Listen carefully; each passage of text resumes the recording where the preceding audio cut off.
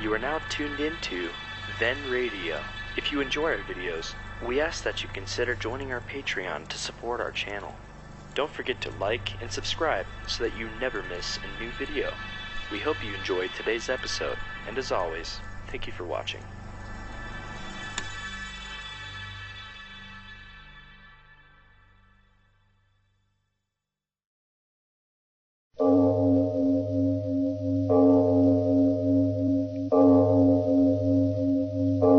It is later than you think.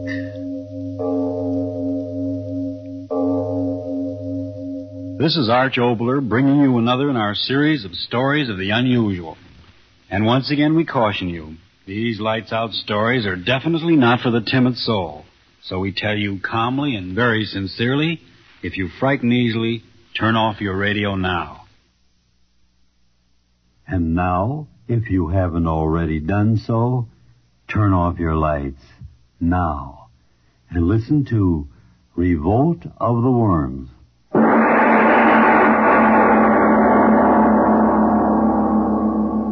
All I can do is sit and think and wait.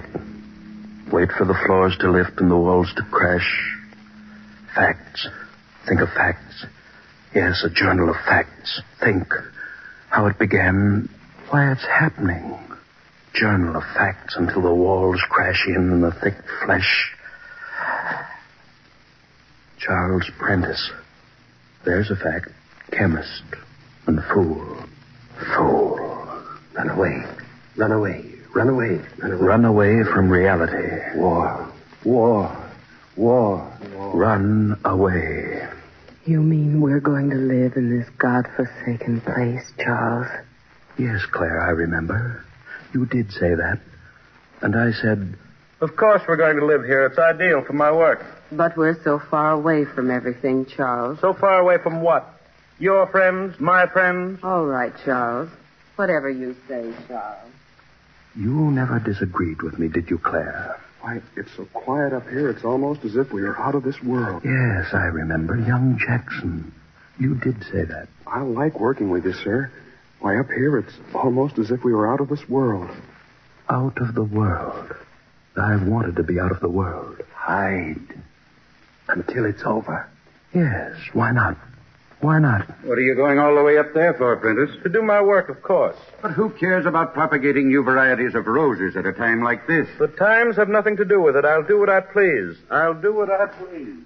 But, Prentice, to leave suddenly like this, it doesn't make sense. Roses are fine in normal times, but a chemist of your ability, in times like these, certainly there's more productive work that you could do. I'm not interested in your opinions. I'll do what I please. You hear me? Do what I please. Do what I please. Yes, sir. Everything's ready, sir. Greenhouse. All ready for you, sir. 1 week ago, Wednesday. Does the wind always blow up here, Charles? Eh? I said the wind. Does it always blow like that? Why? Frightening. Mighty less frightening than the things that are happening back in the city. I suppose so. I know so. Where's that boy? Jackson. Yes, sir. The phosphates, are they ready yet? Not quite, sir. Well, get them ready. Every one of the plants. We work late tonight. Very late. Work late and hard. That was the answer to everything. Chemist of your ability. In times like these, there certainly must be more important work than propagating roses that you could do. A chemist of your ability. In times like these, there certainly must be more important No, I work. wouldn't think of that, I told myself. Wouldn't think of that. Roses. Yes, develop the greatest rose in the world. That would be my answer to them. While they bombed and burned, I'd develop the largest rose the world had ever known. And when the world settled down again, I'd come back and bring the rose to them, and they wouldn't care if I had run away. My plan. Why did it go wrong? Claire, why did it go wrong? Claire. No. Dead. You're dead. They killed you. Dad says I'll be dead. If I could only think, why did it go wrong? Well, I put the solution that's left over, Mr. Prentice. Yes, I do remember. That was it. Oh, gosh, Mr. Prentice, I'm trying to understand, but I'm so tired. You must keep working. The only salvation is to work. Oh, what's salvation got to do with roses? Don't be impertinent. Do your work. Yes, sir. 2 cc for each plant, and careful. Don't let any of it touch the stem. Yes, sir. Yes, sir. You weren't very happy, were you, Jackson? Those were things you couldn't understand. It isn't that I don't want to work, Mr. Prentice. It's just that I'm all mixed up. These roses. Why do I have to pour this stuff on them every hour, on the hour? It doesn't make sense. Hormones? Sure, I know what they are. Secretions from the glands in the human body. Sure, I know what they're for. Make us grow and everything.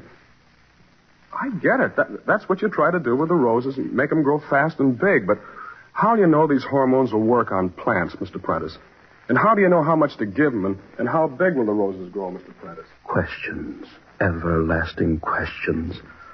But now I ask them, why did it go wrong? Thursday. Thursday? What do I remember? Where'll I throw the hormone mixture that's left over, Mr. Prentice? Mr. Prentice, I said, where'll I throw the hormone... Go away. Can't you see that I'm working? Yes, sir. Yes, sir. Yes, I remember. Friday. What a Friday. Friday night.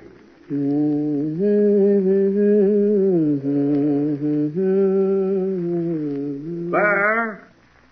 Yes? Is that you? Yes, Charles. What are you doing walking out here in the dark? It's a lovely night. Romantic at your age. I just like the night. You women, come back to the house. All right. Crazy, walking around in the dark. What's the matter with you? Can't you walk? If I hadn't caught you... It's slippery. What are you talking about? It's all slippery around here. Don't talk foolishness. But it is. By George, you're right. What? Stand still. I'll light a match. I had some... Yes. Now, we'll see what... Charles. Stop grabbing. What? Worms. What? Well, can't you see? Just ordinary earthworms. Night crawlers. We just walked over a few of them. Oh, you women with your fears and your squeamishness. Walked on a few worms and you make more noise and more fuss. Yes, I remember. Friday night. The extra hormone solution, where'll I throw it, Mr. Prentice? Mr. Prentice, where'll I throw the extra hormone solution? Saturday. And then the night. Jackson! Jackson, where are you? Jackson, I told you to stay in the house.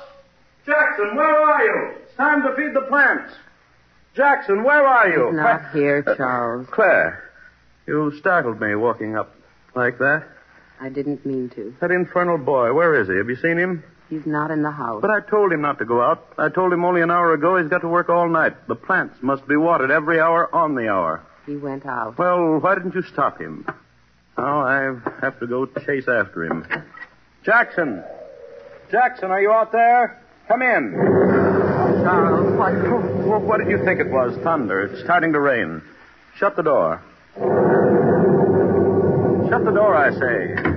But the boy... If he hasn't the sense to come in out of the rain, it's just too bad.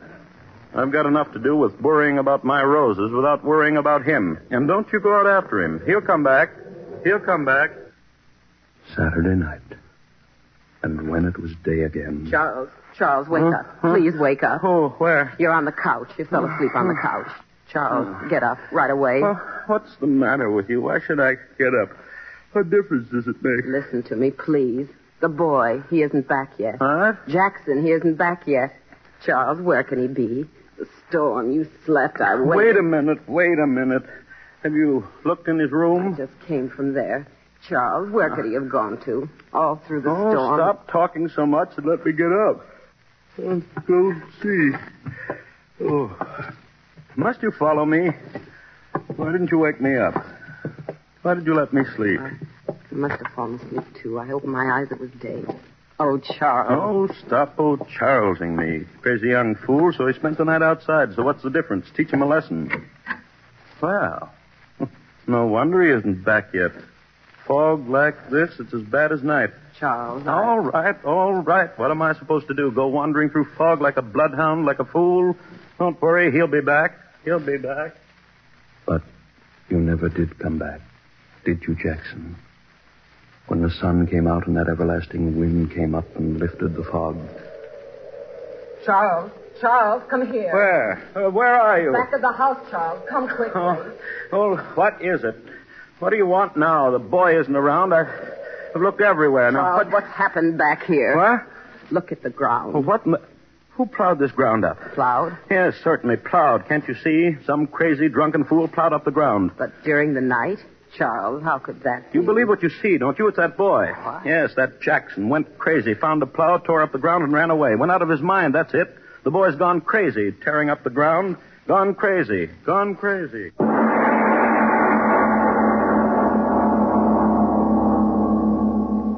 And then, that night, that same night after I thought Jackson had gone crazy, run away, I went back to my work, Sunday night. Charles, can I speak to you?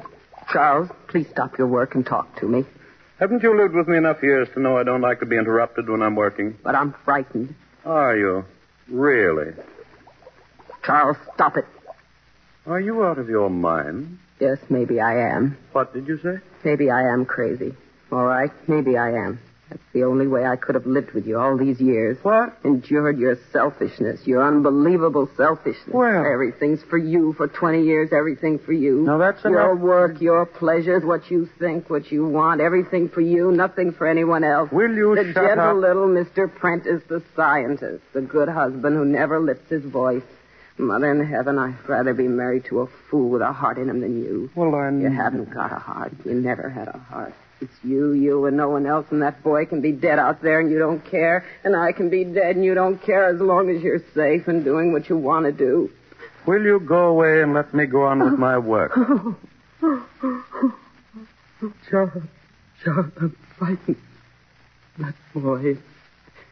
Now there are noises. I'm asking you for the last time to go away and let me do my work. But listen to me.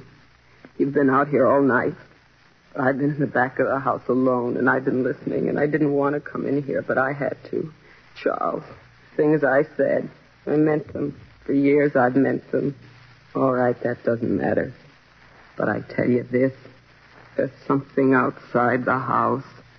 Find out what it is, Charles. 20 years ago, I thought you were an irrational woman. I thought I'd trained you out of that irrationality. I was wrong. I'll humor you just this once, but never again. Where are these noises? At the back of the house. The lantern handed to me.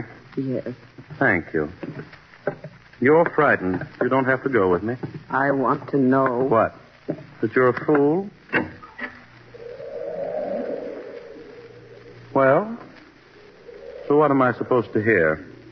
There's nothing. Hello out there. Hello. Well, what now? Listen. To what? Listen. To what? I thought... You heard the wind whistling through the cracks in your brain. Come into the house. Charles, wait. Wait for... Here? Yes. So what? Give me the lantern. If it's that boy... Oh, it could be him, couldn't it? That crazy young fool playing practical jokes. If I get around the corner of the house and... What's going on here? Charles, something moving under the ground. Yes. So dark. Can't quite make out. Charles, what is it? I don't know. Animal of some sort? Take me back to the house. Oh, go yourself. Moon will come out of the clouds. See what this is. Give me the lantern, Charles. No, I want to see. The house is back there. Turn around and go back to it. Go ahead. All right. All right. Yes. It is something burrowing. Infernal moon come out, I'd see. There. Coming out. Now I'll see what... Holes. Holes in the ground all over. What are they? Who? Bomb craters? But that isn't possible. No. Animal burrows. But what animal could make a hole 4 feet across? What animal? Claire! Where are you? Claire! So dark I can't see you. Claire! Where are you? Claire! Claire! Where are you? Claire! Yes, Claire. Claire! I ran through the night looking for you. The echo of my voice is still in my ears. Looking for you, and the moon was under the clouds, and I couldn't see, and I couldn't find you. And then I did. You had fallen into one of those craters, into one of those holes in the ground. I couldn't see you, but I could hear you. But which one of the holes? They were all over, ground pockmarked with them. I ran around in the dark. I could hear you, but couldn't find you. And then the moon, it was out again. Oh, blast the moon. Why did it come out? If it hadn't come out, I wouldn't have seen. And my head... Stop it, Claire, stop it. I can still hear you. I can still see you. Your body down in that hole. As I ran toward you, suddenly I saw that something else was coming toward you. Something that glistened, wet in the moonlight. Something long and slimy. A great twisting snake. Yet not a snake. Not a snake. And the fear in me made me fall to the ground, and I saw, as I lay there, I saw. The thing moved toward the hole in the ground as if you weren't there. As if it were blind and couldn't see. Like a great blind worm. It was a worm. A worm, 10, 20, no, 30 feet long, crawling in fright to its home in the ground. And it moved toward you, Claire. Covered you. Crushed you.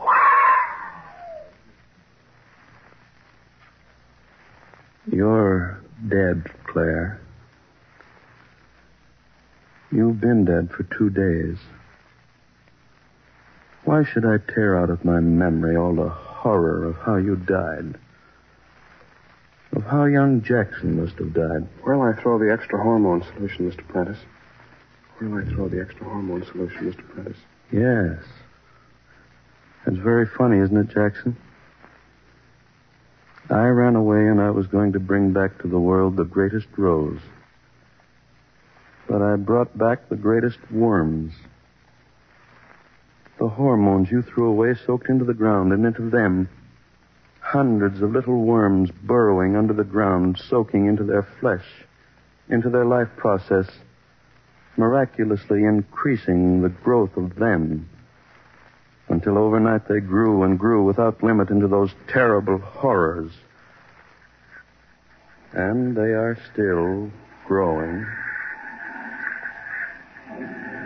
I can hear them. For the last 2 days, squirming around the house and over it, great monstrous pieces of slimy flesh, squirming and writhing. Hundreds of them, thousands of them, burrowing under the ground and at night coming out of the ground. I have seen them, a sea of flesh, a sea of worms. Yes, I hear you out there, you worms. You were under the ground, and now there's no room underground for you, so you've come out of the ground.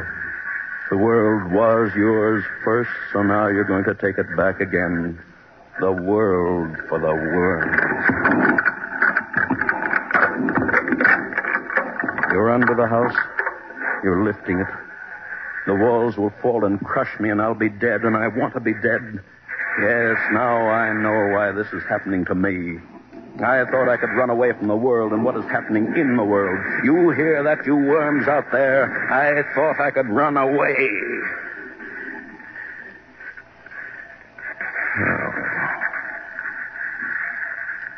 Oh, I'm very tired. Just sit here and wait for them. I know how I'll die. The walls falling, crushing. Ooh. Window. Something behind me.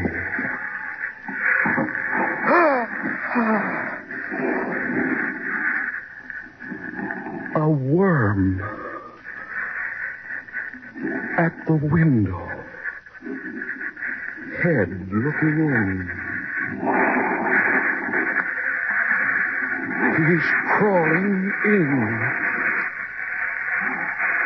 And another following. And another.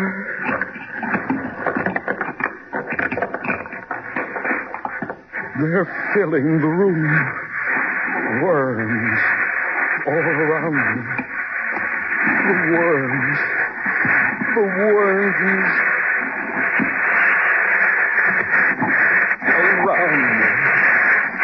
Worms covering me. Cold flesh. Wet flesh. Worms. The worms. Covering me. The worms.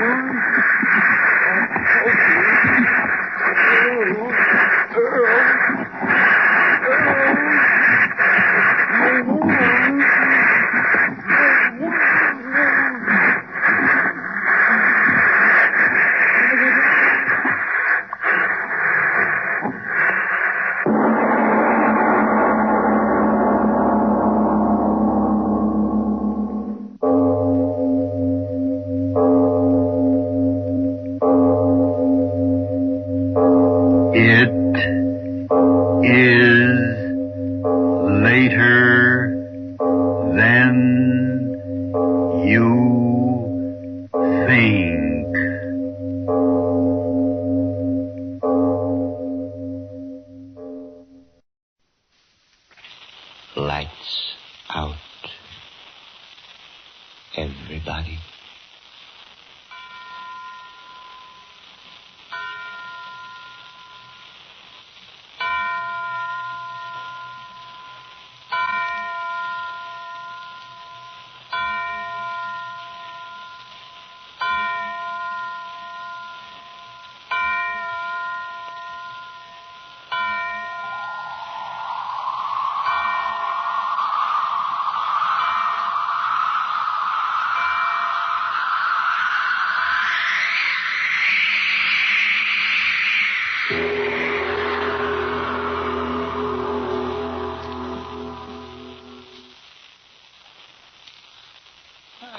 You shouldn't have done it, Mitz. Yeah, quit beefing. You going soft? Soft? No, of course not. The cook and the old guy tonight, they didn't need to. He didn't need to. He saw us, didn't he? He could turn us in at the description, couldn't he? He'd never be able to describe us. It was too dark. Well, Mitchell Rosinski's don't take chances, see? Anyhow, you cased the joint. Why didn't you spot the burglar alarms when it saved? The safes ain't my racket, Mitz. You're the Peterman. Knives is your racket, eh, Cookie? Slip him in a guy's ribs from the back, huh? Listen. Quit talking about the cooking we've done. It gives me the chills. You're yellow. It's just nerves. This rotten fog checked me down. Say, you sure you know where you're going? Of course I know. I can find it, fog or no fog. We're almost there. Are you sure we're going to be safe in this joint? Cops will never find us. It's old warehouse. Ain't been used for years. Swell idle. I hope you're right. Ain't I always right? Yeah. Don't get sore. Well, how much farther? Pretty soon. We're almost there. Hey, what's that? Listen. What is it, Mitch? It sounds like little hoofs. Well, it's not him. So many people that live around here keep goats. Probably one of them. Yes, that thing went right past me. What's getting into you? But, Mitch, I felt something. I tell you, I did. But there wasn't anything there. Little hoofs close to me. But there ain't nothing there to see. Listen, Corky, in a minute, I'm going to let you have it. You're squealing like a rat. That's honest. I ain't squealing. I'm scared. There's something for me. Say, that killing we did, huh? Is that scaring you? No. Maybe it's just this lousy fog. I don't know. Well, don't get nerves now. We got the getaway to worry about. Well, let's get off the street. Let's get up away from the river. Get where there's some light. I ought to clip you, Corky. This fog was made to order. Perfect getaway. And $4,000 in our keys. I know, Mitch, but little Hoof shouldn't run past the guy. With nothing to make him run. Shut. Hey, here's the block. Sure, look now in this building. We'll come to a bunch of doors close together. I don't like the looks of this layout. Yeah, what do you want, Rich? Here come your doors. Which one do we crack? Wait, I got a figure. I can't remember. I think it was the third. Yeah, I know it was. You are right. The third door. Who are you? Does that matter? Listen, guy, you start talking. Who are you? Where do you pop up from? That is not important. You are called Mitz Rosinski, and you are Cookie Donavetti. Listen, brother, you're talking out of turn. So? But we have much in common to talk about. Come on, Mitch. Let's scram. I don't like this guy's looks. Pipe down, you. Listen, guy, talk fast. Now, who are you? That is not important. Now, suffice to say that I have come to meet you, to take you where the police will never find you. Mitch, I don't like this guy's Shut looks. up, rat. No. Oh, you can hide us out, huh? No one will ever find you. Rest assured. It sounds like you got something there, mister. But how do we know you're on the level? Are there not two of you to my one? Can it be said that the mighty Big Mitz Rosinski is frightened? Scared? Me? Huh? I ain't scared of man or the devil. I have heard that. Interesting. I'm telling you, Mitch, you're making a wrong move. Who's doing this? So how do we get to this hideout of yours? You are about to enter the third door of this building. That will be as good as another place. Hey, what are you trying to hand us? We're half to this joint already. Most excellent. Then the door is open. Shall we enter? Mitch, don't tell me there's nothing phony. Look. Hey, listen, what's going on here, fella? I just tried that door and it was locked tight. Now it is open. Let us enter. I ain't going in there. Yeah, no, I think this guy's got something on the ball. I think he knows some real tricks. The tricks of our trade, eh, my friend? Yeah, that's right. Maybe we can do a little business together, huh? There is work for both of you. No, Mitch. I can see something. Let's not go with this guy. Why, this fella's setting it right with his mob. I have reserved prominent places for you. No, Mitch, count me out, will you? I'm getting sick of your squealing. You get in and I'll lead the way, mister. Yes, gladly. Come with me, my friend. No. Let me go back, will you, Mitch? Come on. Here's something phony here. I'm telling you. Cut it out. Why, we got a chance to be big shots with a smart guy like this. None will be closer to me. I promise you. See, Corky, I got idea this fella can do big things for fellas in our racket. You are shrewd, my good friend. I know exactly the things for men like you. Now, listen to that. Now, what do you think? I'm scared. Take a good look at this guy. That's all I ask. Look at him close, will you? Aye, look very closely. Want you to remember me. Well, you'll never see a classical guy. Look at them clothes, like the swells wear. It's class. He looks like big society. Maybe. Me, I don't like it. Hey, what's the matter with you? I ain't never seen you like this before. Hey, wait up, mister. Don't go so far ahead. Hey, where do you go? Hey, Mitch, they're coming.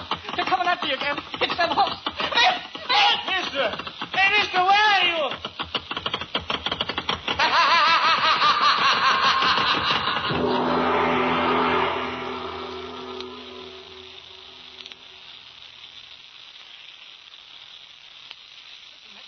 Let's get out of here, will you? Hey, Mitch, where are you? Quit your whining. I'm willing to get out of here, but I can't see in the dark. I'm no cat. Oh, light a match. Here, I got one. Never mind. I got a little flashlight. Ain't much good in this barn. No. It is a feeble light. You? Where do you come from? I had not left. It's him. He's a phony, I tell you. Who are you? Where do you come from? I have always been here, watching your interesting partnership. There's something phony, Mitch. Let's scram. I think maybe you're right, Corky. Hear me out. Did you not know that I have long considered myself a silent partner in your enterprises? What do you mean? This hour shall see my partnership become active.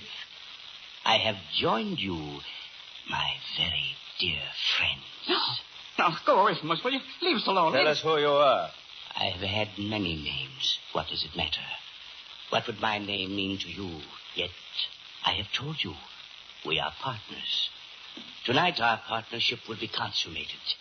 I will show you how strongly it can be welded. Remember the first job you did together. That's it, pal. Say, chimneying a window's a cinch for you, ain't it? You said something that time. Boy, you're sure going to be glad you teamed with me. We'll make some real dough. Yeah, better be careful on this job, though. Careful of what? This old bird ain't going to give us any trouble. I know, but we got to make him talk. And we can't have a lot of racket. Yeah, we can find his roll all right. Probably he hides it in his map. No, I went through this joint when he was out the other day. Couldn't find a thing. So you called me in, eh? Smart boy. There we go.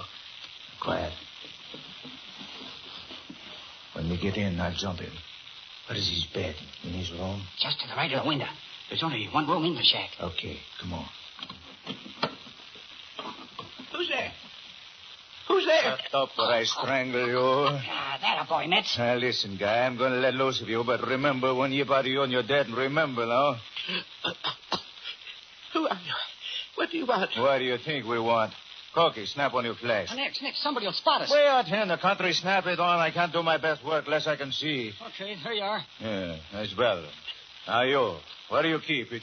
Keep what? Don't give me that. You know what I mean. Where do you keep your roll, your dough, your money? Money? I have no money. I'm a poor old bastard. You're a poor old fool. Ah, that's it, Metz. Let him have it. Come on, guy. Where's the dough? Honest, I have no money. Not a penny. Okay, mister. We ain't got all night. Corky? Yeah, Metz. What do you want? You brought along some big needles, didn't you? You know me, Metz. Sure I did. Okay, turn on that gas plate over there and heat 'em up. This guy needs working on. Come on right up. Please, I'm telling the truth. I haven't any money. Not a penny. Cut that out. Everybody around here knows you got plenty of money hid somewhere. No, it's a false rumor. It isn't true. I swear it. Here's the needles, Metz. Here you are. Hold them with the pliers. Red hot. Good. Gimme. Now, you're gonna tell us. Honest, I ain't got... Oh, yeah? Corky, hold his hand. A hot needle through his fingernails. Hold him. There. Oh. Give me that other needle. Grab him, Corky. Yeah. Oh, no. Oh, please. I'll tell. Oh. And I thought he'd come around. Sure, they all talk. All right, guy, quick. Where is it? Right there. Behind that picture. You hold him, Corky, till I see. Hey, here it is, pal. That's the stuff. What'll I do now? Well, he knows what we look like. Got a knife? Sure. Okay, Corky. You know how. Please, don't kill me. Don't.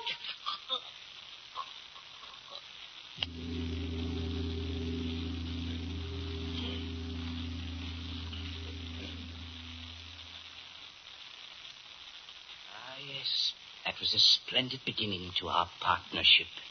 A very well-handled job, and profitable for you, wasn't it? Who told you that? How'd you know about that job? How do I know?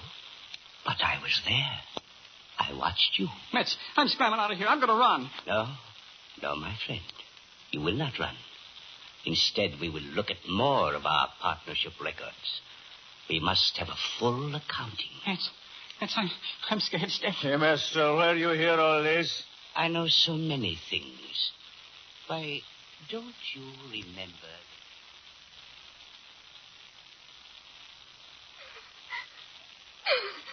Cut out that racket. You ain't hurt. Oh, please. Please let me go. I've never done anything to you. Of course you haven't. Listen, sister. We didn't snatch you because we liked your pretty face, see? We want dough. Get it? Dough. Oh, but my father will pay well. Oh, if only he'll let me go. Please, I know he'll pay. I'll see that he does. Nuts. When we get the money from your old man, we'll let you go, and not till we do get it. I promise you that you'll get it. Shut up. That you, Mitz? Yeah. Hurry up. Did you get it? Get it? Nothing. The dirty crooks crossed us up. What do you mean? I went to this spot, the vacant lot, you know. Yeah? I got up on the garage roof across the street. Nobody figures me to be up there, so I get good look around. Go on. So what do you think? The place is lousy with coppers. Can you beat that? You know, I thought the guy had kicked through without a squawk. Don't worry. When I get through, he will. Yeah, but this dame, This is awful dangerous to keep around long. We're hotter than a firecracker right now. Just speed things up a little. But I say, let's get this.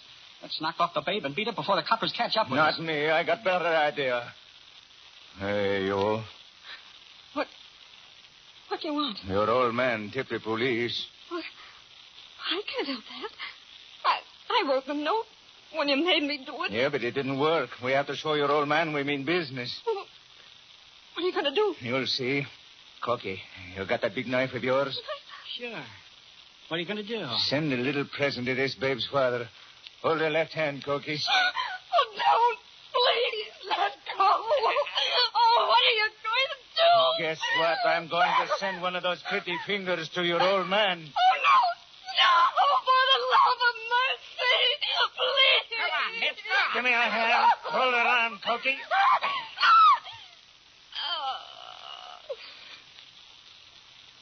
Hey, what happened to her? Yeah, she's just passed out. There we are. That'll make the old buzzard think. Hey, Mitz, that ring on that finger. Let's keep it. It's worked real dark. Nothing doing. Her old man will never recognize the finger without the babe on the other end of it. But he will recognize that ring. He'll know we're not fooling now.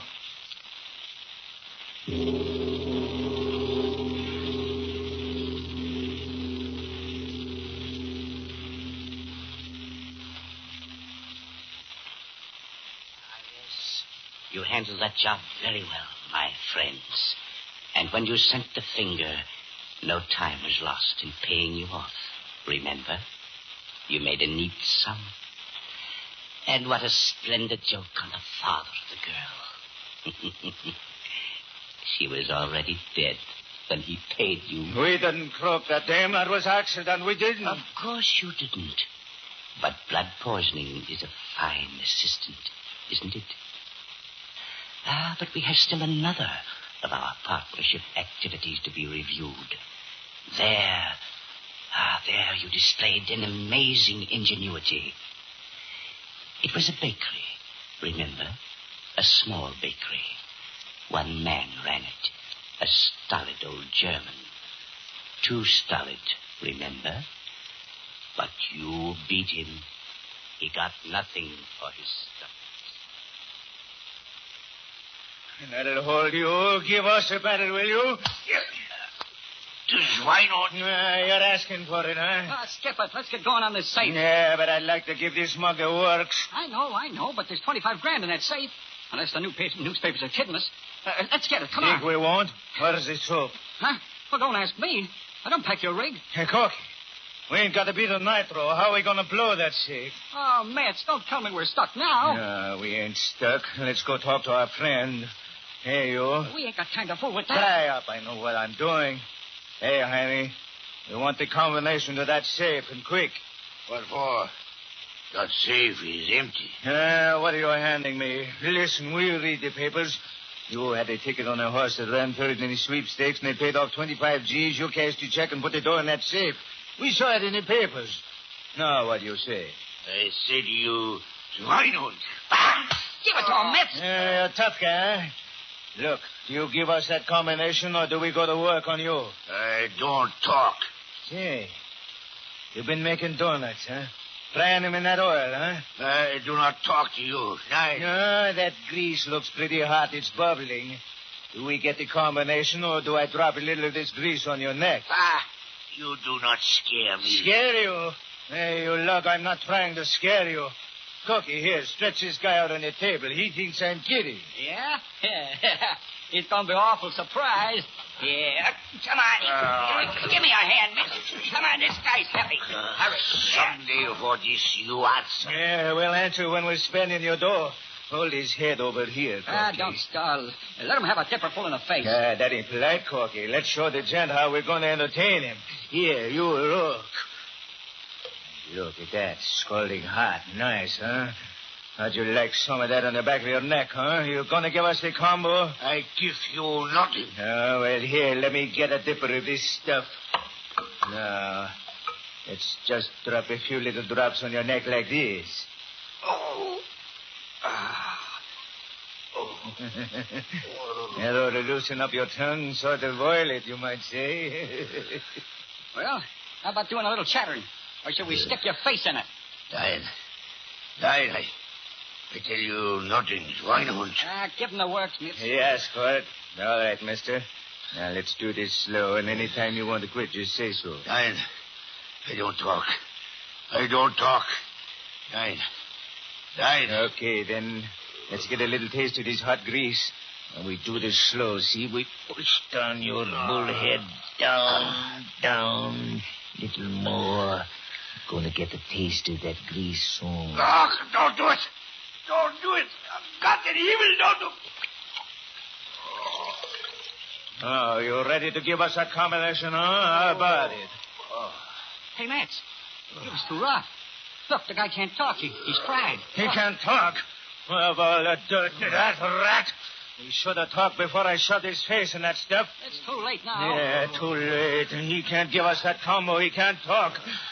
But it ain't too late for this guy to find out you can't cross up Mitchell Rosinski. I'll show him. Get out of the way. Let me get a shoulder under that guy. What are you going to do? What am I going to do? This guy was so anxious to fry. Okay, so he'll fry. Open that oven door. This'll teach you to cross me. Get in there. Yeah, you can't make it, pal. Can't, huh? I will make it.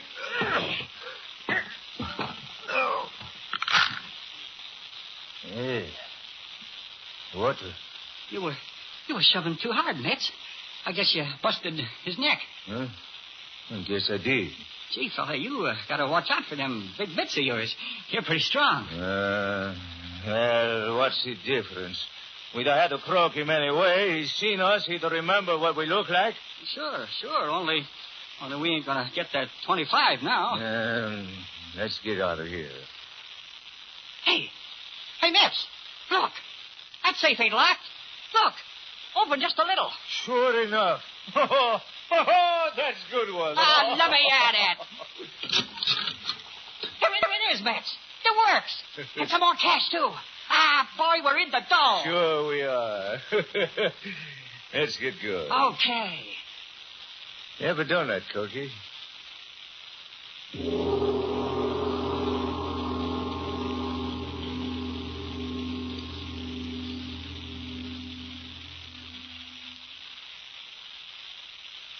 Very unusual piece of work.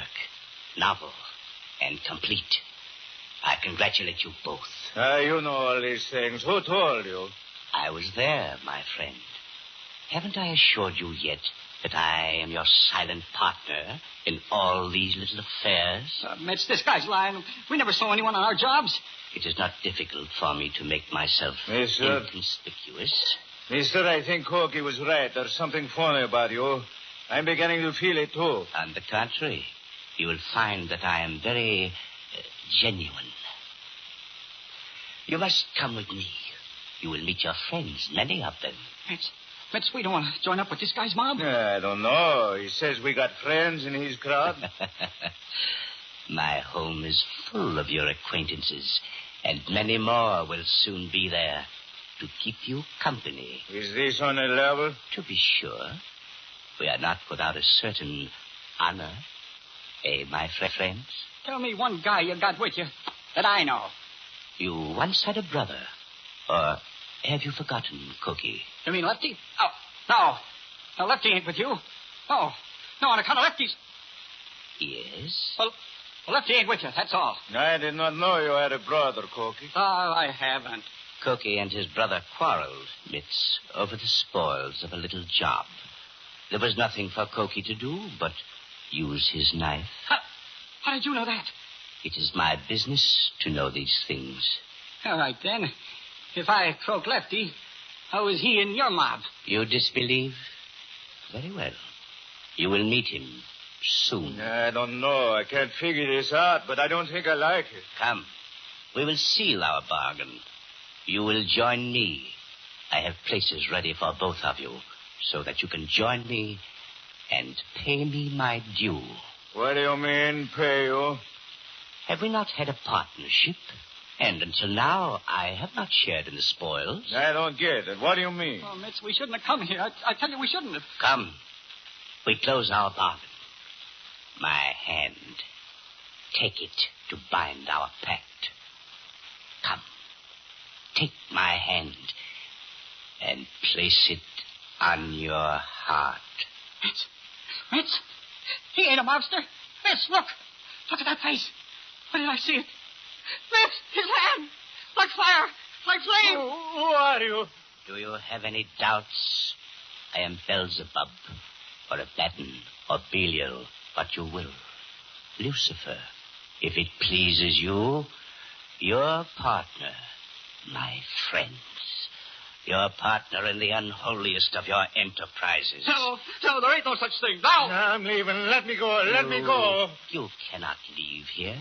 From here there is no leaving. And you have not yet met your friends. Your brother Koki, he'll be glad to see you. Your erstwhile partner, Mitz. Kano, as his name. The marks of your huge hands are still on his throat. No, that ain't so. I didn't croak him. I don't know what you're talking about. No? He knows, though. Oh, bring me my light. My dancing light. The light that flames and sears. Here are 2 black souls, coals for our fires. 2 hearts to redden the flames of inferno. Who? The master calls. The king of the dark angels.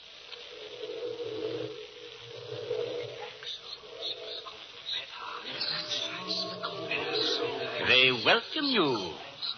My cohorts and minions, see how quickly they answer. Listen. Ah, yes, they welcome you, my partners. Indeed, you are welcome. What is it we're dreaming? Sure, that's what we're dreaming. Corky, look, it's red. All around us, look. The light's dancing. Corky, what is it? What is it? The flames of hell. The flames of hell. Yeah, I know. You are most welcome, my partners. You are accepted into our confraternity. The confraternity of blood and blackness, of souls damned to eternal fires. Come, my friends. Hear my voice and heed it. Come. Yes. Ah, yes. Willingly you come. Come with me into the depths, where the flames are hottest. Come where you will be consumed entirely, and yet will never be consumed. First your hearts, red for the flames, then your night-black souls, fuel of the finest, fire of the finest.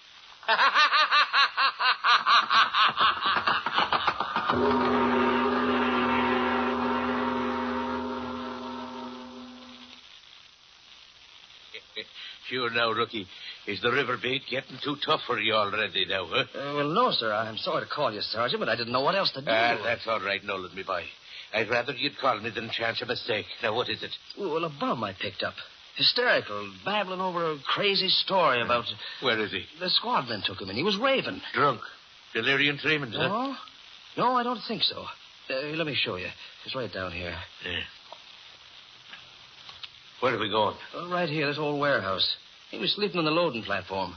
Said he was waked by a bright red glow. Yeah? Go on. He said he looked in the window and... Well, I know this sounds kind of crazy, but he said he saw the devil. Huh? Yes, I know. That's crazy, but... Well, here's the door to the warehouse. Do they all go to the old warehouse? We take the third door. I wonder how the doors in back are. This ain't been open for months. Well, you can see that. Yeah, the back doors are the same. There are no windows. This loft was used for dead storage. Well, that red glow might have been a fire. Let's take a quick gander through the place anyway. Have you got a pass key? Yes. Yes, I have one, Sergeant. Wait a minute. Careful now, lad. What's over there? Looks like old furniture. Let's take a peek at it. Turn your flashlight on it. Yeah. Careful of them loose boards. No. You notice a peculiar odor. What is it? It's kind of creepy, what with this devil business and all. That smells like burning sulfur. I didn't fall for the devil business, Sergeant, but I did figure something was... Look. 2 of them. Come on. They're dead. Sure they are. And, man, look at the hole scooped out of their chests. Claw marks, too. Claw marks, but Sergeant, the flesh around the wound is burned and it's scorched. That's devil's work. I see it, Nolan. It looks like a huge flaming claw reached out and scooped the hearts out of them. Sounds like you almost believe this devil's business, Sergeant. I ain't saying, lad, but look you. Maybe you can explain them marks in the dust there on the floor. Where? Right there. Those prints were made by hoofs. Cloven hoofs. Maybe you were right, lad.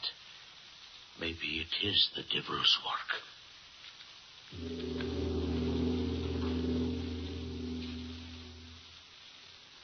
Devil's Due, this evening's Lights Out drama, was adapted from the idea which won first prize in the Chicago American Lights Out contest. The idea was submitted by Fred N. France, and the adaptation was made by Hobart Donovan. Devil's Due was produced by Win Wright. This is the National Broadcasting Company.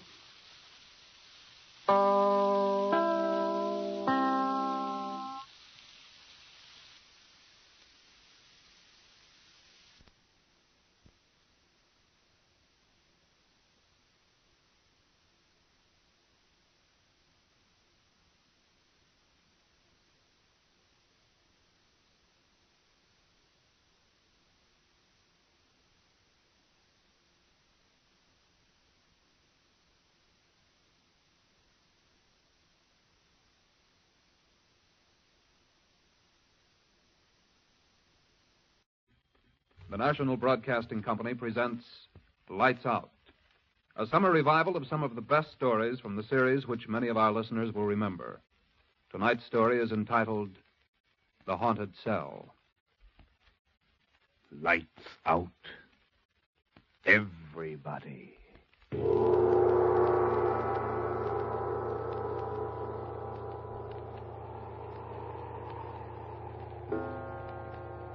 This is the witching hour.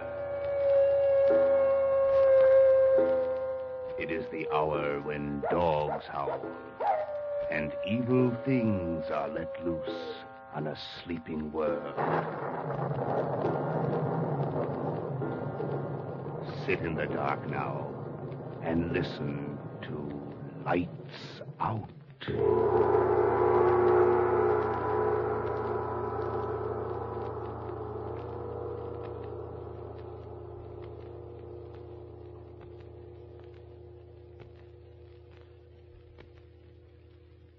So you don't believe in ghosts, huh? Let me tell you something, friend. Guys that don't believe in ghosts is guys that ain't never seen none, ain't that right? Listen, I can tell you a ghost story that'll make your hair curl. I'll say it'll make your hair curl. Listen.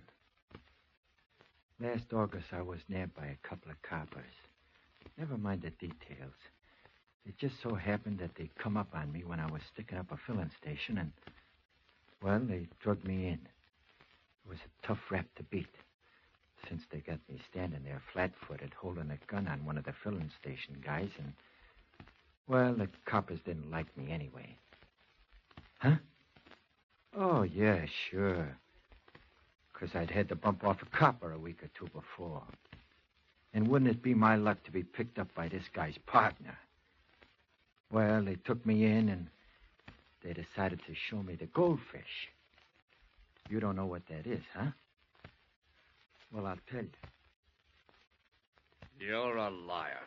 Yeah? So what, copper? You rat. I know you knocked off Ambrose Hogan, and you're gonna fry for it. You gotta prove it first, Miller. Pull the light over this way a little more, John. Okay. Right in his eyes. I'll prove it, rat. Go ahead. Hand me the hose, John. Now, look here. Don't you go ahead. Now, what do you say? I'm not gonna rat to no fight.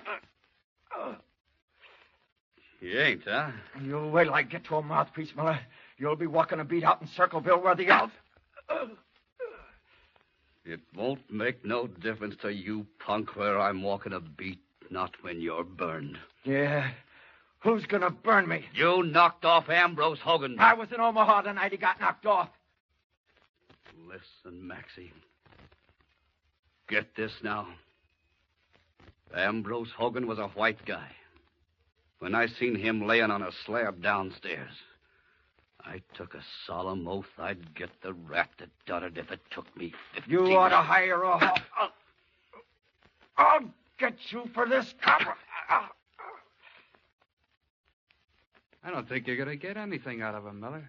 There's a smart copper, Miller. Yeah?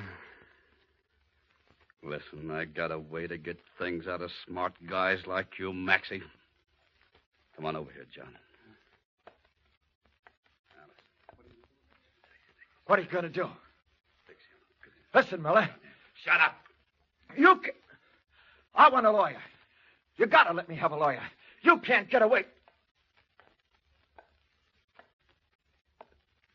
You want to sing, Maxie? Or do you want to spend a few hours in the haunted cell upstairs? Do what? Oh, another gag, huh? Think so?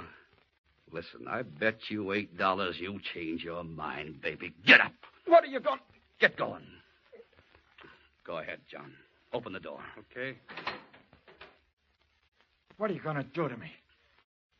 You can't get away. Ever know Skeeter Dempsey, Maxie? Come on, this way. What about him? They burned him last winter. Yeah, that's right. Friend of yours? I knowed him. Well, that's just fine, Maxie. Yes, sir, that'll be just dandy. What you asking about Skeeter Dempsey for, Miller?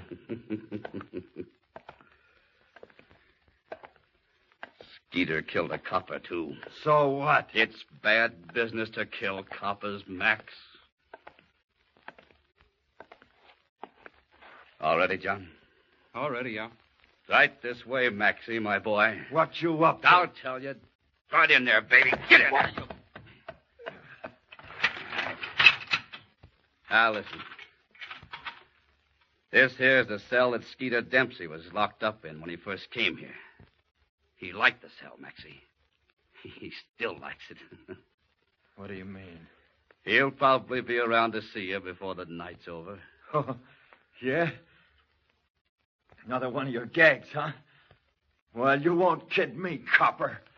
This whole corridor, Maxie. You're the only guy in it. Except Skeeter Dempsey.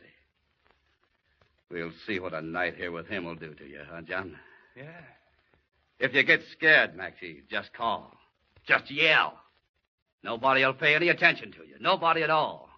Except maybe Skeeter Dempsey. Good night, Max. Come on, John. Hey, listen now. Pleasant dreams, you rat. You can't scare me, Miller. I know your gags. You can't scare me. No, we'll see about that. Ghosts. Hey, I want a lawyer. Good night, Maxie. Hey, you can't turn the lights out on me. Miller, turn the lights back on, Miller. You can't leave me here in the dark. Can't, huh?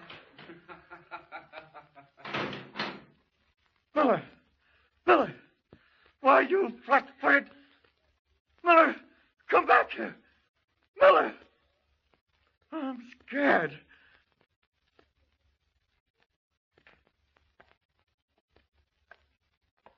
Turn the lights on, Miller. For the love of Mike, I'm scared of the dark. Go on. Turn the lights on, Miller. Please.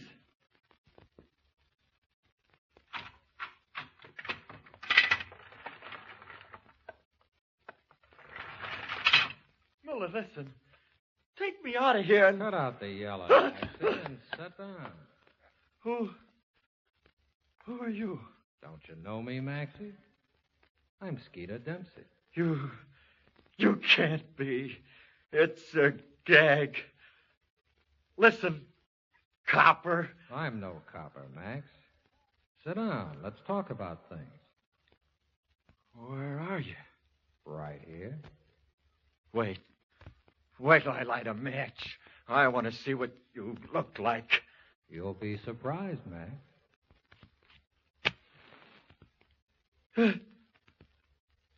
There ain't nobody here. Oh, yes, there is, Maxie. I'm right here beside you, kid.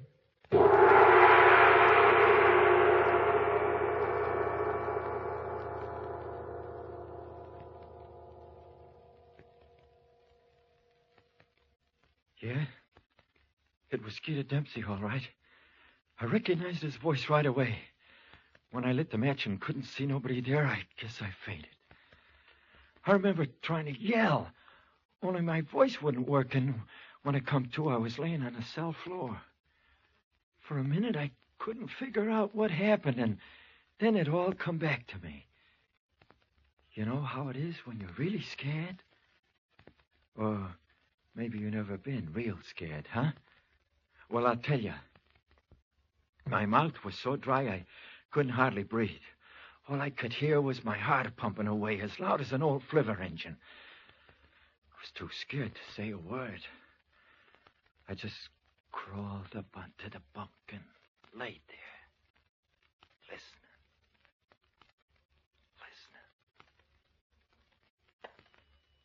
listening. So I scared you, huh, Maxie? Listen, go away now. Whoever you are, go away, go away. Oh, shut up. I ain't gonna hurt you. I could pray you away. No, you couldn't, Maxie. You couldn't pray me away. What they got you in here for? Bumping off. Hey. Nothing. You knocked off that Hogan guy, didn't you? Well, it's too bad for you, Max. Yeah. Yeah.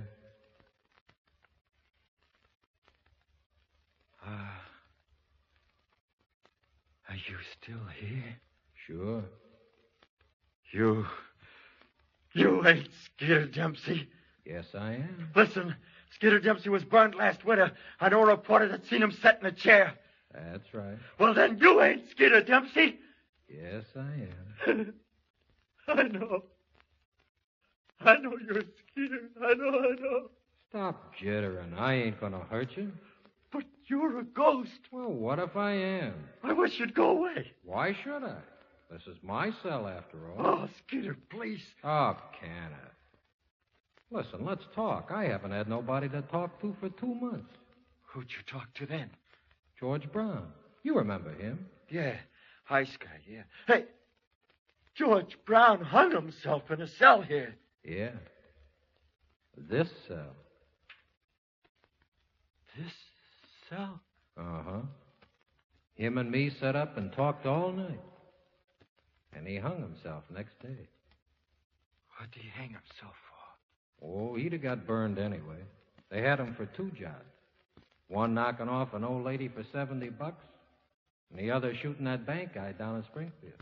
Did you see him hang himself, Skeeter? No, I wasn't here at the time. Where was you? Oh, I was away. Skeeter? Yeah? What does it feel like to be dead? All right. Yeah? Yeah. Oh, my God. What's the matter? Well, what about hell and all that? You get used to it. My old lady used to make me go to Sunday school, and they used to talk about hell there. Fire and everything. There ain't no fire. Ain't they? No. It's worse than that. What's it like? You'll find out. If I get out of this rap, I think I'll go straight. You're too late, Max. No, I ain't. I'll beat it. No, you won't. You gotta croak. Sometime, yeah. You'll croak on this rap. How do you know? I know. There's one way you could get out of some of the hell, though, Max. How? Bump yourself off. What do you mean? Well, if you wait for the law to punish you, that's one thing. If you take the law in your own hands and, well, kind of punish yourself, it'll make a difference. Is it pretty tough, Skeeter? What, hell? Dying. It hurts awful. The chair, I mean. You go in feeling pretty cocky and figuring you can take it and you're going to be a tough guy and all. And then... What then, Skeeter? All of a sudden you find you can't take it. You don't want to yell and scream, but... Oh, well, it's awful. God. What then, Skeeter? You ain't never had no pain in all your life, Max. Can begin to compare with the chair. Yeah? You'll find out. Do you really think I will, Skeeter? What do you think? I wonder how it feels to bump yourself off. George Brown said it was all right. Kind of made him feel better, he said. He said? Yeah, I seen him the day after. Oh. Huh? If I was you, Max, I think I'd do it. Yeah. I'm not going to bump myself off. I won't do it. These lousy coppers ain't going to make me. Who's that? Miller, I guess. Is that you, Miller?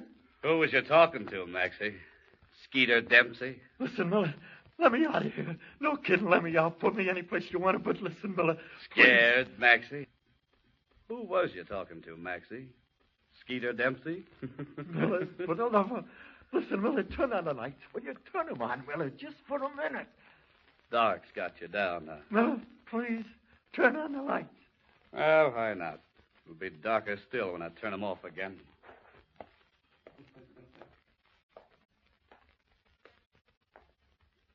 What's the matter now? Miller, there ain't anybody here. That's right.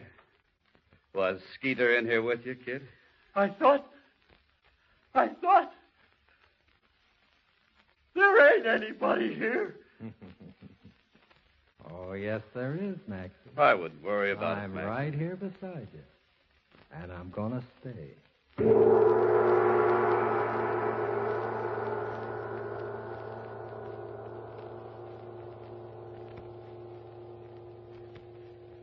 They kept me in that cell there for 4 weeks. Every once in a while, Miller'd come in and stand there in front of the door and laugh at me. Gonna sign a confession, Maxie? He'd say. Well, I wasn't gonna give him nothing. But that place got me. Just as soon as it was dark, I'd hear Skeeter Dempsey's footsteps, and he'd come and sit down with me.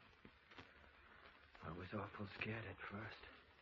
It's kind of hard to get used to practically living with a ghost. But then I kind of get used to him. He was always telling me how I was going to burn and how I'd be better off to hang myself like George Brown done. I guess I was a little bit nuts. Miller wouldn't let me have no lawyers either. They was keeping me in there without knowing anything about it so as they could hand me the rap when the time come. Well, the time come. Someplace or other, Miller dug up the evidence that I wouldn't give them, and they had me. And how they had me. So one morning, a few weeks later, I'm sitting in the courtroom. The jury's been out 20 minutes. Everybody rise.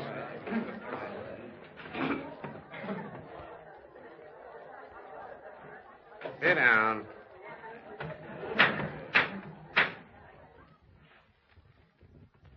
Gentlemen of the jury, have you arrived at a verdict? We have, Your Honor. Will you pass the verdict to the bailiff, please?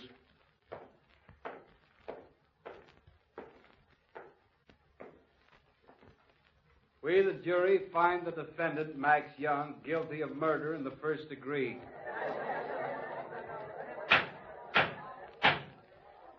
Mr. Foreman, is this your verdict? It is, Your Honor. The defendant will rise. Get up, Maxie. Max Young, have you anything to say before sentence is passed on you? Well, no, Your Honor. You realize that in a verdict of guilty of first-degree murder, the death penalty is mandatory? Yeah. Yeah, Your Honor. Very well, then. It is the sentence of this court that you are to be taken from this place and between the 21st and the 30th of December, shocked to death by electricity. And may God have mercy on your soul. All right, Maxie. Come on this way.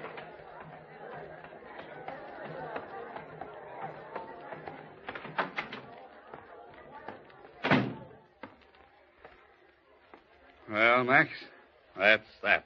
Yeah. What'd you say? I didn't say nothing. It was me, Maxie. I said there's only one way out now.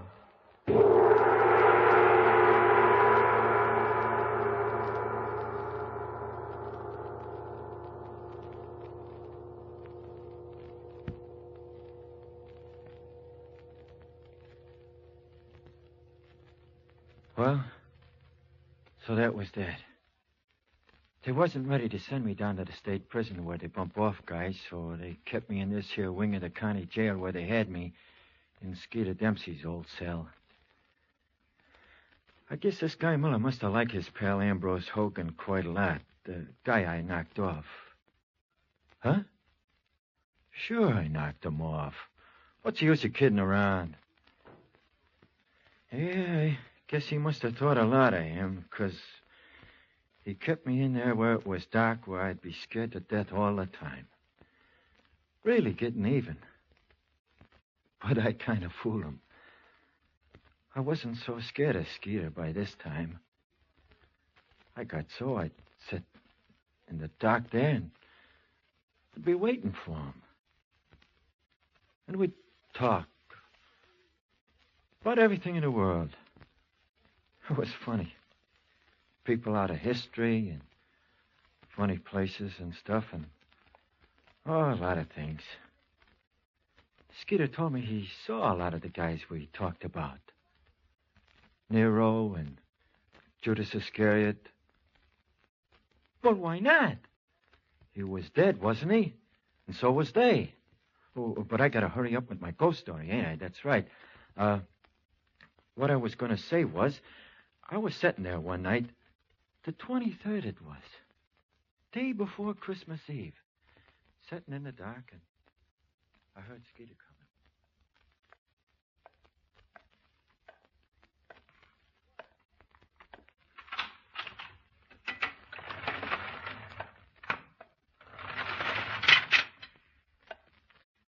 Hello, Skeeter. Hello, Max. How you feeling? Not so hot. Still thinking about the hot squad, huh? What else you expect me to think about? I wish they'd hurry up and get it over with. That's what I wish. It's tomorrow night. What is? They burn you. On Christmas Eve? Yep. Honest, Skeeter. How do you know? I found out. Oh, God. Well, don't take it so hard. I'll walk in with you when I take you to the chair. I'll stand right there alongside you. Will you, Skeeter? Will you, honest? Sure. Won't do you much good, though.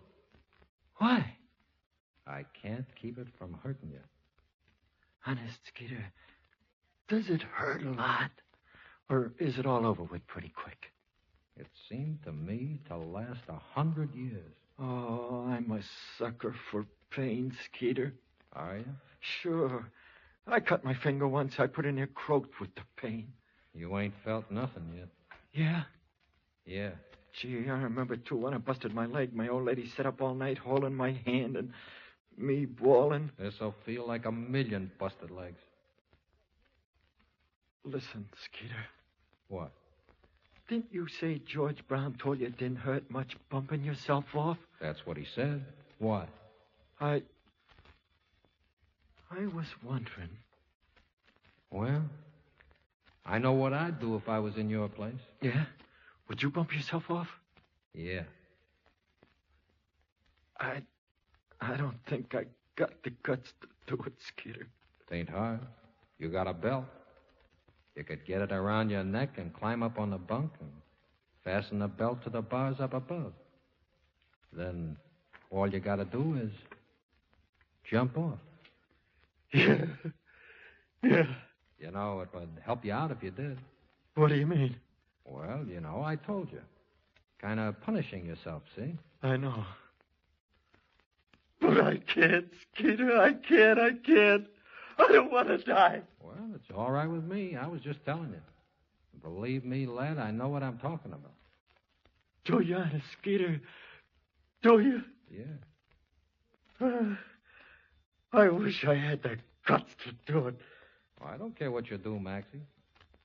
Only you're going to get burned tomorrow night anyway. And if you want to get out of the most awful pain you ever had, and do yourself a good turn at the same time, well? I wonder what it feels like. George Brown said it only hurt for a minute. He never had much guts. That I remember. No. Here comes Miller. Gonna tell you, I guess. Yeah. You don't look very happy. You what? Can you see in the dark? Yeah. Hello, Max. Hello, Miller. Want me to turn on the lights? I don't care. You getting used to the dark? Yeah. Well, I'll turn them on anyway.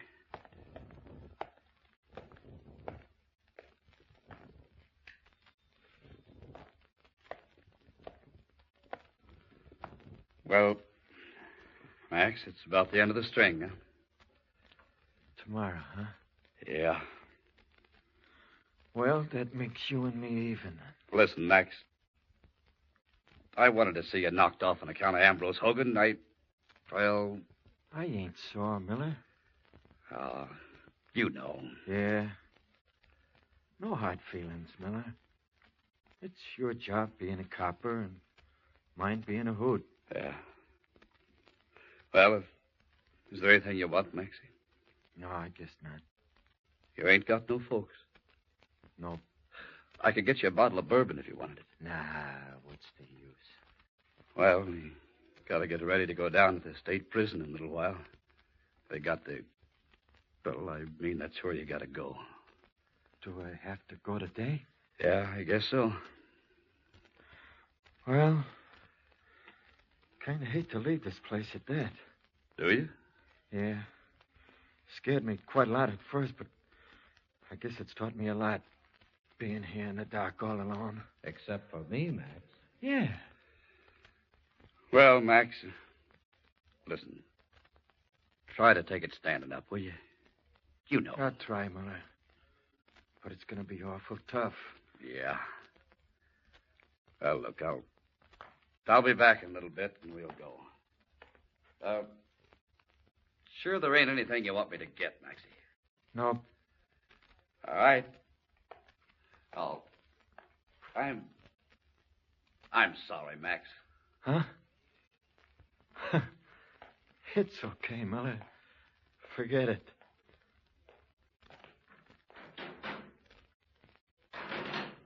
I told you, Max.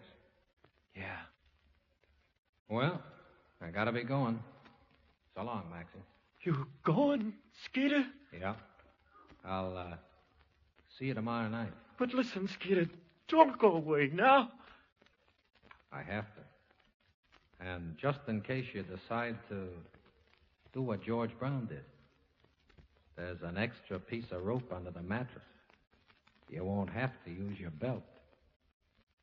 So long.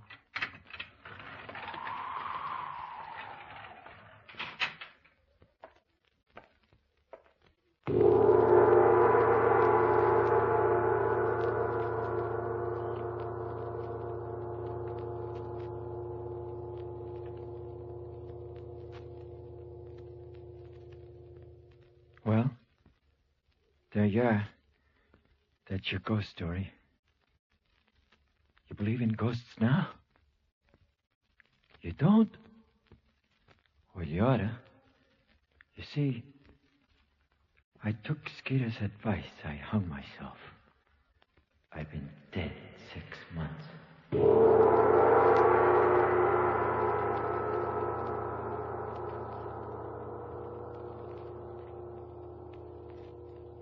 All right. You can turn them on now. You have just heard the third in the summer series of Lights Out. Tonight's story featured Norman Gottschalk as Maxie, Stanley Shule as Skeeter Dempsey, and Roy Engel as Miller. Boris Aplon was heard as the judge, and Nathan Davis as Johnny. Next Saturday night, come 9 o'clock, we've got a story cooked up for you that ought to give you a chill in the hottest weather. Two master magicians, both in the inner cult of Haitian voodooism, lock horns in a titanic struggle which comes to a climax over the Chicago airport. So you'd better make a mental note to be near your radio next Saturday evening. Lights Out is produced and directed by Albert Cruz.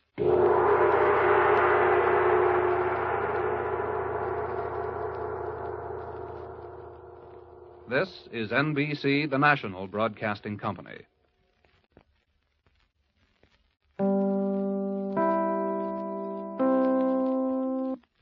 Chicago, WMAQ.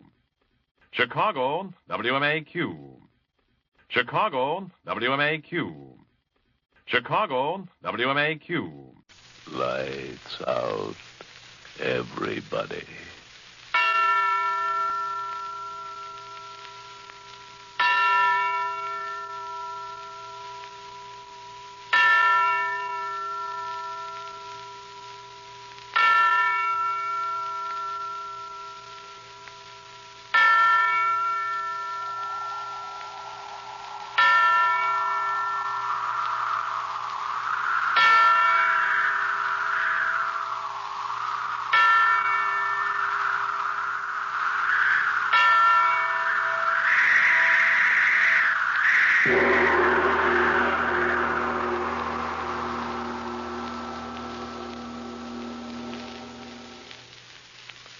Her name was Jean.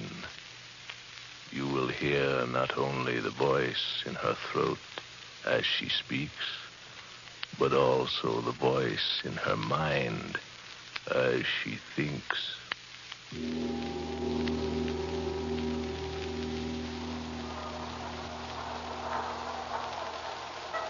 This way, girls, this way. We're going to visit the Louvre now. A treasure house of culture, the very pearl of your visit to Paris. Now come this way, girls, this way. This way, girls, this way. Prune paste old maid. Makes me sick. Who cares about the Louvre and scummy pictures and junk like that? Fun.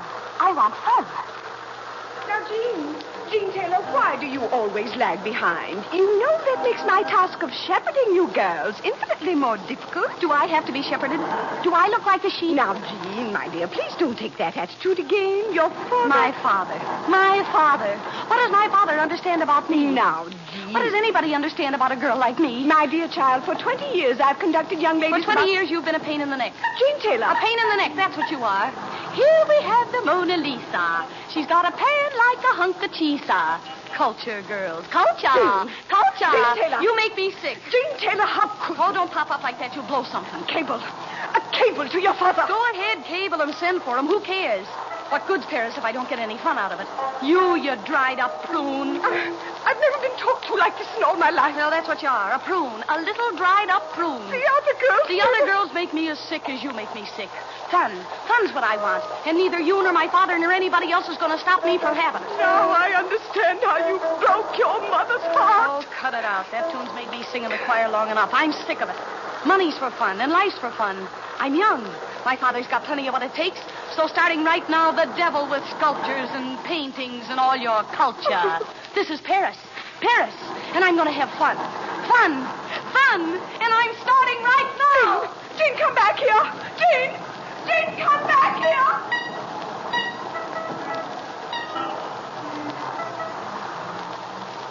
Chasing after me. Never catch up with me. Dried old prune. Fun. Fun. Paris full of fun. Free now. Yeah, I'm free now. Until she Gable's father. Get all the fun I can while I'm free. Nobody knows me here.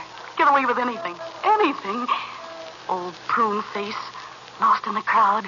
All this is swell being alone. Man looking at me. Oh, I can only talk French. Fun. I gotta have fun. Step over to the window. Stand there looking in. Someone might talk to me. Someone might. I beg your pardon. Do forgive me for startling you. I'm not startled. Aren't you Gene Taylor from New York? Oh, yes, I am. This is a coincidence. Sam Edwards, the name. I know you? Not exactly. I know your father. Oh. He often spoke to me of you. His favorite daughter, aren't you? Am I? I get it. Sort of holds you down, doesn't he? You mean he tries to? Well, I can see he isn't very successful now, is he? Oh, I do all right. Alone? Certainly. Going someplace in particular? Why? Why not go places with me? Then to my father's. What'd you say? Nothing. I wish you would say something. For instance, that you'd like to have me show you Paris. The real Paris. Real Paris? Of course. The Paris the tourists never get to see. The Paris you read about. A living, lusty Paris. You go with me? Oh, mister, I'd love it. Excellent, excellent. Shall we go? You really mean the real Paris? Pure and unadulterated. And not so pure. Mister, you're the answer to a maiden's prayer. Yeah.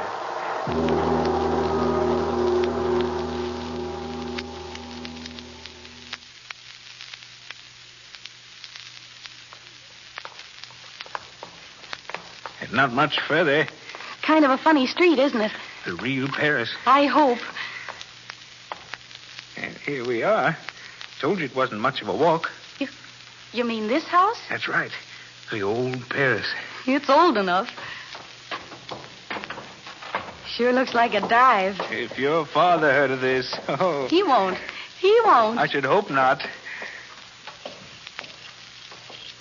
I thought you said this was a club. Oh, yes, indeed. All have our own key. Here you are, my dear. Fun a la carte. I'll take it a la mode. A la anything. Mr. Edwards, where are you? Just closing the door. All right, this way, my dear. Say, how about some lights? How about it? In here, plenty of lights. I thought you said there'd be a swing band. I don't hear anything. Oh, not so impatient, all in good time. Step in here. It better be good. It will be. Say, there's nothing in here. What? Mr. Edwards, locking the door. Say, what's the idea? It seems like a good idea. I said, what's the idea? And I said it seems like a good idea. You lied to me. I'm an opportunist. Show me the etchings. Got plenty of insides, huh, kid? I'm not a kid. And if you think you can get away with anything, you're crazier than you look. Am I? You said you were a friend of my father's. I am. I am indeed a friend of his money. What? Money, money. You little sap. You don't think I'm interested in you? Don't you talk to me like that. Still wet behind the ears. You let me out of here. Sit down, sit down. Let me out. Sit down. That's the idea. After all, you're not talking to your dear papa now.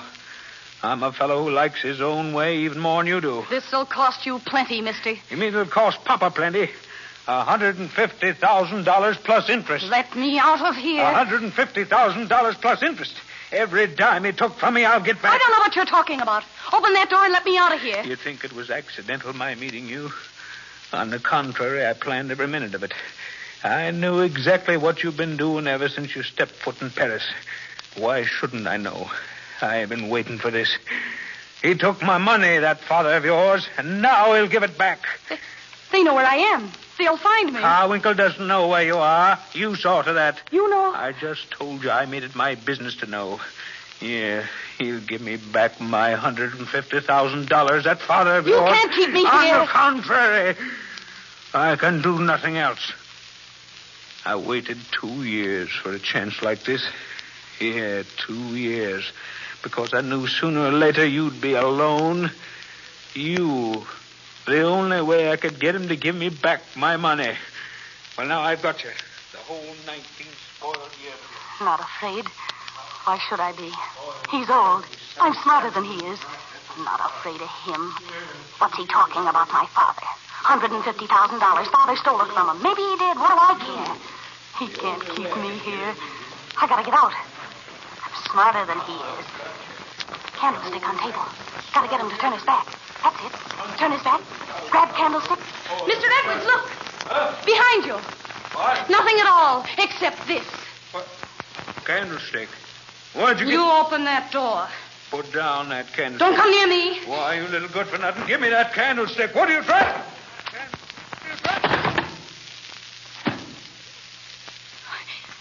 I do? Hit him so hard. Candlestick heavy in my hand. Drop it. He's lying there so still. Maybe something dark. Crawling along his head out on the floor. Blood. Blood. Killed him. Killed him.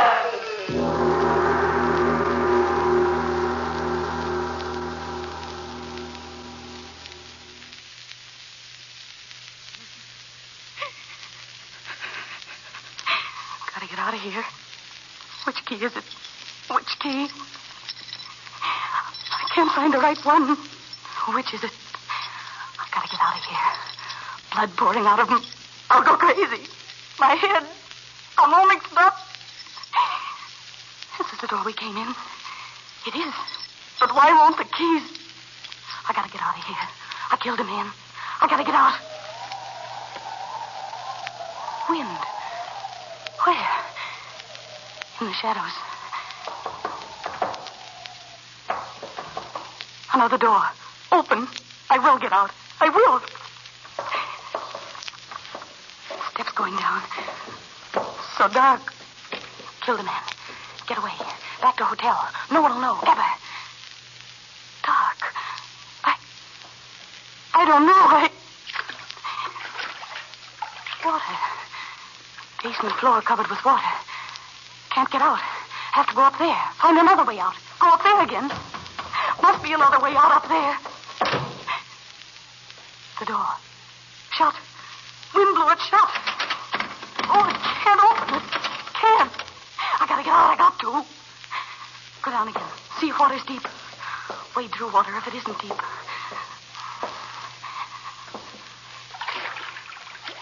Only up to my ankles. I will get out. I will.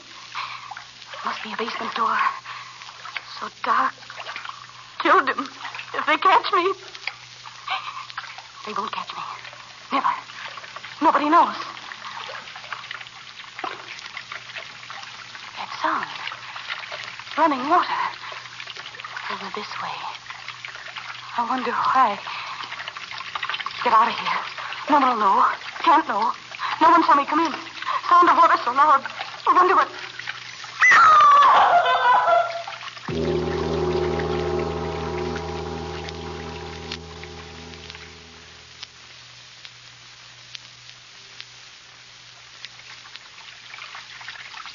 Water. Drowning. Falling. My head. Yes.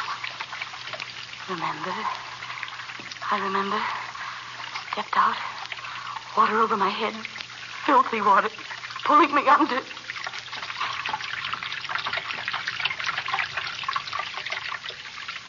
I hear it. Yet no water here. So dark. Where am I? Where? Gotta get out of here. Gotta get out. Stand up. Oh.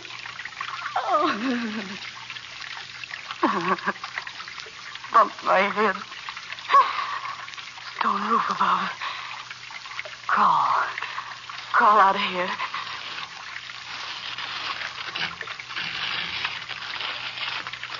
Killed a man. Gotta get out of here. Smashed his head in. Gotta get out of here! But not that way, mademoiselle. Another foot in that direction, and you would have fallen many feet into the water. Where are you? Beside you. I saved your life, mademoiselle. What? You floated by, drowning. I saved you. You saved me? Oui, I did. In the dark, I saw you. Dark. Water. Where am I? Where am I? You do not know? Where am I? Wet stone. Smell. Sound of water. You've got to tell me where I am. Oui. I tell you, mademoiselle. You are in one of the great sewers of Paris.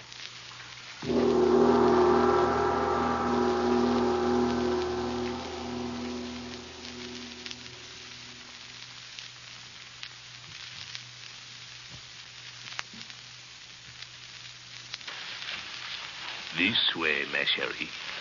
This way. What's the matter with you? Do you have to walk so fast? But I walk slowly, mademoiselle. So dark. Haven't you even got one match? I see quite well, mademoiselle. If you will follow me. And then walk slower. You're just a shadowy something. Walk slower, I tell you. I am a busy man, mademoiselle. You fool. Don't you understand? The quicker you get me out of here, the more I'll pay you. I'll give you more than you make in a year. The sewers run beneath the streets like fingers of outstretched hands. Some of these tunnels are so old that all the world has forgotten them. There's no water here. Oui, that is true. Abandon this one. How much further? A step, merely a step. You said that half an hour ago. Turn here. Turn here, Up the steps. Turn, and here we are. What are you talking about? It's still dark. We're still underground. We are here. What are you talking about? My workroom. Workroom? Who cares about your workroom? Out of here. You said you'd get me out of here. No, mademoiselle. I take you away from the water. Here. But I want to get out. Out where there's decent air. Out where there's light. Do you hear me? You gotta get me out of here. Oh, no. No. Whoever meets old Louis down here stays here.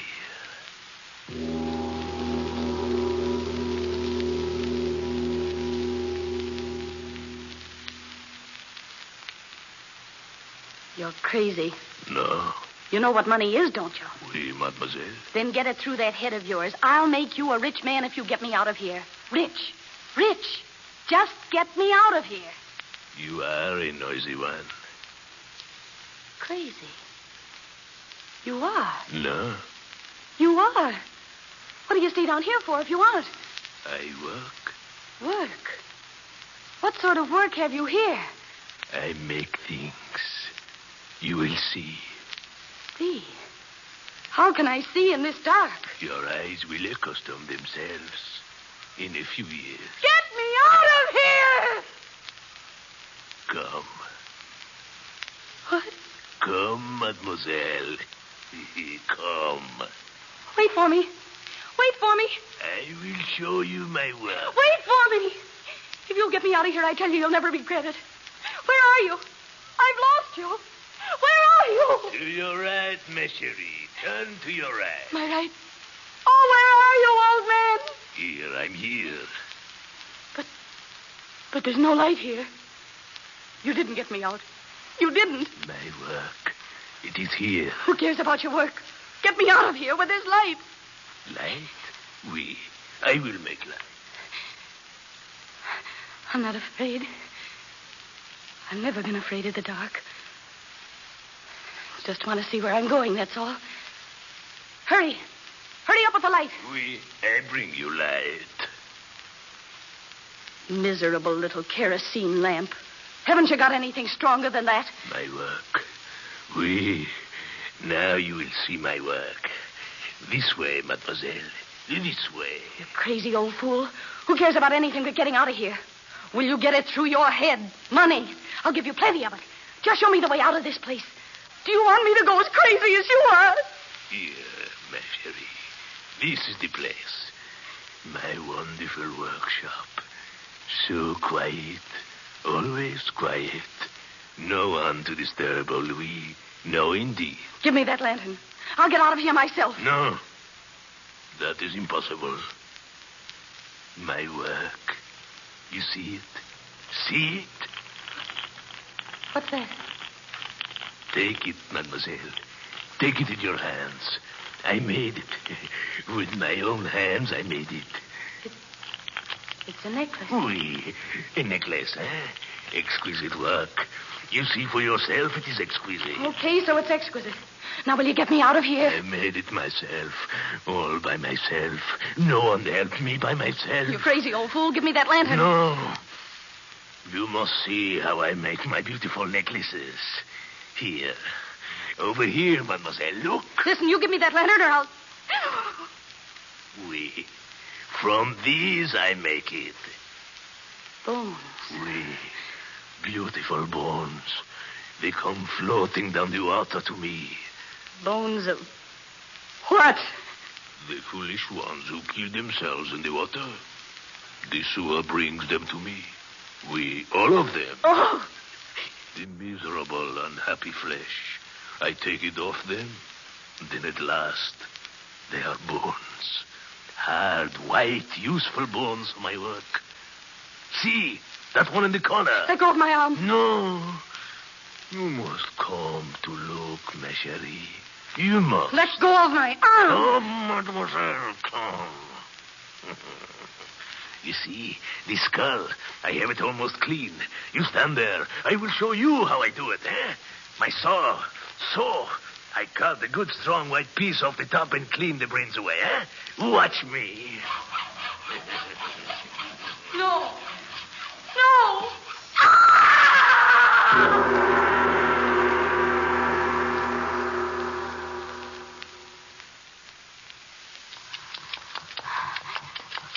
Get away. Gotta get away. Chasing me. Old man. Can't run as fast as I can. Get away. Just get away, that's all. Sawing that skull. Dead man. I killed a man. Mademoiselle! They're after me. Get away. We'll get away. Nightmare. Gotta get out. So dark. I gotta get the light. I'll go crazy if I don't get the light. Water. Water again. Gotta be careful. Maybe if I yelled, someone would hear me. Workmen. Someone in the sewer. If I yelled. Help! Help me! Help me! Help me! Is there someone down there to help me?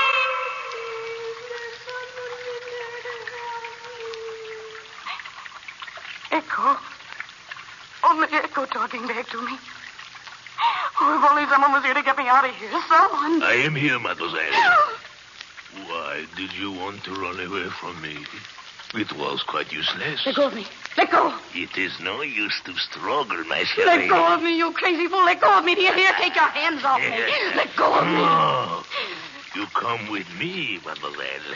Oui, with me if I have to drag you along. I need your help. I have wanted so very long. I'll kill you. I'll kill you. No. You see, you cannot reach me, mademoiselle.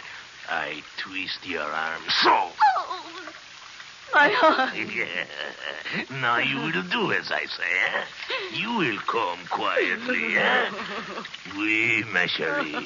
You will help me, too. Always help me. There is so much work to do. So many bones to be cut.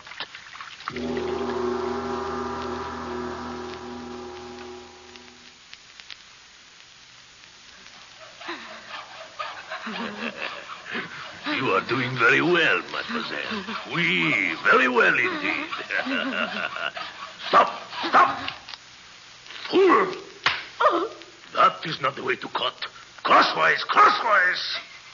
Crosswise? If you cut the other way, the bones will split. Splinters are not good for my work. Oui.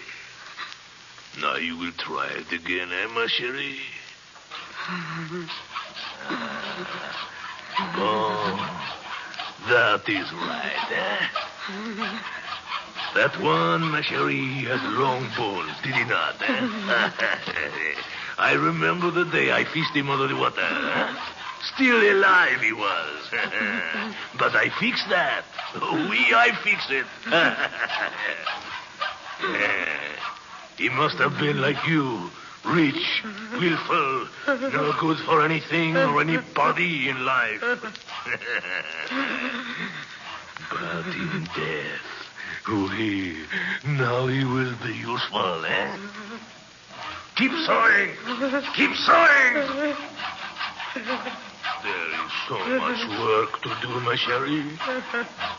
What was I saying? About the bones, oui. Look about, my chérie. Chains and chains of pretty necklaces. I made them all myself. All myself. Everyone. Like lacy strings they are, eh? Such beauty. Wait. Stop! Stop! Stop, I tell you! You hear it? You hear it? I ask you, you did not hear it? Come quickly. We have work to do. Come. Oh, no. Must I drag you after me always, huh? Come, come. Another one. Just in time, too, eh? Quickly. Come quickly. Hurting me. Then come quickly. Yeah. Your eyes can see in the dark now as well as mine, eh? I train you. Louis train you well, huh? Such a short time and you are doing so very well, huh? You saw the bones into pieces almost as well as I do myself, huh? My chérie, it is good to have a woman around. We'll make this place a fairyland of necklace, huh? So many of them, they will be like clouds above us, huh? Quickly, quickly, move more quickly. Don't hurt me. I must say you have changed quite nicely. So docile. Quiet things now, where before you were so noisy. Before you were another rich one, good for nothing but for trouble, huh? Now you do my work for me. That is the way it should be, my chérie. Here we are. The water runs quite strongly here, doesn't it? Huh? The largest sewer of them all. To bring me more white ones for my work. See! There it comes, another one. Another one who tried to take his life, huh? I always know when one is coming. Mon Dieu, he's a big one, huh? Strong bones he'll have. Got him. Help me lift him out. No. Help me lift me. He's a big one. He's still alive. He's alive, I see. Hold his head out of the water, eh? Hold it under. Hold it under, I tell you. Hold his hair, eh? Hold him under.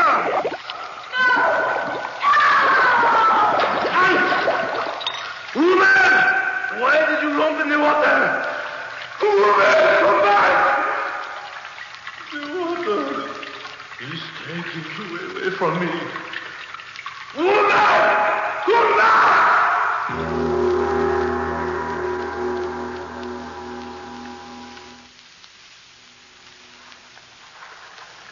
And how is the fishing, my friend? How could I fish, leave with this? In my time, the Seine is full of fish. In your time? Look, see where it's pouring in? Where is there for a fish to live? I tell you. Monsieur, Look, what? in the water. Voila. It's above us. She's a woman. The current will take her right by us. Hold on to my arm. I'll get you. Hold on. Oh, not too far. Oh, you will fall in. A little more. A little more. I got you. Pull me back. Pull me back now. Help me lift her up, boy.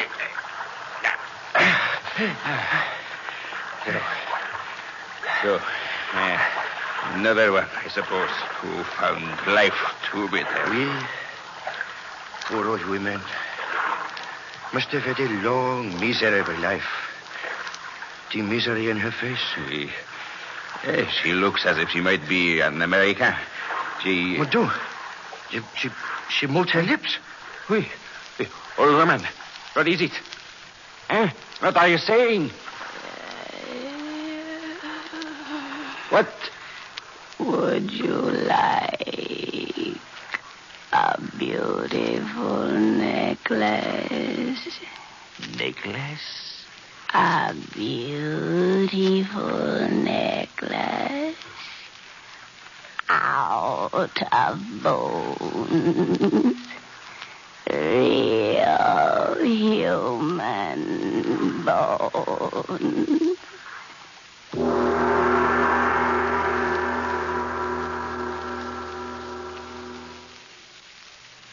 Lights Out written especially for radio by Arch Obler, comes to you each Wednesday from our Chicago studios. This program has been heard in Canada over the facilities of the Canadian Broadcasting Corporation. This is the National Broadcasting Company.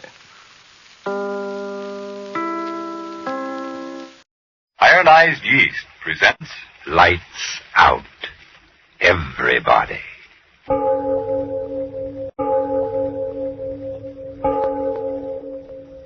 It is later than you think.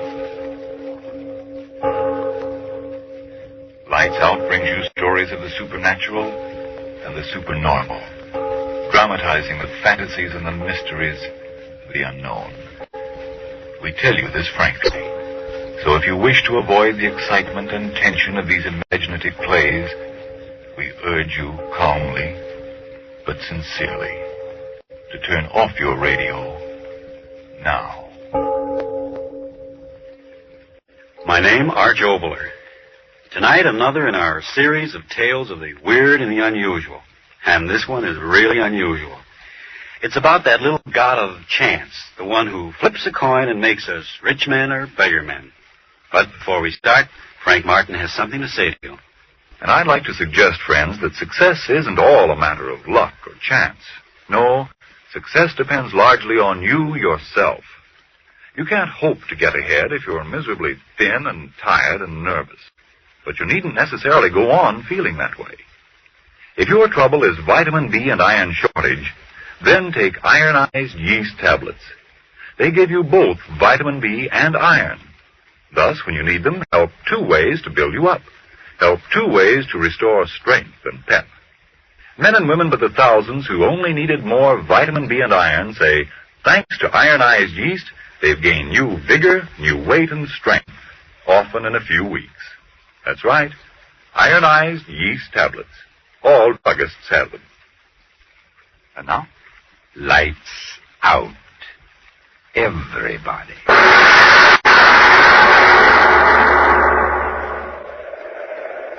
You say the world is planned. I say the world is chance. Sailing, sailing over the bounding main. Cut it out, Nora. Cut it out. You're rocking the boat. Baby, this is really fun. Will you quit doing the Big Apple? This ain't Roxy's. This is a canoe. Smell that air. Isn't that just terrific? Yeah, there's too much of it. Dottie Nelson, don't you talk that way. You know mighty well we came out here to get healthy. All right. So I'll get healthy even if it kills me. Sure was a funny way to pick out a place to go on a vacation, wasn't it? Eeny, meeny, miny, mo. Yeah, and this place was Mo. Oh, well, what if we picked out Alaska or Cicero or someplace like that? At least this way. Dottie, look. Look at what? On the shore over there, all those big flowers. Flowers? Oh, for Pete's sake, the way you were wiggling, I thought it was Indians. Come on, let's go pick them. Okay, by me, as long as you do the paddling. Hey, look out, Girl Scout. You're driving over the curb. Land ho! Oh, hey, you tear the bottom out of this battleship and we'll have to pay for it. Oh, I didn't hurt it. Come on, get out and help me pick these posies. All right. As long as there's no keep off the grass signs. Dottie Nelson, will you get it through that head of yours that this ain't Central Park? This is honest to gosh wilderness. Says you. Make mine vanilla with onions. Aren't they just the loveliest flowers you ever saw? 2 bits were right in the middle of some poison ivy. Hey, look. What? The boat, it's drifting off. Well, catch it, quick. What do you mean, catch it? I can't swim. Dot, do something. Do something. Don't just stand Don't there. you yell at me. You're the one to blame. You should have pulled the boat higher out of the water. Oh, Dot, what'll we do? They'll make us pay for it. Who cares about the boat? I'm worried about us. Us? Yes. How are we going to get back to that camp? Well, we can walk. Oh, you sure must have strained your brain thinking up that one. Oh, you needn't get so fresh about it. You certainly don't think I want to go All right. Let's hang up the boxing gloves and get out of here. Dot. Huh? How dark it's getting. So what? Why is it getting so dark? Listen, lame brain. I may be just a hillbilly from 10th Avenue, but I know clouds when I see them. So they're clouds, you know. Clouds, rain, remember?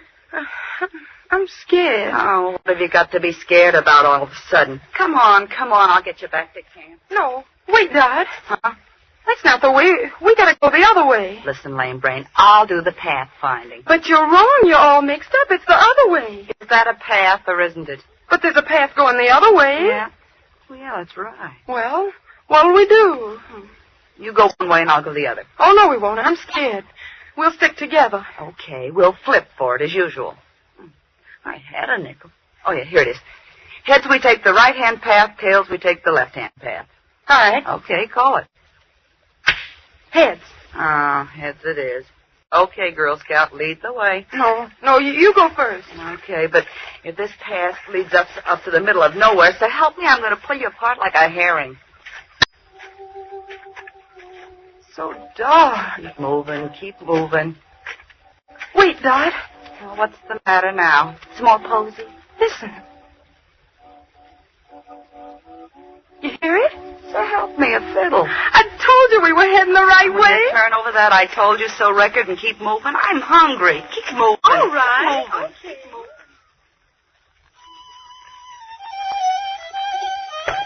Okay. Well, this must be the front door of the joint. What's that? How funny. Oh, what's funny now? That's pretty music. The place hasn't any windows. The door's all I care about.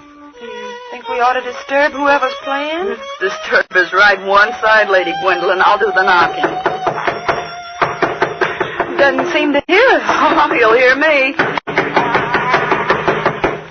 There, that did it. It's awful thrilling, isn't it? Okay, you do the thrilling and you'll do the paying if they can't find that boat. Of all the dumb things. How do you do? How do you do? We're sorry to bust in like this. We sort of lost our way. Our boat, and we thought maybe you could tell us. Of course. Won't you step in?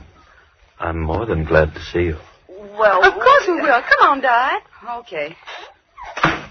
It's going to rain. Yeah, we found that out. We certainly were lucky to find this place. We heard you playing the violin.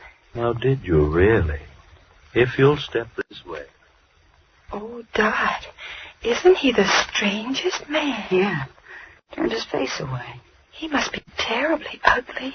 Oh, forget it. Go on, keep moving. If you'll step in here, I have a small fire going. Kind of dark. Yeah. If you'll do me the honor of being seated. All right. Oh, boy, what a chair. Yes, it's most comfortable. Now, if I might be permitted to introduce myself. I'm John Boyd. I'm pleased to meet you, Mr. Boyd. I'm Laura, and she's Dottie. Don't believe me, mister, it's a pleasure. To my dog's hurt. May I sit and talk with you? There's so very much to talk about. Well, we should be getting back to camp. Oh, we got plenty of time. Anyway, mister, you don't know what a lifesaver you were. Was I? Really? Anything gets Laura scared is to be in the dark. All those rain clouds. Then I must apologize for not having more light here. You see, my eyes... Oh, that's all right, Mr. Boy. I never could remember names. I guess I don't really mind it being dark in here. It's sort of like a nice tea room. Really? Don't mind her, Mr. Boyd. She was hit on the head by a bowling ball when very young. Oh, now, Dot. When you listen to that wind. The storm will come in just a few more moments. Gives me the willies. Is your wife home, Mr. Boyd? I'm quite alone. Sure must get lonely out here. It was. Very lonely.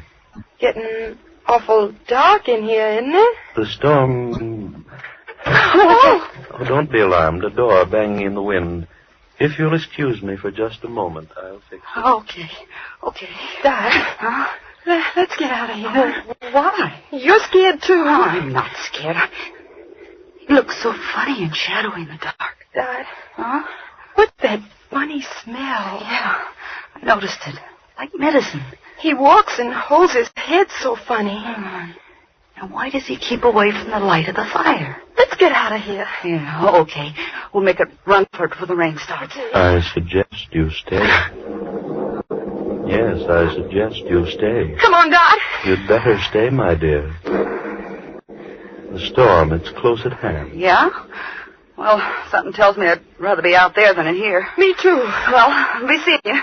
Come on, Laura. Okay. Mister. Yes? Mister, the door's locked.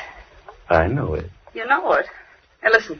What's the big idea of locking that door on us? You let us out of here, mister. Mr. Boyd, or whatever your name is. Didn't you hear me? What's the big idea of locking the door? I have some very interesting things to talk about with both of you. We want to get out of here. Come on, unlock the door. We'll scream our heads off. There's no one around for 15 miles. Are you going to open that door? I suggest you sit down. Give us that key. Now open that door. I tell you. Dot! Why did you... Sorry I had to do that. I'm really a very gentle man.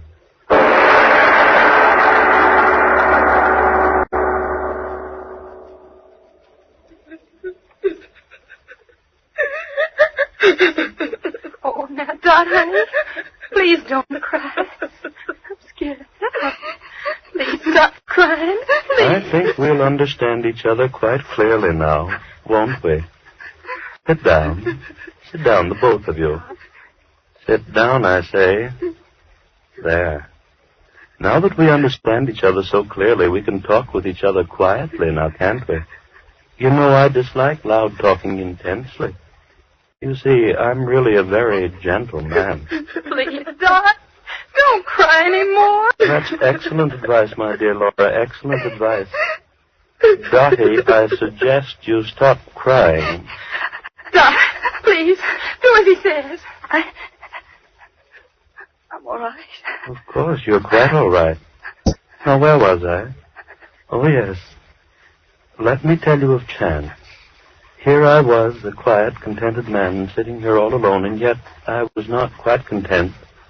Chance brought you here to me, and chance found me quite discontented. As a man of thorough saneness, as a man of infinite realism, I realize that this fortuitous circumstance of our meeting, fanciful as it might have been, is a welcome opportunity for me. Opportunity? For what? To fill my loneliness permanently. To get myself a wife. Wife? God. He is crazy. I suggest, my dear Laura, that you substitute another word, a kindlier one than the one you're using. Yes, I said, a wife. Laura, oh, we wouldn't make good wives. Honestly, we wouldn't. We're just a couple of kids, aren't we, Dot? We may call for a heart, Will, but... Oh, mister, have a heart, will you? Open the door and let us out of here. We'll keep our mouths shut. I swear we will. Mr. Boyd, please. Please, Mr. Boyd, will you? Have you quite finished? Then here's my answer. One of you becomes my bride. Oh, yes, my bride. I'm leaving this place shortly. When we reach our destination, one of you will become my wife. Oh, very legally. One of us. I marry only one. Then what about the other? To the ordinary man, that would be quite a problem now, wouldn't it? But to me, well, I told you I'm a realist, so the answer is quite simple. I marry one, and the other... The other? The other dies.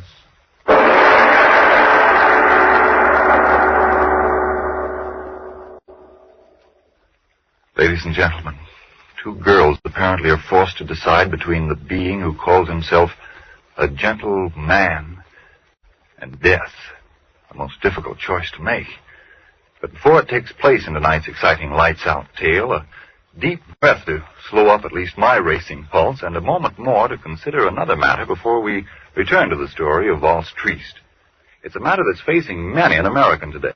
Listen. Gosh, they say I'm too old to fight, and it's beginning to look like I'm even too old for this war job of mine. Boy, I can't eat or sleep. I'm losing weight, getting more jittery and worn out every day. I sure am discouraged. Whoa there, don't be so quick to blame your age or your job. Maybe you simply need more vitamin B and iron. You see, when you don't get enough vitamin B from your meals, you may lose your appetite, not eat enough to maintain normal weight and strength. And when you don't get enough iron from your food, you may be weak and washed out, feel only half alive. Well, if I do need more vitamin B and iron, how can I get them? The easiest way I know is take ironized yeast tablets. These pleasant little tablets are a cinch to use. They cost but a few pennies a day, and they give you both vitamin B and iron. Such why ironized yeast tablets have worked such wonders for thousands who only needed more of these substances. Quickly help them regain their old-time pep and strength. And 5, 10, even more pounds of good new flesh. So try ironized yeast tablets. If more vitamin B and iron is what you need.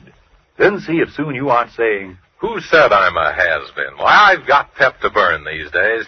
I look like a new man with the pounds I've gained, and a promotion wouldn't surprise me one bit. Why didn't somebody tell me about ironized yeast tablets sooner? And now back to Lights Out. The two girls have heard the choice. One is to live, and one is to die. And their hysteria has grown with the terror in them.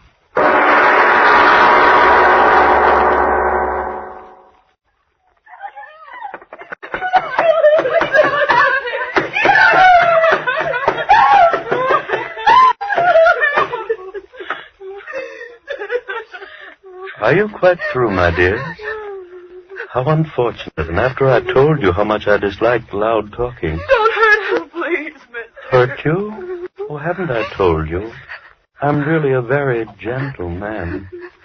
Oh, yes, much too gentle. What? What are you going to do? Now, why do you ask that? The way you look at us. I'm trying to decide which one shall live and which one shall die. You wouldn't kill us? Oh, just one, my dear, just Oh, one. you wouldn't dare. We could both stay with you. I marry one, the other die. Mister, listen. My family, they've got money. Lots of Now, it. just a moment, my dear, just a moment. Money to me? Well, And what will I do with it? Oh, no, one of you must die, and this is quite as good a time as any other. No. You look so amusing. Backs against the wall. Skin on your faces tight with fright. So white, so fresh and young. And yet, believe me, there's nothing to be afraid of. You wouldn't kill me. I don't want to die. Oh, it isn't a matter of want, my dear. It's a matter of judicious selection, like nature itself. You see, sitting out here, I've had a chance to watch nature and understand her. She's very gentle, just like I am. And yet she's quite a realist. Two rabbits run before the fox, one to the right, one to the left. The fox follows one and kills. But which one? It's all a matter of chance. With gentle nature herself the chooser. And I shall choose between you two. Oh, die, I tell you, not me. Don't look at me. It's chance, my dears. Yes, all is chance. Your being there and my being here. All things in heaven and on earth. Chance. Chance. All is chance. And so you'll die by chance. I won't die. I won't die, mister. Please. Please. Let me out of here. But, my dears, why be afraid? The one that lives, my bride, a calm and peaceful, happy existence. For as you know, I'm really a very gentle man. You devil, you. I'll go to my homeland, and there I'll sit and play my violin. Oh, so sweetly and so gently. I want to live. I've got to live. And the one that dies, quick, sudden, complete oblivion. So why be afraid? Mr. Boyd, listen, I'll marry you. Sure, I don't want to die. You hear me, Mr. Boyd, I'll marry you. Oh, no, then you'll kill me. Please, will you I'll please marry you, mister. I'll marry you. I'll marry you. Mister, please, Stop. marry me. Stop. Now you're making me angry. I don't like loud talking. It isn't good for me. I've been alone too long. Loud talking hurts my head. Why did you do it? Why?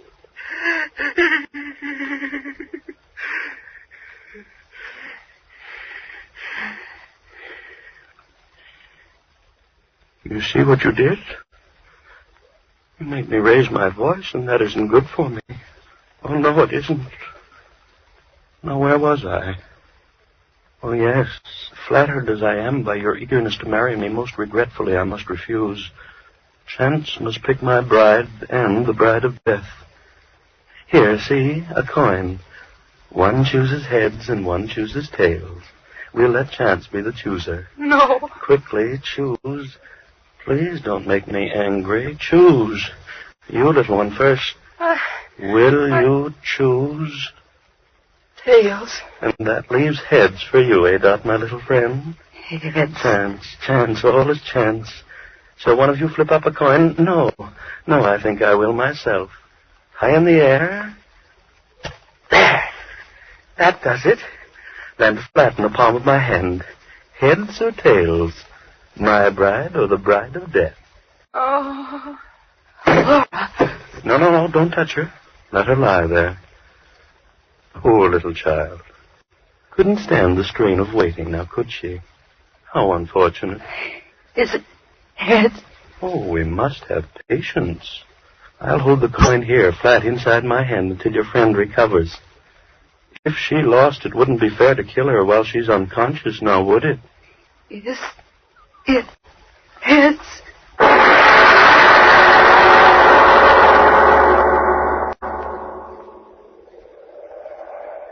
Oh, there's no doubt about it, Jim. They're drowned, the both of them. I should have had more sense than to let them have the boat. A couple of city kids like that. Now, Jim, don't blame yourself. This water's treacherous. Look where the bottom of the canoe stove in. They must have hit a rock and gone right over. Yeah, neither one of them could swim. They told me that. Oh, this is an awful thing to happen. Hey, did you wire the sheriff? Yeah, I will as soon as we get back. Come on, let's keep on going downstream. We've got to find them. Yeah, that's right. Hey, what's that? What? You hear it? Oh, that. You mean that fiddle playing? Oh, I know. That's old man Boyd. Lives a couple of miles up through the valley. At least I think he does. I've never been up there, though. Hey, the wind makes it sound as if that fiddle's right here. Yeah. Well, how about going up and talking to him? Maybe he saw him. No. He's way off in the woods. He wouldn't see him. Well, anyway, let's talk to him. I tell you, it's no use, Fred. They're drowned, and that's the end of it. Downstream, that's where we'll find their bodies. At least let's go talk to him. Why waste the time? Well, they might have wandered off. Oh, don't be a fool. Look at the canoe. Well, at least let's go talk to that guy. It's a couple of miles over there. I'll tell you what, we'll flip for it. Huh? Heads, we'll go up there. Tails, we'll go downstream. Okay. You got a coin? Yeah, here, you flip. Okay. There. What is it? Ha! Tails. Well, we save a 2-mile walk.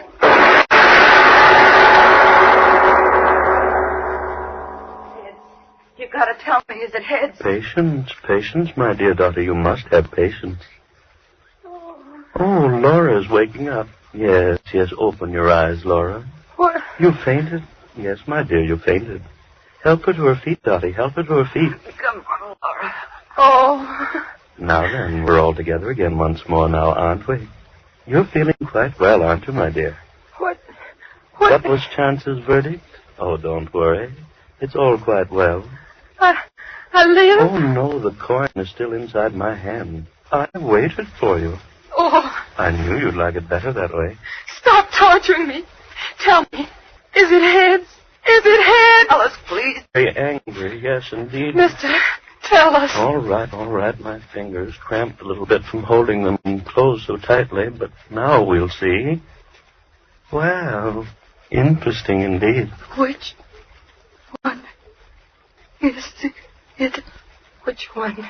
Remember, I promised one of you the happiness of being my own dear bride. Yes.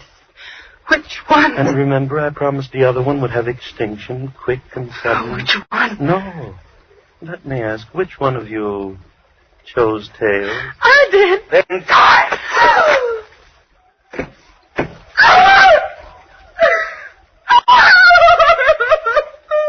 Oh, no need for tears for her, my dear. She died quite gently. Now, enough of tears. For since she's dead, it's you who will be my bride. No, I won't. There is no choice. Chance was the chooser and you the winner. I'm a man who always goes by chance. Now get up to your feet. This one is Death's bride. You make it all quite difficult, you do.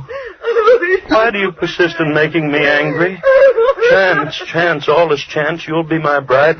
We'll be quite happy in my homeland when we get there. We'll pack, get to the seashore. No. First I'll play for you.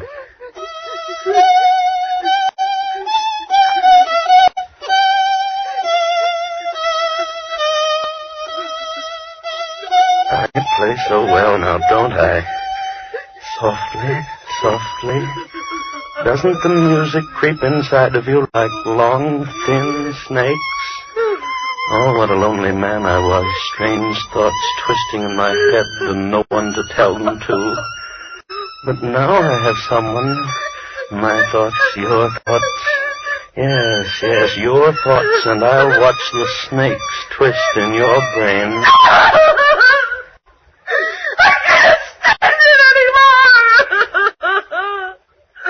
made me very angry.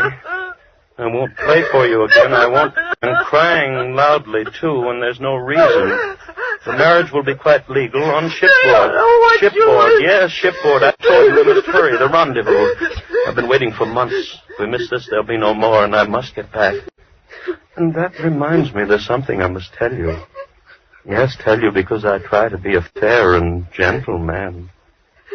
Come, over by the fire. Come, I say. There. Just light enough. Now come into my arms. No. Into my arms, I tell you. There. Close to me. My little bride-to-be. Yes, I shall tell you everything. I suppose you wonder why a man of all my talents and education hides away in this forsaken place for all these months. Well, you shall know the reason. Look at me. Look. Closely. You see, my dear, I had a little accident. I haven't got a face.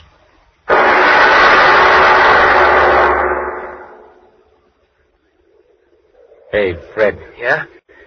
There's something I want to tell you. Yeah, I know. Shouldn't let him have that canoe. No, it ain't that fella. It's the coin we flipped a little while ago. Well? I gypped you, Fred. How? Well, it wasn't tails, it was heads. You won. It's been kind of bothering me, Fred. Come on. Let's go back upstream and talk to old man Boyd, the way you said, huh?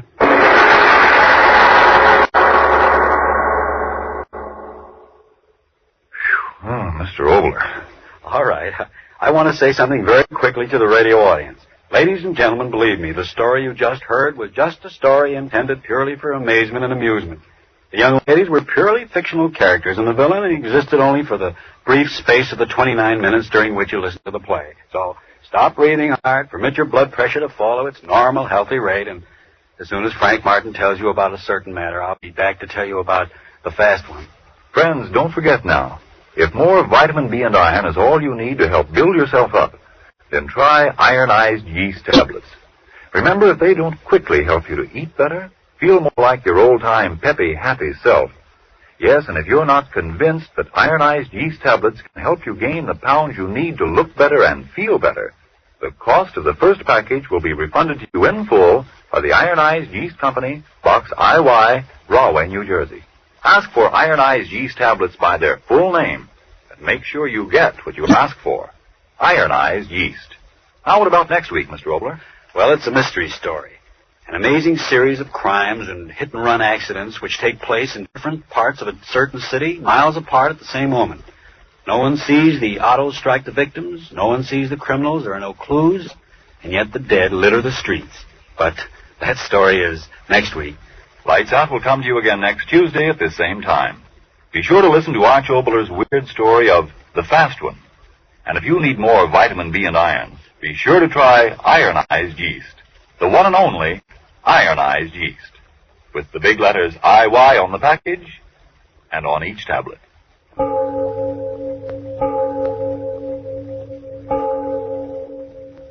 It is later than you think. You get new clothes for Christmas? Well, there's a shortage of many clothing materials today, so take good care of those new clothes and call on Energine cleaning fluid to help you do it.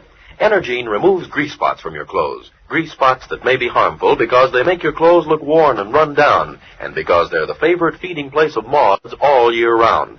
Energine will get rid of those grease spots in a jiffy, easily, neatly, efficiently. To get better wear from your clothes, get Energine cleaning fluid tomorrow. This is the Columbia Broadcasting System. Lights out, everybody.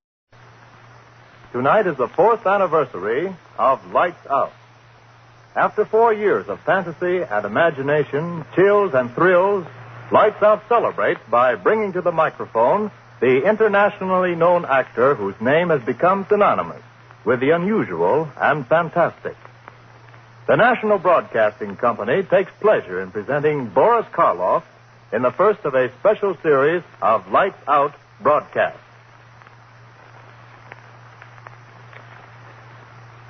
Lights out, everybody.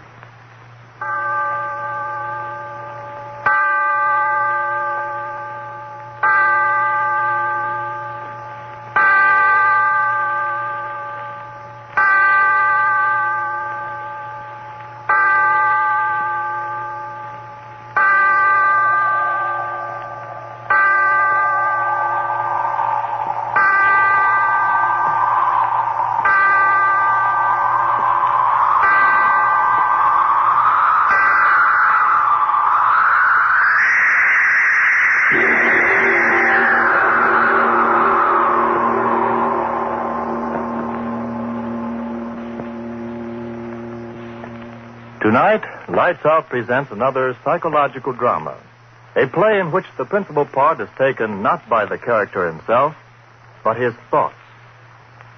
The voice you are about to hear is that of the thoughts of one Darrell Hall, accused murderer, sitting in a courtroom awaiting the return of a jury which is to decide whether he is to live or die. And as he waits, the thoughts in his mind seethe and swirl. Seethe and swirl. Guilty.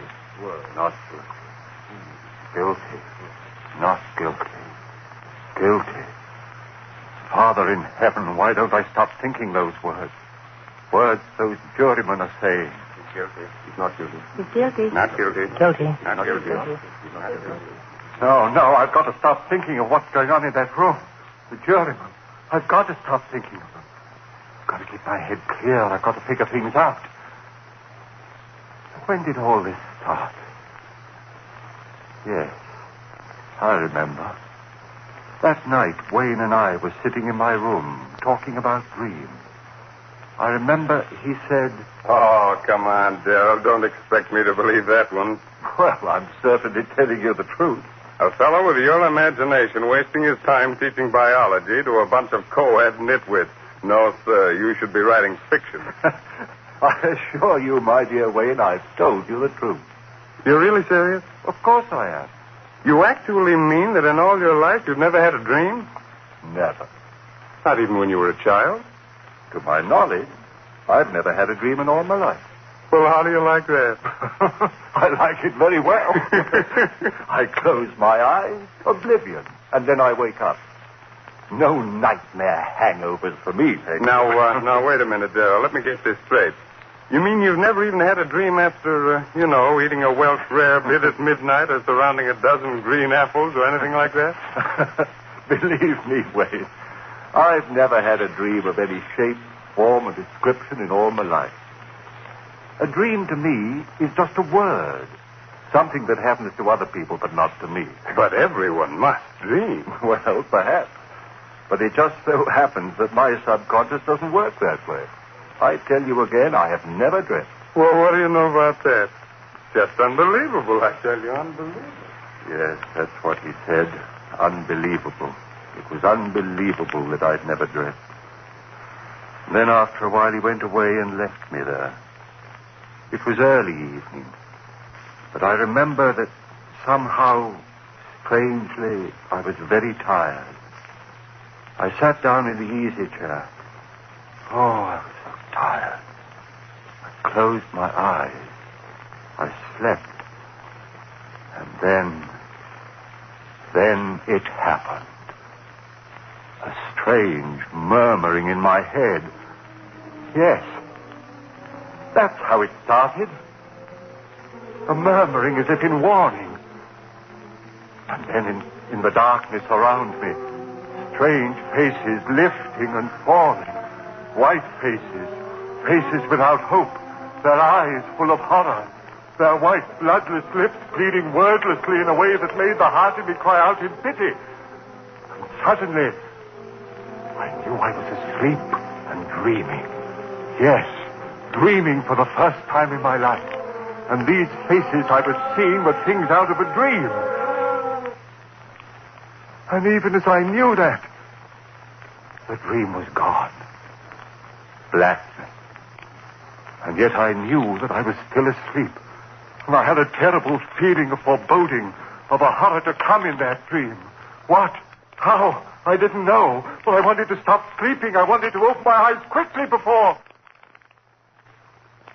And then I saw her moving slowly toward me out of the darkness that was my dream. At first, a white, wraith-like thing. And then I saw it was a woman. Yes, the body of a woman, but the face. Father in heaven, that face. Gross, unclean, thick, bestial brows, wrinkles of venery, the lecherous writhing of thin crimson lips that lifted from teeth, white and pointed, and flecked with blood. Yes, a glorious body, and a face from hell. Closer, closer to me, and then she spoke one word. You. Yes, that's what she said. Kill. And as she said it, she moved closer. Her hands went out, her eyes. In my dream, I screamed. I awoke. I remember, just at that second, the clock on the mantel began striking. 5, 6, 7. Thankfully, I counted each chime, since the hearing of it meant that I was awake out of the horror of that dream. When the clock had stopped chiming, I sat there. My one thought was, if this be dreaming, let me never dream again. I heard a sound. What was that? I sat still, afraid to move. And then I laughed. It was my own heart, still pounding with fright at what I'd seen in my first dream. Oh, why do I sit here thinking of what has been? The jury in there, they've got to hang me. Free him. They've got to hang me. Guilty. Hang him. Free him. Free him. Free him. No, I mustn't think of them. Better to keep my thoughts on how it all started. Better to figure things out. Where was I? Ah, yes. Sitting there, listening to the beating of my heart, thinking of the horror of that dream. And then, suddenly, that strange, wordless murmur I had heard in my dream was whispering in my head again. Quickly as it began, it was gone. How could this be? I was awake. This was no dream. Then why had I heard that wordless entreaty? That same sound that had come from those miserable white faces that had floated before me while I slept. Why? I heard it. The sound behind me. Who? Why, yes, my friend Wayne. Must be he. Come back into the room, standing behind my chair, thinking I was asleep. I turned round and said, Wayne, is that you?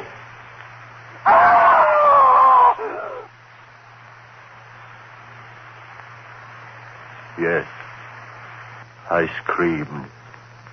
I screamed so loudly there was blood in my throat. For it was she again.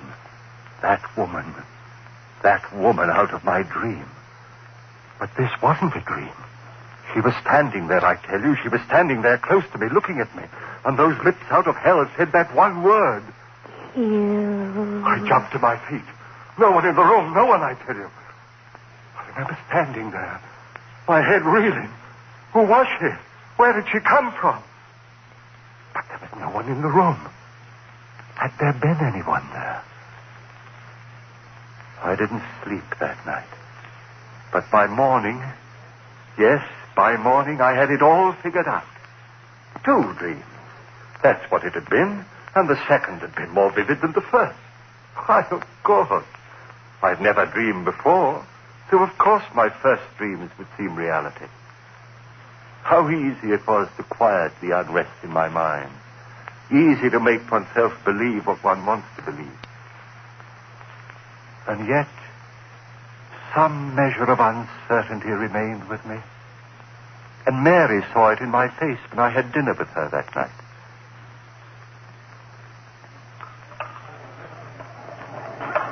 Darrell, do you mind if I ask you something? What a question. Of course not. Is there something wrong? You mean with the dinner? Well, you know, this is my favorite restaurant. With you, dear. Has something gone wrong at the university? Why do you ask that? The worry in your eyes. Oh. What is it, dear? Oh, it's nothing. It's nothing important. You changed your mind about loving me? Mary. Then tell me what it is, please. All right. It's really nothing to concern yourself over. Just a dream. Dream? Darrell, you dreamed. Yes. Last night. How marvelous. Now you're normal even when you sleep. That's right, isn't it? I'm back to normal, see, am I not? And here I thought from the expression on your face that it was something really important. Funny, isn't it? And I suppose in your first dream you dreamt of a glorious, seductive woman. No, Mary. Ah.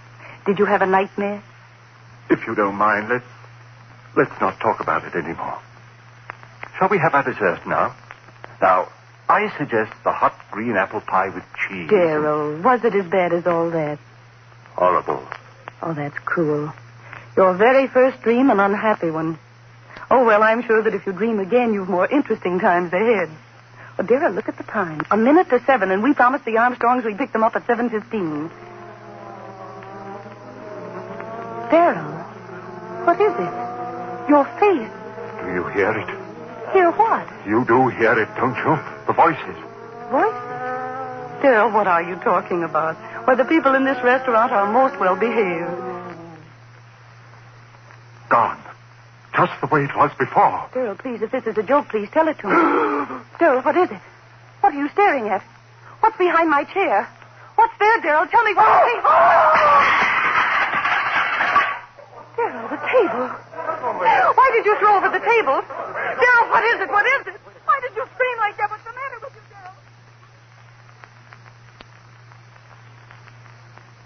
Darrell? Yes. She wanted to know why I had done it. Screamed, thrown over the table. They all wanted to know. But how could I tell them? Tell them of her, standing behind Mary's chair, that thing of degradation, and those lips saying, kill. I went home. Mary thought I was overworked. Oh, no, darling, you've been working so hard. Go home and rest, dear. That's all you need, rest. Rest. What good was rest? I had to reason things out. All my life I lived with reason, and now this horror. I had to know all about it. Now I was certain it was no dream. What I had seen there in the restaurant had been no thing of sleep. Hallucination. Yes, that was it. I had been working hard. Too much work was the answer, and rest would cure that. Yes, indeed. And so I rested through the next day. It was quite dark when I awoke. The phone rang. It was Mary calling to find out how I felt. Are you sure you're all right, Darrell? Why, yes, Mary, yes. I'm fine, thank you. You sound all right. Your advice was good, dear. Apparently rest was just what I needed. Then go along back to bed. I'll talk to you tomorrow. All right, dearest. Thanks for calling. Goodbye, Darrell. Sleep well tonight. I hung up the receiver. And then the clock on the mantel behind me began striking. Always at 7. Always at 7. Always at 7. Yes, that was true. Each time it had been 7 when it had happened. And then, with the last chime of the clock, I realized it was 7 again. 7. Would I see her again? I stood there, back against the wall, waiting. So quiet, I could hear the clock ticking away the seconds. Would it happen again, this hallucination of mine? I waited. I heard no pitiful murmur of voices. Just quiet. dark in the room. I could see the shadowy emptiness of a chair near the other wall. And then the chair was no longer empty. There was someone in it. I said, "Who's there? Answer me, who's there?" No answer. A strange darkness in the room. Deeper and deeper, I could see nothing, and then two swirling pools of flame led right, closer and closer. I stood there, I couldn't move. A rumbling began in my brain. Fear, I tell you, fear tearing at my brain, louder and louder, while those red circles of light came closer and closer. Father in heaven, what was it? What?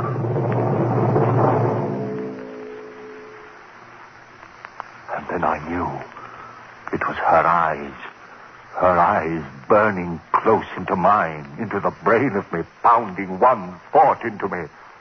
Kill, kill, kill, kill. Why did she say that? Why? Kill whom? Why should I kill? Why should I kill? If I had known then.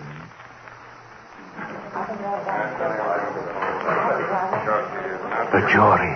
They're coming back. The verdict. What? No, not yet. Still out. Oh, they've got to find me guilty. I've got to hang. I've got to. If I live. Oh, but I mustn't think of that. I must think of what happened. Where was I? Ah, yes. That woman. Her eyes pounding that word into me, and then gone again. But this was no dream. Then what?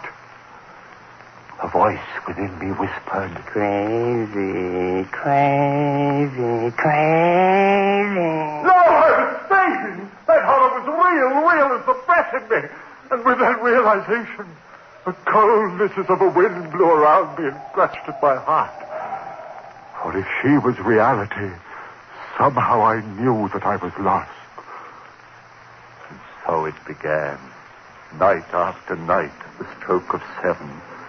First, that wailing dirge of those lost souls. And then her writhing lips. Kill, kill, kill, kill, kill, kill. Father in heaven, the words began pounding in my head so that even when she wasn't there, I heard them. I hid in my room. I didn't go out. People would see this madness that had come over me. I went nowhere. And soon I knew that they were talking of me. I tell you, I don't know what's come over Darrell. Hides in his rooms, won't even talk to me. Something's wrong there. Mary. Please, Darrell, you've got to let me see you. This talking over the phone, oh, darling, what's wrong? What's wrong? And night after night, the horror of... And the greater horror of... Kill, kill, kill, kill, kill. Mary pleaded with me. Darrell, if you love me, please let me see you, talk to you. Come over to my house tonight. Oh, please, Darrell, perhaps I can help you. Please, darling, please. I didn't want to go, but I went that night. Perhaps she could help. Yes. Help me understand the madness of those wailing voices and drifting white faces. Understand the horror of that woman and that maddening word. Mary, so understanding, so gentle, she could help me. Clear my head of the madness. Oh, Darrell, you're here at last. Mary, help me. You will help me. Darrell, your face so white. Oh, Don't talk yet. Sit here and rest. I'm sane, Mary. Believe me, I'm sane. Of course, dearest. Of course you are. It's that madness outside of me, those white drifting faces moaning at me. Rest, darling. And that woman out of hell. Woman? Her eyes and lips telling me to...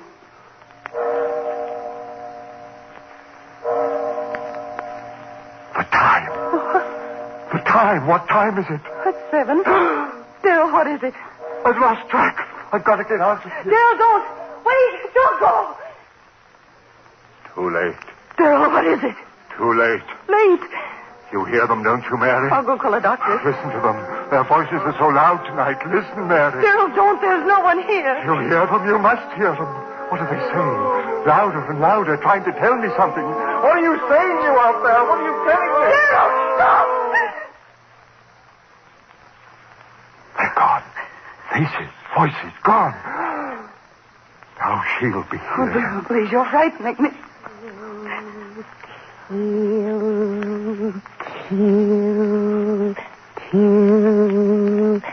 You hear her, Mary? You hear her? No, dear, please. Louder and louder and louder. I hear her. Sing out of heaven, go back, I tell you. Make her stop, Mary, make her stop. Stop it. She devil, you, what do you want of me? Stop it, stop it. I can't stand it anymore.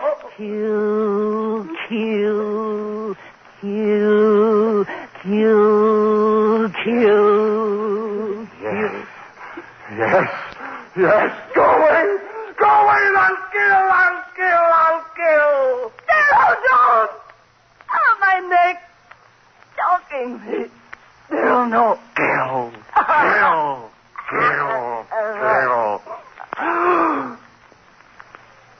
Mary.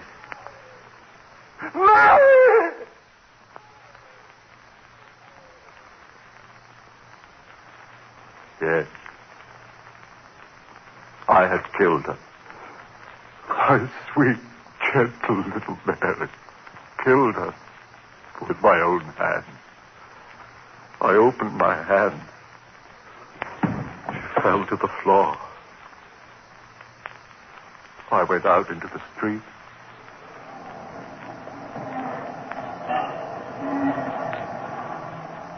People all round me, hurrying. I was in no hurry. What that woman had wanted, I had done.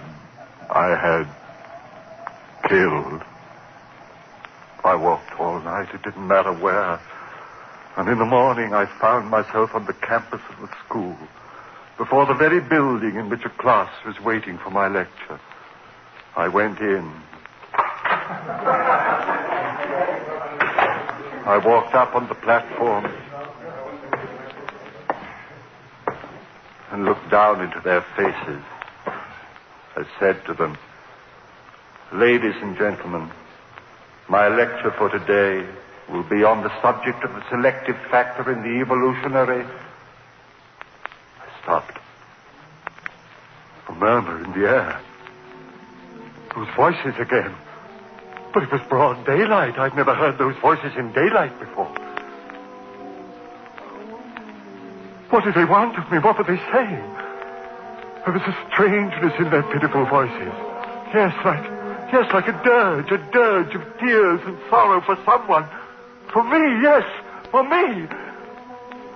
And then her voice, laughing, triumphant. Then I understood. For the first time I understood everything. She had triumphed over me. That was why those lost souls were wailing a dirge over me. I was hers forever.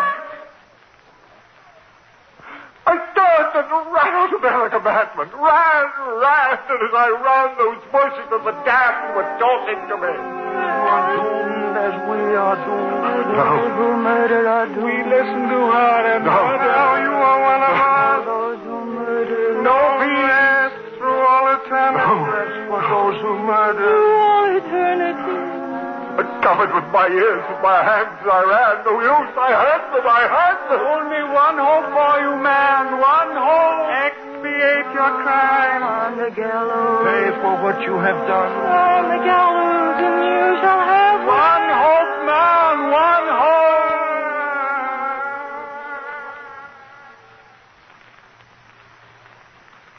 So that was it. My one hope. If I paid society for my crime, she would fail.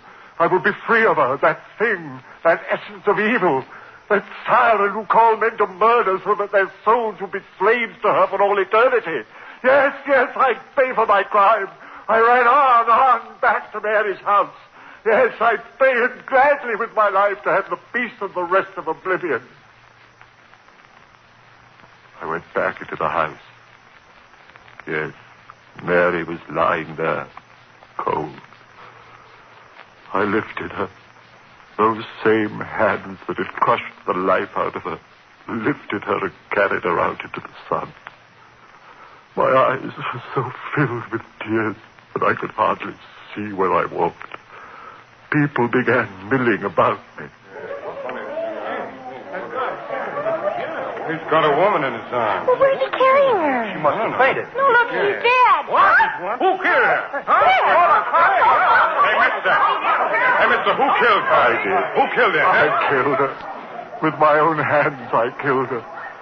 And please, I want to die for that. Hey, Will, hey, how do you talk?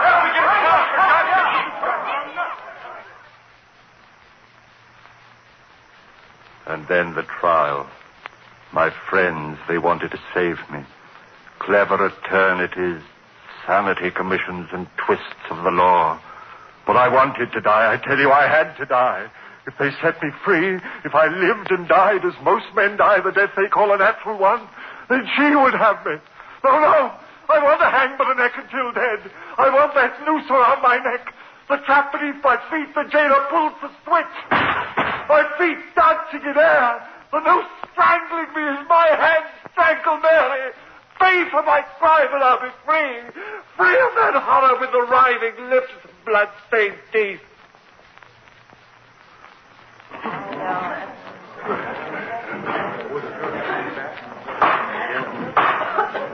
All in the court. All in the court. The jury. They're coming in. Guilty. They've got to find me. Gentlemen of the jury, have you reached a verdict? We have, Your Honor. The clerk of the court will read the verdict, please. We, the jury, find the defendant guilty of murder in the first degree. Guilty. You hear that, you thing out of hell? Guilty! Hang me for the neck till I'm dead. I'll be free of you. I'll have peace. You failed, you beast, you. I'll pay for my crime, you'll never get...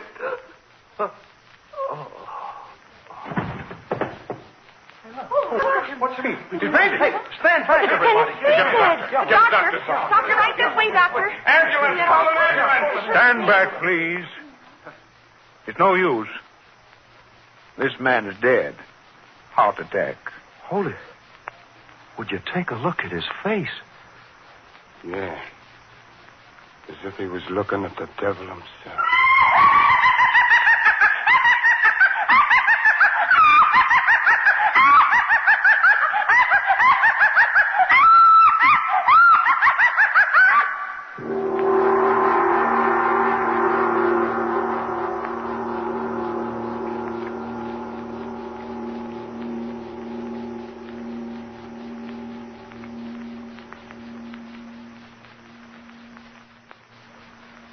Ladies and gentlemen, you have just heard the first play in a special series commemorating the 4th anniversary of Lights Out and starring Boris Karloff.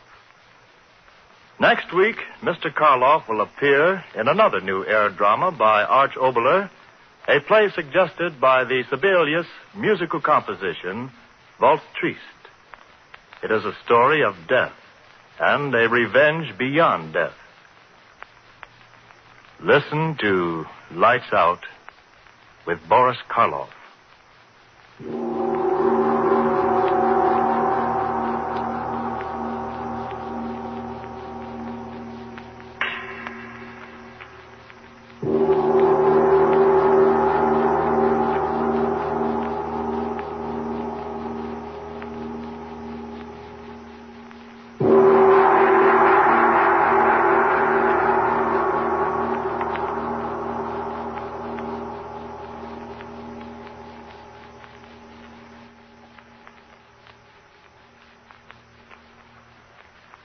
Lights Out, written especially for radio by Arch Oboler, comes to you each Wednesday evening from our Chicago studios.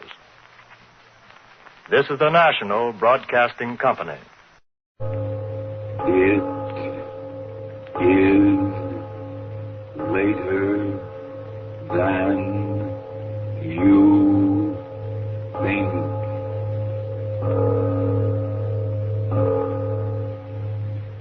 If you frighten easily, we sincerely suggest that you turn off your radio now.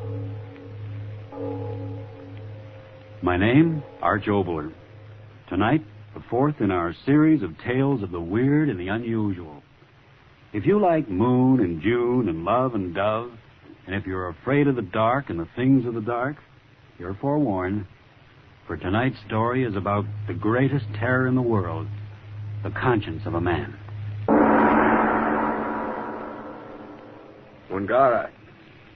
Mungahra, shut that door. You get out. You smell up the place. Big fella rain, boss. Big fella rain. So what? Get out of here.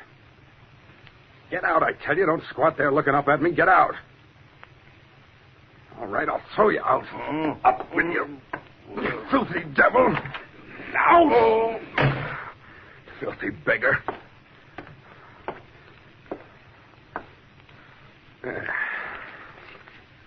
I'll write my last letters. Dear Sheldon. Well, here's my last letter to you. Another 3 weeks in my exiles. Dear Sheldon. Well, here's my last letter to you. Another 3 weeks and my exile's over. I'm coming home. After 3 years in this devil-forsaken bush country, home. Home. I've almost forgotten how to write that word. Well, Sheldon, my friend, tell them to fatten up the fatted calf. I'm coming home rich. S. Alec Riverton won't have to take their infernal snobbery. He struck it rich out here, and he's coming back to buy the town and everybody in it. Liar, liar, liar. You haven't struck it rich. You're still a tramp. You're nothing. Nothing. 3 years in hell, and you're nothing. Yes, they always laughed at you, and they'll keep on laughing. Alec Riverton. Have you heard? He's back in town. Yeah, sure, he's broke. He's always broke. Broke. Who? Mungahra. Didn't I tell you to stay out? Bossman.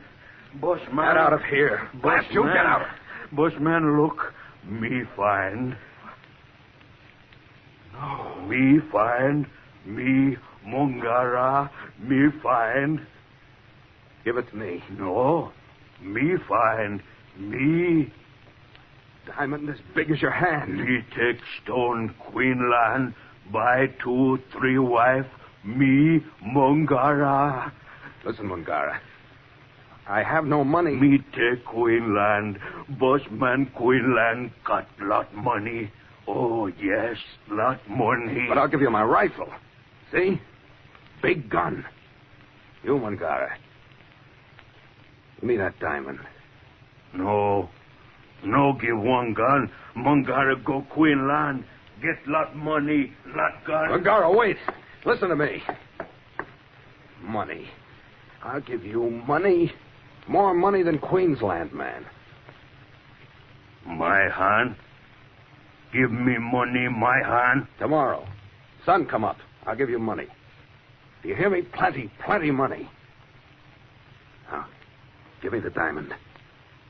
No. Bossman no got money. Me go Queenland. No, wait, you can't go. Bossman no hold me. Mungahra go. Stand still. Listen to me, you filthy savage. No. Listen to me. I've got to have that diamond. It's my chance. You can't take it from me. Go Queenland. I'll give you anything you want. Just give me a chance to buy it from you. No, I'll not let you get away from me. That diamond, give it to me. You're not going to sell it to anybody else. Give it to me. No. Me find it. You no take from me. No. You devil. I can't take it. I haven't got your strength. No, me go. All right. Yeah. Your knife. Knife. I'll kill you. Kill you.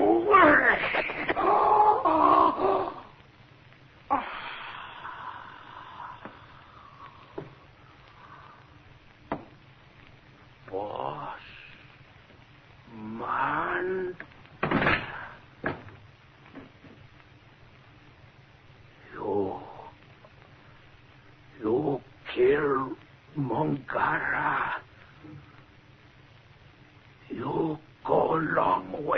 now.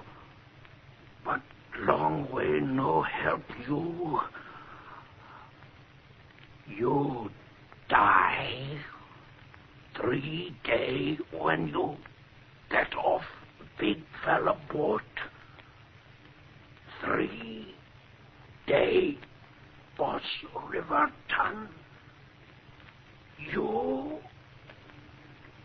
die.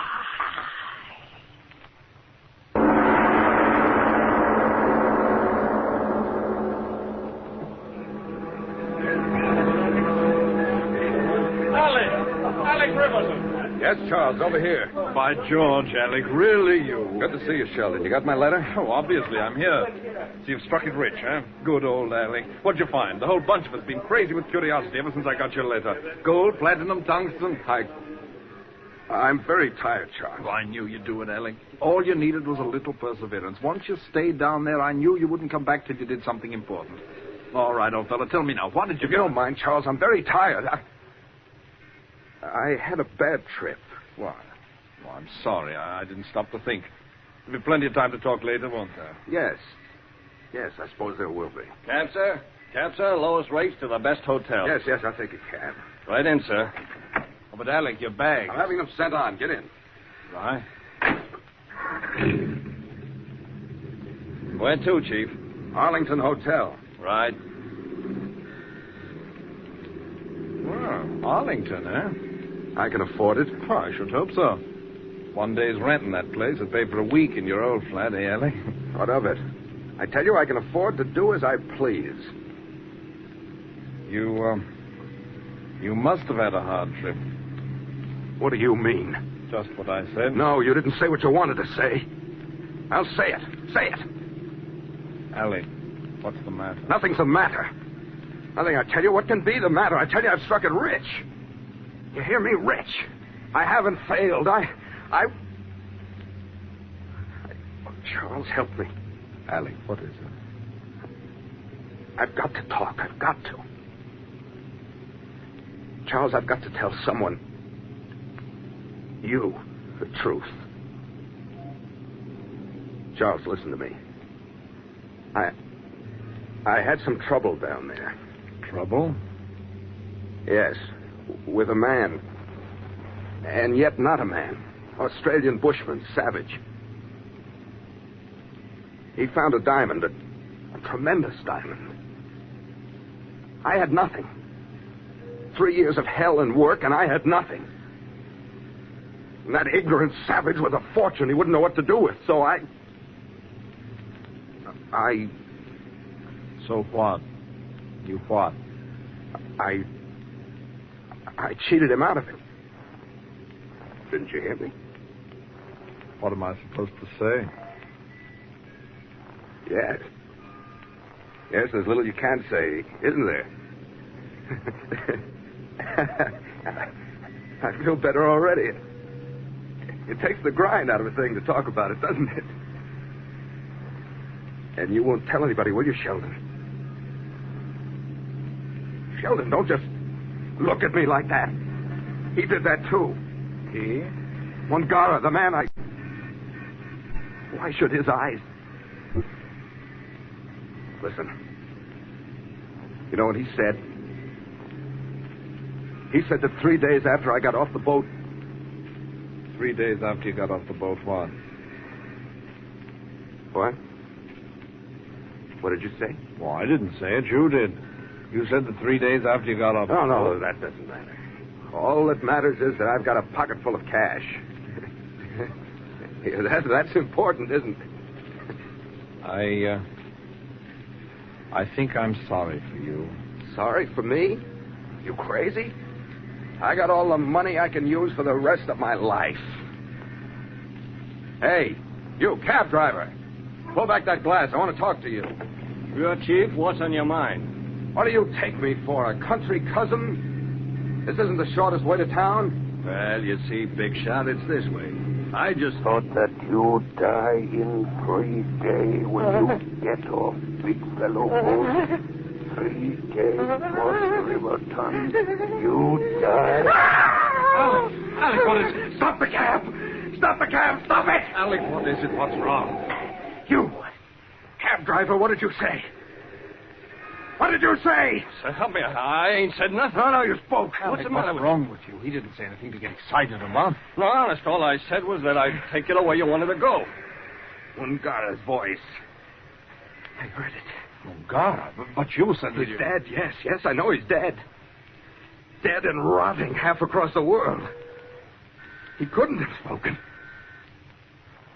And yet, I think I heard him. The dead can't speak.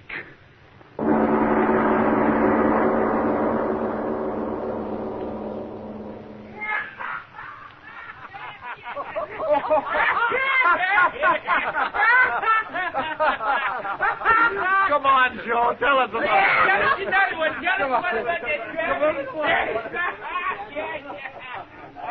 You mind if we go outside for a little while, Miss Bennett? Man. All right. I can't take those jokes either. Well, this is more like it. The air is good. Yes. I haven't had a word alone with you all night, have I? Truthfully, I didn't expect you to talk. Why not? Oh, Charlie Sheldon told me you weren't much of a talker. He's right. Where I've come from, I haven't had many opportunities to talk. Well, come now, not sing, Mr. Riverton. Almost as bad as that. Down under. Where? The bush country, interior Australia. Oh. You know, you're the first woman I've gone out with since I got back.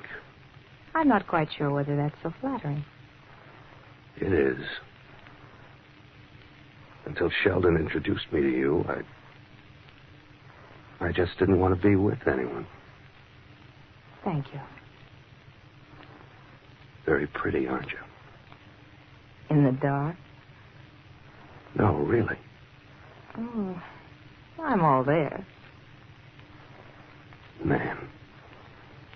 3 years in the bush country. Maybe I'd better go in. No, stay. Please. Just talk to me. Talk? Yes. All right. How long have you been back? 1 day. Is that all? I'd better go in. Oh, no. No, I won't. What were you doing in Australia? Business of some sort? You. Please tell me about you. You're an actress. 2 schools of thought. Right now, I'm what's unhappily known as resting between engagements. Let's get away from here. What do you mean? Go. Someplace away from here. Should I? I want you to. That does it. I can never say no to a good-looking man who knows his own mind. All right, Mr. Riverton. Whatever you say, but don't forget that 3-day, boss man. You die. No. What's the matter? What is it? You. What did you just say? Well, all I said was that if you wanted... 2 3-day, boss man, you die. You devil. What? You think you can fool me, but it's you, Mungahra. I heard you.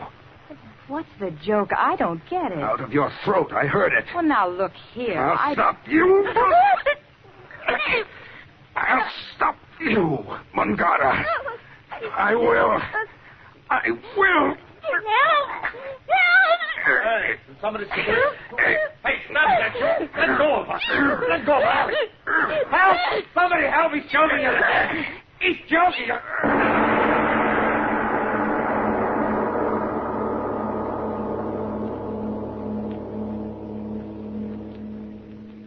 2 days had gone by since Alec Riverton got off the boat, and this is the 3rd day, the fatal day of the Australian bushman's prophecy.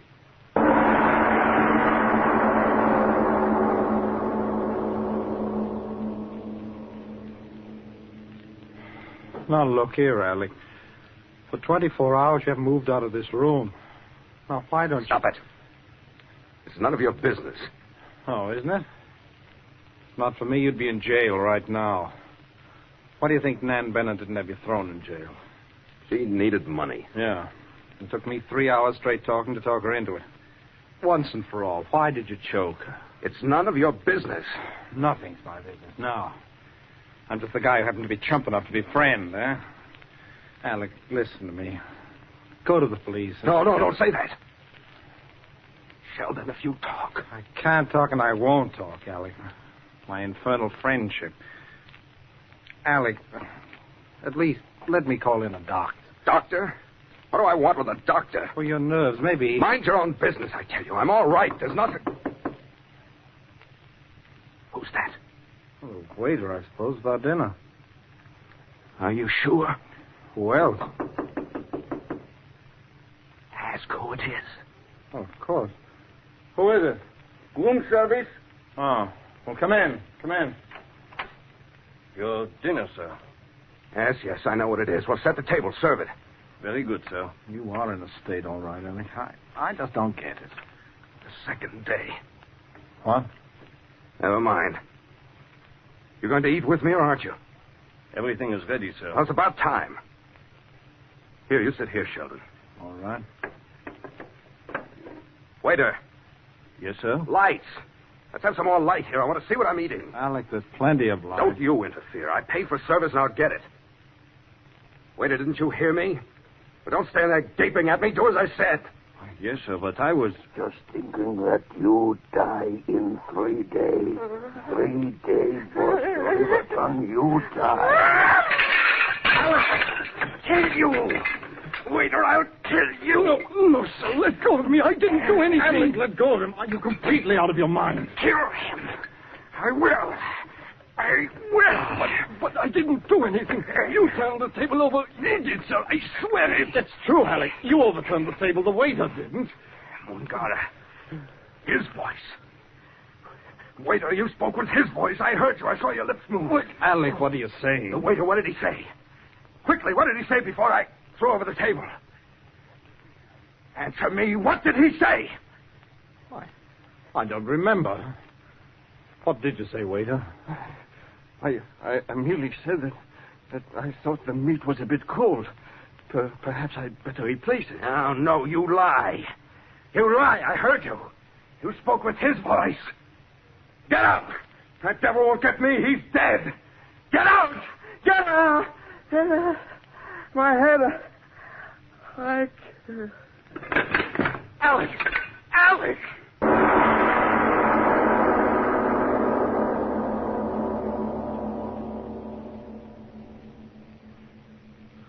But, Doctor, isn't there something you can do? Violent again? All night. He'd doze off, and then he'd wake up screaming about devils. And Doctor, you've got to do something for him. If I only knew what was troubling him. Do you know? Yeah, he's got some crazy fixation about some Australian savage. He told me he cheated him. He keeps repeating the third day, over and over again in his nightmare. The third day? Yeah. And today, when dawn came, he began to cry. He said that today was the third day. Doctor, please, come in and look at him for yourself.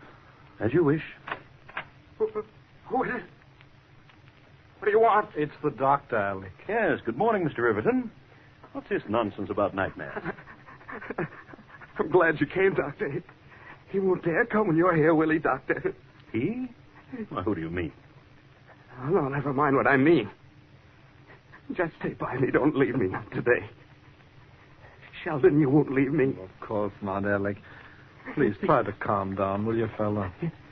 You think I've gone crazy, don't you? Well, I tell you I haven't. I did hear him talk. Twice. Yes, once the first day and once the second day.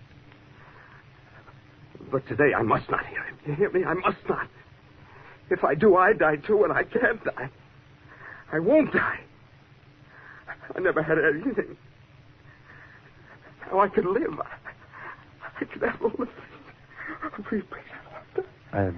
I'd better give him the hypodermic. Yes, please. Anything to quiet him. He's so afraid. I can't help him. Mr. Riverton, please. What? Your arm. What are you going to do? Well, now they want to give you a sedative subcutaneously. It will act quickly that way. Put you to sleep, Alec. Sleep? It'll put me to sleep. Yes. Yes, of course. Then give it to me quickly. He can't hurt me when I sleep, can he? Who cannot hurt you? Stop asking questions, I tell you. Give me the injection quickly. It's the third day. If I fool him today, he can't hurt me ever. I know he can't. Can you give him the injection? Here's my arm. Hurry, Doctor. Yes, hurry. I've got to be asleep. Yes, of course. In a moment you'll be all right. Yes, just another second and... You die, boss Riverton. You die. Alec! Mr. Riverton! Mr. Riverton! No.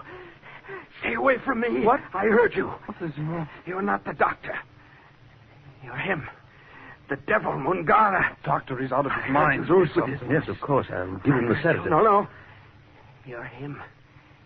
I know it. You're him. You speak with his voice. I heard you. You're him. Alec, the doctor wants to help you. Of course. To help you. No. Don't touch me, Mungahra. Don't touch me, Mungahra. Get away from me, Mungahra.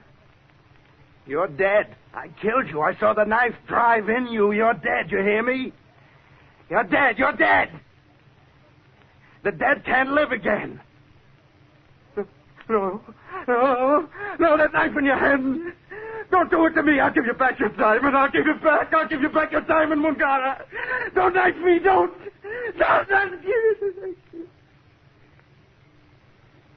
Doctor, he's fainted. Yes, he... No, it can't be. Doctor, what is it? What's wrong? Your friend.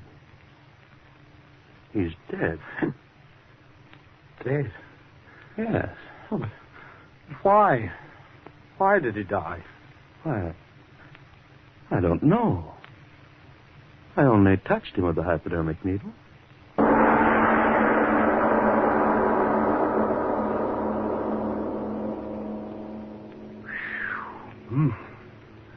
You mean, Mr. Obler, the man died from the power of suggestion? You heard the story. Whether it was suggestion or the force of the unknown, judge for yourself.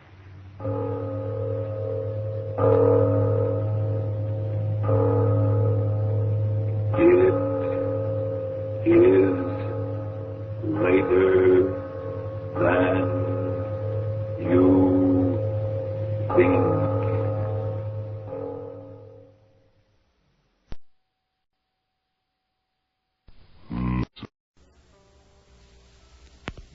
Ionized Yeast presents Lights Out, everybody.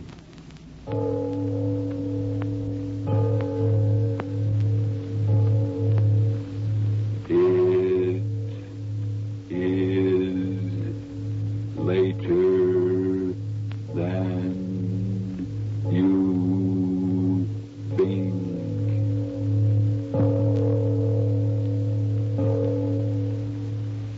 Lights Out brings you stories of the supernatural and the supernormal, dramatizing the fantasies and the terrors of the unknown. We tell you this frankly, so if you wish to avoid the excitement and tension of these imaginative plays, we urge you, calmly but sincerely, to turn off your radio now.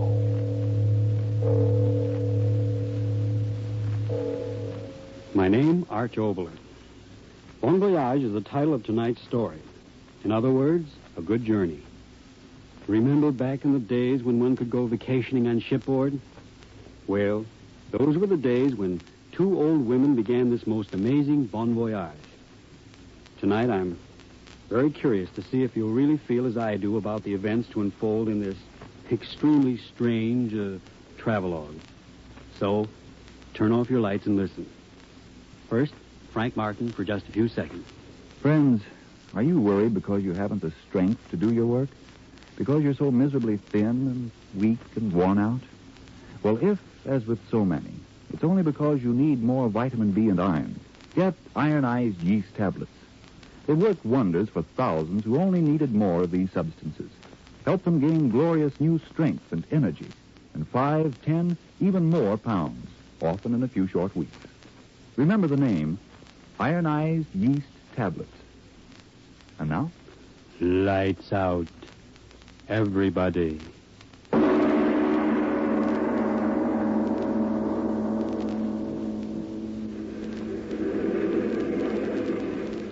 Now, are you sure the trunk is tied on securely, Mr. Cab Driver? Yes, and good and tight. Ask him if he's absolutely sure, Julia. Are you absolutely sure, Mr. Cab Driver? Lady, so help me. If that trunk falls off, I'll give him a cab. Now, just a minute, young man. If that's your attitude, let me warn you, my sister and I can always take another cab. They're thousands. Lady, so help me, I ain't taking any attitude. Believe me, the trunk's tied on tight. You want to get to the dock in time? Time to drive slowly, Julia. All right, Emma, get in. Now, drive slowly, young man. Yes, ma'am. They might at least have come up to say goodbye. Now, Sister Emma, you know mighty well they're jealous of us. Every one of them. It's our cross, and we must bear it. Mrs. McDonald. Mrs. McDonald is just like the rest of them in that house. She takes our rent each week, but she's as jealous as any of them. Young man, drive slowly, or we'll leave your cab. Yes. Never should have stayed there. I told you that 15 years ago, when we first moved in. I remember distinctly saying, Emma, we shouldn't stay in a boarding house where there isn't a solitary soul above the status of a tradesperson. You remember I said that? Ask him if we'll get to the dock in plenty of time. Young man, we won't be late now, will we? I'll get you there, lady, so help me. Well, see that you do. Beneath us. There's no doubt about it, Sister Emma. Everyone's always been jealous of us. No doubt about it. Sea air should be good for our trouble. Don't talk about it. He can't hear us driving. No, I suppose he can't. It's been 20 years. Oh, why should we think about it? The sea air will blow it away. Ask him if we're almost there. Young man, how much further? Practically there, ma'am. We got plenty of time. It's half hour to midnight. Well, see to it that we get there in time, or you'll regret it. Sailing at midnight. I don't like it. Don't talk like that. It was the only time. We're slowing up. Ask him what's the matter. Young man, what's the trouble? No trouble at all, ma'am. We're at the dock. The air'll make me stop dreaming those dreams, don't you think so, Sister Julia? Tell you, don't talk about it. Here you are, ladies. Got you in plenty of time. Ask him if it's the right dock. Sure it is, lady. Dock 11. Hey, should I take your trunk off? No. You'll charge extra for that. And there'll be someone from the steamship company to do that. What's your fare? There it is on the meter, ma'am. $1.25. Here's $1. $1.25, ma'am. You can see for yourself. The meter. I don't care what the meter says. Took much less time than I thought. But, lady... I don't want to hear any more about it. Come, Emma. Yeah. Now, lady, be... Stand to one side, driver. Let us out. Now, lady, if the meter reads $1.25, I gotta collect $1.25. Not another word. And question the trunk, unfasten the trunk there, and go about your business. But, lady, I got... Oh, I give up what to you. Are you sure it's the right dock, Sister Julia? Of course it is. See? Dock 11. Oh. What it says on the tickets. There's your trunk. From Voyage to both of you.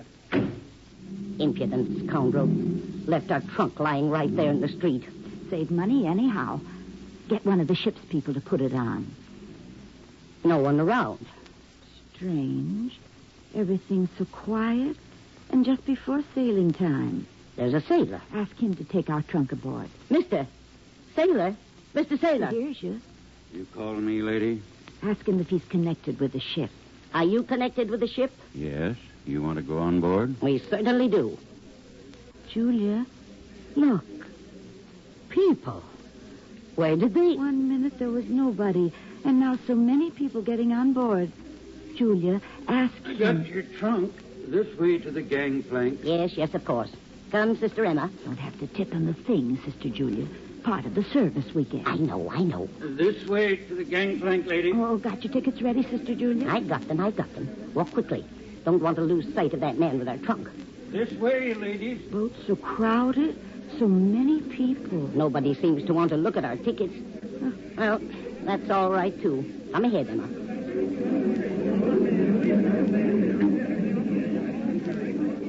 Your cabin, ladies. Ask him if it's the right one, Julia. Now, are you sure it's the right one, sailor? Your trunks inside, ladies, all shipshape. Very well. Come ahead, Emma. All right. Now, you don't have to tip him anything, Julia. It isn't necessary at all.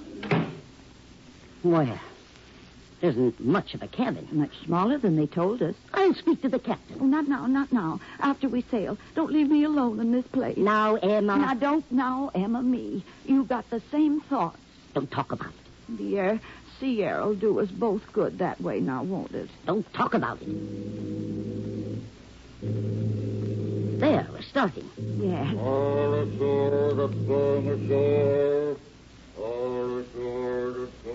I'm going out to see us start. No, wait for me. Here, Emma, by the rail. They've taken down the gangplank already. I see. That means we're free to the land and everything on it, doesn't it, Emma? Don't talk about it. Isn't it enough that for 20 years... We're starting. Ship's moving. How fast the dock and all the people on it are fading away. Yes, they're almost out of sight. Julia. What? Did you notice all those people on the shore? They were waving handkerchiefs, but they were crying.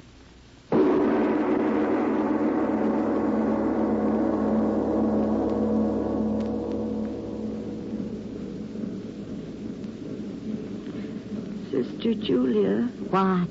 The time. What time is it? I don't know. Reach over and turn on the light. Ship's rolling so badly. There. 20 minutes after 2. The longest night. I haven't been able to sleep a wink. Why does the ship have to go so fast? That's all right, taking us away from the cursed land. Stop saying that. Strange how for 20 years a face can come to one in the night. Stop, I tell you. I'm going up on deck. Oh, no, don't leave me here. I'll go with you. Come ahead, but keep your mouth closed. Are you going to get dressed? No, just a coat. Find my slippers. Might be cold. Then stay here. No, I'll go with you. I got my coat already. Don't leave me. Come ahead. So quiet. Those must be the engines. Shh. Everyone's asleep. It's good to be getting away from the land. Here, up these stairs. Huh? Well, can't you see the sign, promenade deck? Oh, yes, the deck. That'll be nice. And now, don't fall.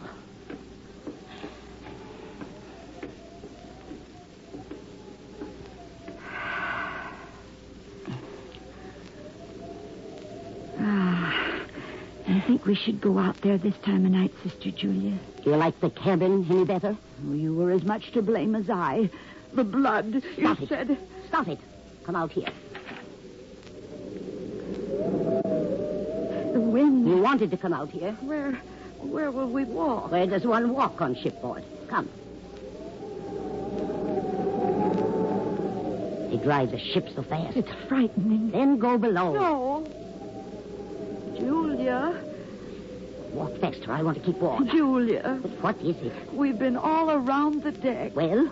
And we haven't seen anyone. It's the middle of the night. But no What do you one. expect at 3 a.m? A brass band? There should be someone. Go down to the room. Julia, did you hear that? Nothing but the wind. No, something else.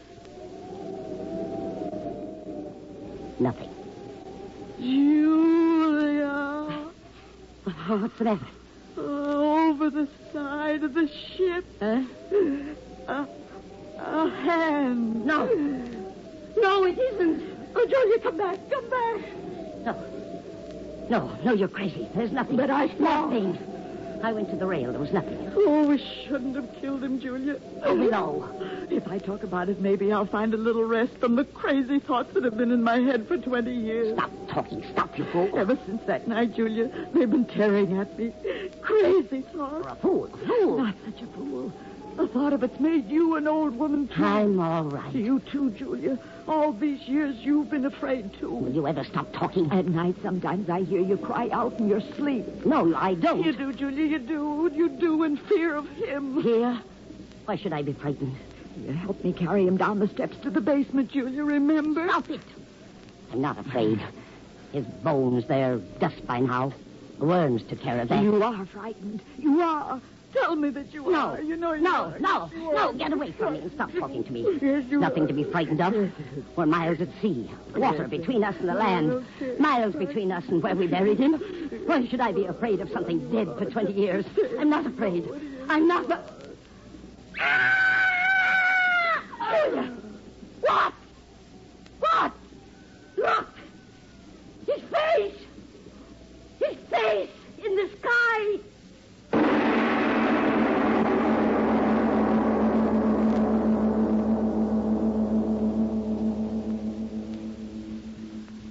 Ladies and gentlemen, just a breath. When people say goodbye only with tears, when faces lift in the sky, when armless hands appear before you, perhaps, as a medical man might say, a few deep breaths of relaxation are indicated before we return to tonight's Lights Out story. Back to tonight's Lights Out story, Bon Voyage. The two old women, frightened, searched through the empty corridors of the swaying ship for their cabin.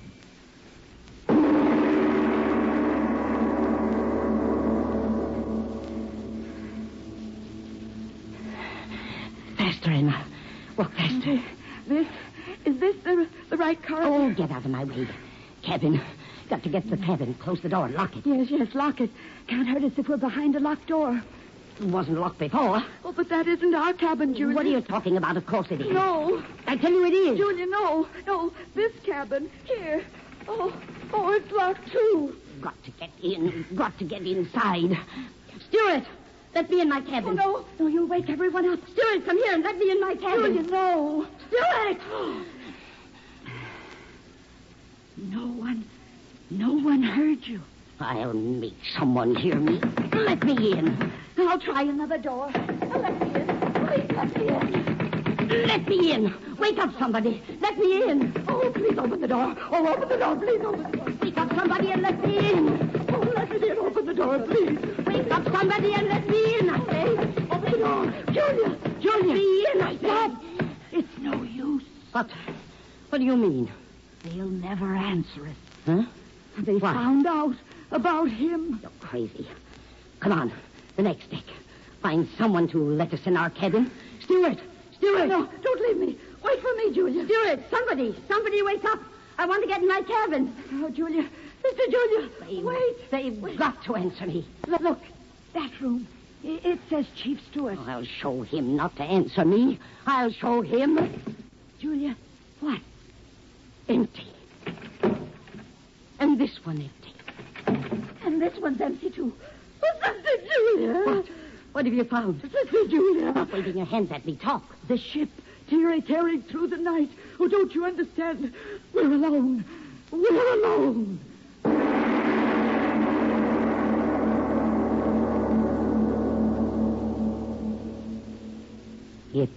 It doesn't seem possible. We've been all over the ship. But what makes it go? Oh, stop, you fool. Stop.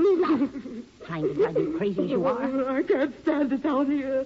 Walls closing in on me. I'm going out. No, stay here. Oh, no, let me go. No. You won't go on deck. You won't go on deck, and you won't leave me. I've got to get out of here. Not up there. Oh, I'm not frightened. I didn't see his face. You did. Stay here or I'll choke the tongue out of you. Oh, my neck.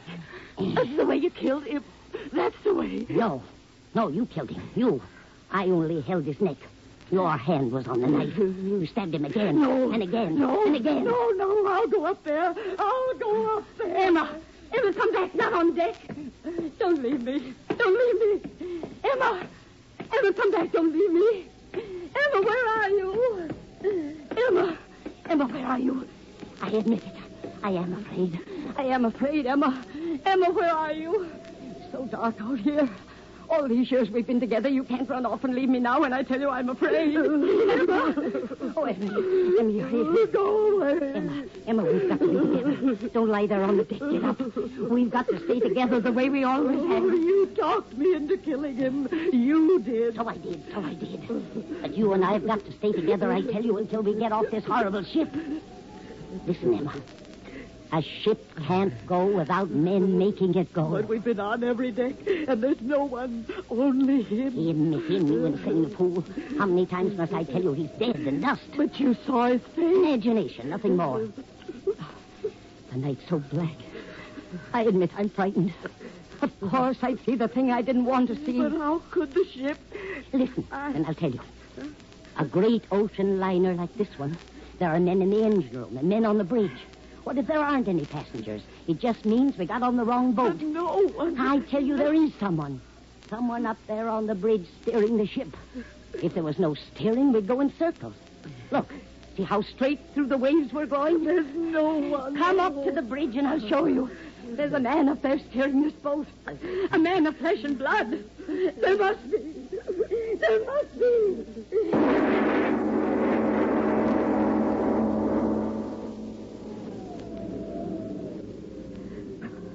I'm afraid to climb. Come here. But how can you know? A man must steer this ship. If there's no one there. No, so dark. I can't see. Yes. This is up where the steering thing should be. No, I'm afraid. And there. The wheelhouse, they call it. Yes, that's it. There's windows around.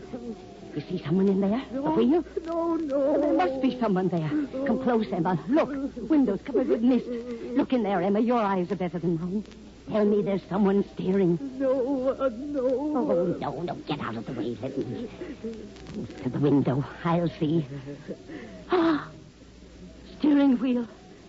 Emma, we are alone. I told you. No, stop the ship. Stop. Where are you taking me? Stop. No use, Emma. No use. Judge us for our sin. The ship won't stop till we confess. I confess.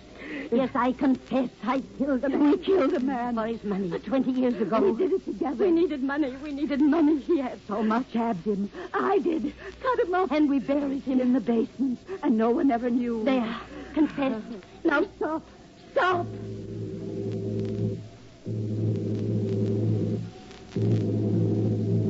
Emma, you heard the whistle. Someone is aboard. Yes. Who?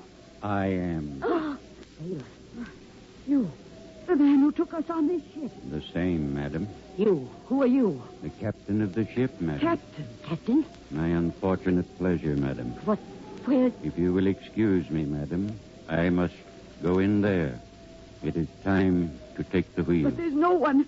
How could the ship... You will excuse me. It is time. You've got to tell us. You will step into the wheelhouse this way. I will set the course. You've got to tell us. Yes.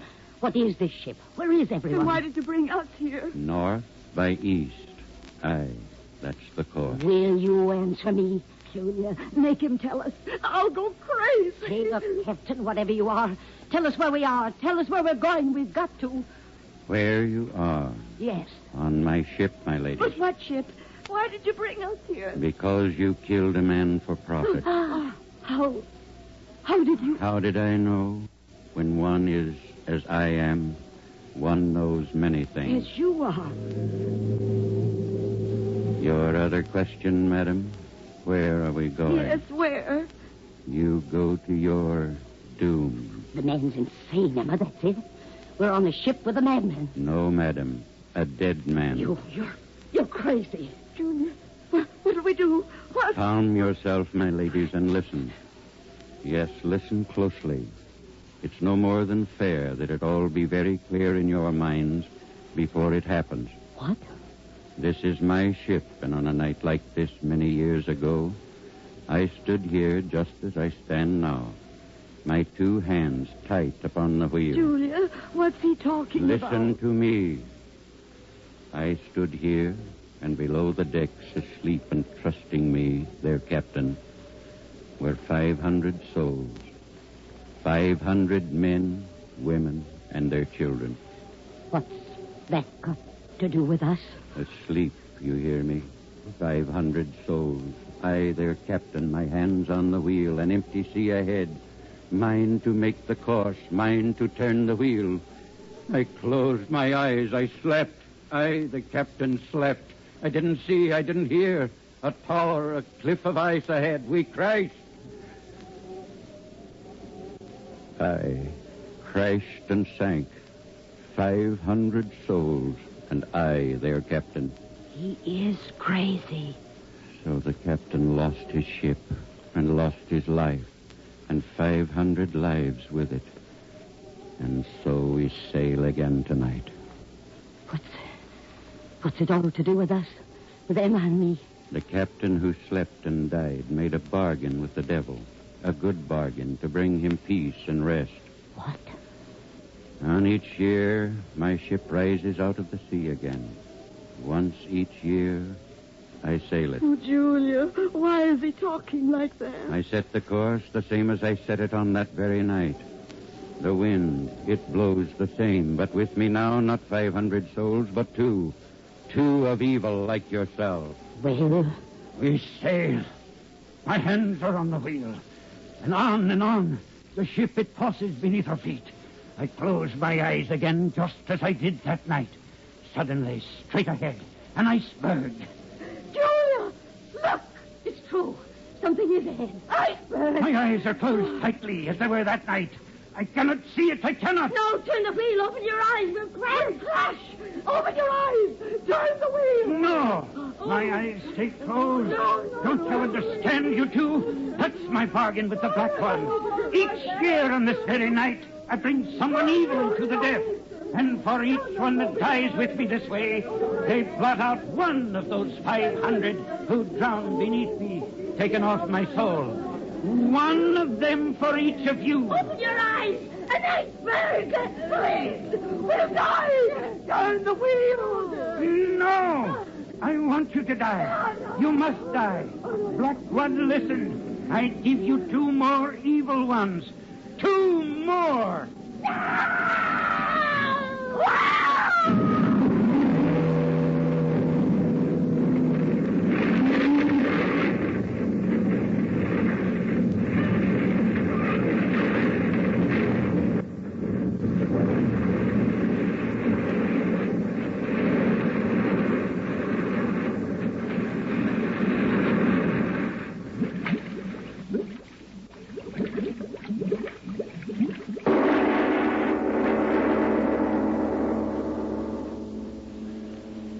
Mr. Obler, whatever gave you the idea of such a story as Bon Voyage? Well, Frank, some of our stories are based on fact. Some are a mixture of scientific fact and fiction. And others are ghost stories founded upon unexplainable but nevertheless apparently real happenings to real people. I think Bon Voyage shows what can happen in the minds of people who have an overpowering sense of guilt. Some say that there is an inevitable law of compensation. Who knows? Well, they're all certainly intriguing entertainment, but what about next week? Well, before I tell you about next week's story, and I hope you'll like it as much as I enjoyed dreaming it up, first, a minute for you. What? Friends, it's a rather difficult transition from the out-of-the-world story we've just listened to the cold realities of right now. And it's even more difficult after all the words you've heard about buying war bonds to say anything that hasn't been said.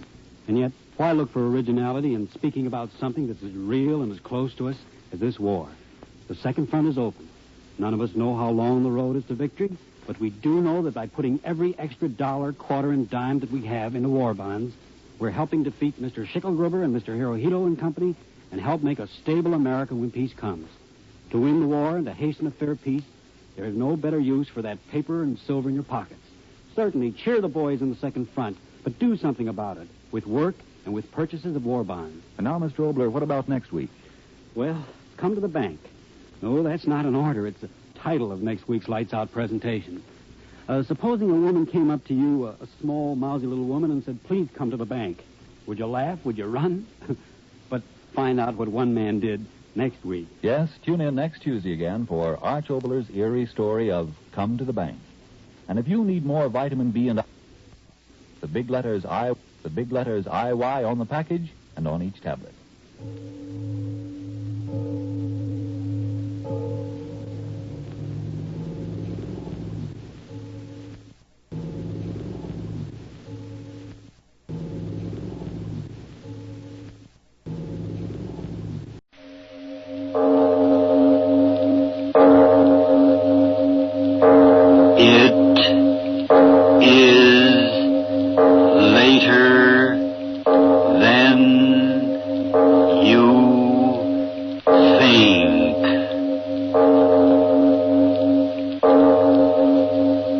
This is Arch Obler bringing you another in our series of stories of the unusual. And once again we caution you, these lights-out stories are definitely not for the timid soul. So we tell you calmly and very sincerely, if you frighten easily, turn off your radio now. And now, come to the bank.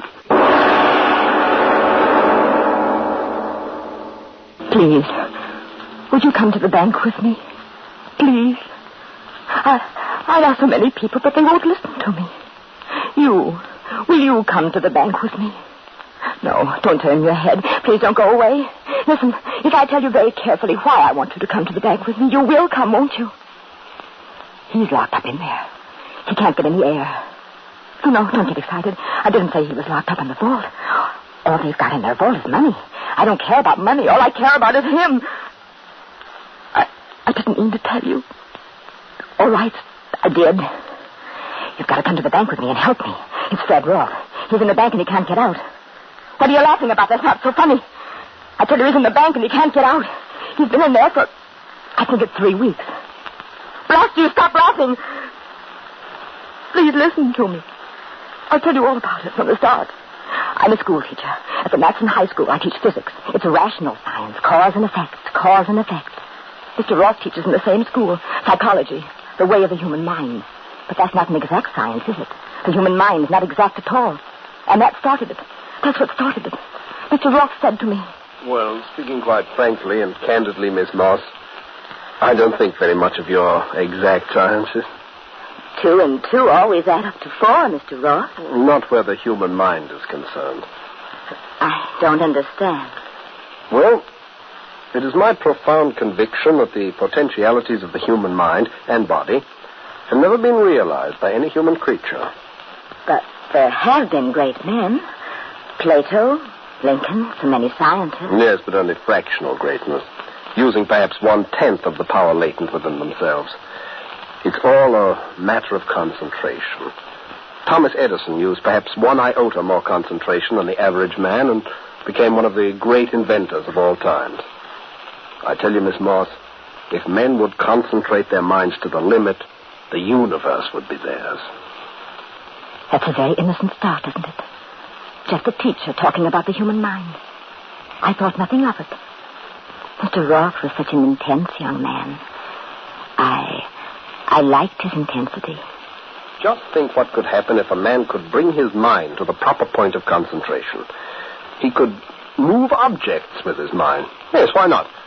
Think that a table should move, and it would move. Mr. Roth. No. Think that he wanted to be a certain place, and it would be there. Men conceived this civilization just by a thought, and here it is. All is power of thought over matter. A man thinks a book before the book exists. He thinks a house, and only then the house can be. All is power of mind over matter. I liked to watch his eyes while he talked. They were so bright and burning. And his mouth, as he talked, the way it twisted. I couldn't help liking Mr. Roth, could I? We had dinner together once. Will you have coffee with your dinner or later? Well, what did you say? The waiter wanted to know if you wanted coffee with your dinner. Oh, no coffee. Oh, we miss you. Very nice of you to have dinner with me, Mr. Roth. Oh, on the contrary, I'm grateful to you. You're a very good listener. Thank you. I've done a great deal of work in the week since I last talked to you. Have you? Please tell me. Well, it isn't exactly work. It's more of a decision. Yes? Yes, I've come to the decision to stop theorizing. Yes, I've decided to put what I believe into practice. I don't know what you mean. No, it's quite simple. The powers of concentration. I've decided to put into practice... The fruit juice is for the lady? Well, yes, for the lady. Concentration, Miss Moss. I've decided to put into practice my theory of concentration. I don't want to anticipate, but I expect wonderful results, Miss Moss. I might even say unbelievable results. Unbelievable results. Oh, must I tell you more? Please, come with me to the bank. All right, I'll tell you the rest. The day after he talked to me in the restaurant, Mr. Roth didn't come to school. I know that because at lunchtime he wasn't in his usual place in the cafeteria. And when I asked, they told me that he suddenly had taken leave of absence and that an extra teacher was taking over his classes. I was very disappointed. A week went by, 2 weeks. I decided to go see him. I took a few days off from my work. I found out his home number. Friday morning, I bought a new dress, very becoming one. Then I went to visit Mr. Roth. I was certain he wouldn't be angry with me. It's perfectly proper that I call on him as a friend. Yes, Mr. Roth is at home. There he has the 2 back rooms. He has not been out of there for a week. Won't even let me go in to clean up. He go right ahead. Head to the staircase and to the right. Mr. Roth, are you in there? It's Miss Moore. Could I speak to you for a moment? Standing there knocking, I suddenly realized that the door was ajar. Was he... But he didn't answer, and yet the landlord had said he was at home. I pushed the door open farther and glanced through the opening. Mr. Roth! Mr. Roth! Dead! Oh, no, I'm alive. Oh, I thought... Oh, Mr. Roth, your face, the way you look. What... No. Water. Glass. Oh, yes. Water. Yes. Oh, you are sick. I'm not sick. Water. Here, drink it. I'll hold it. Doctor. I'll call a doctor. No, wait. But you're ill. Listen to me. Yes. I'm not sick. Well, then what? I told you. Well, I don't know. I've been sitting here for a week. Sitting? For a week? Concentration. Practicing concentration. Concentration. The experiment was most successful. Yeah, most successful.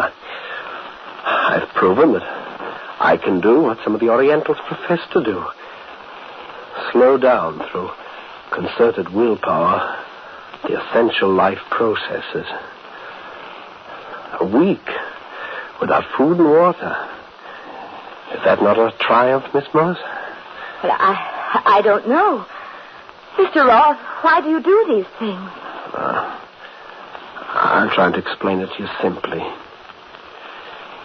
The human thoughts are like the rays of the sun, spreading in all directions. By the use of a lens, the rays of the sun can be focused on one point. And instead of warmth, there is a focal point of intense light that can burn its way through all obstacles. And so it is with human thoughts. If, through concentration, a man could focus them on one point, he would be a god among men. I tell you, Miss Moss, that I am confident that I, through training, can become that one man in a million. Even as muscles can be trained, so I am training my mind. And the day when my training is complete, I will be able to do anything I desire.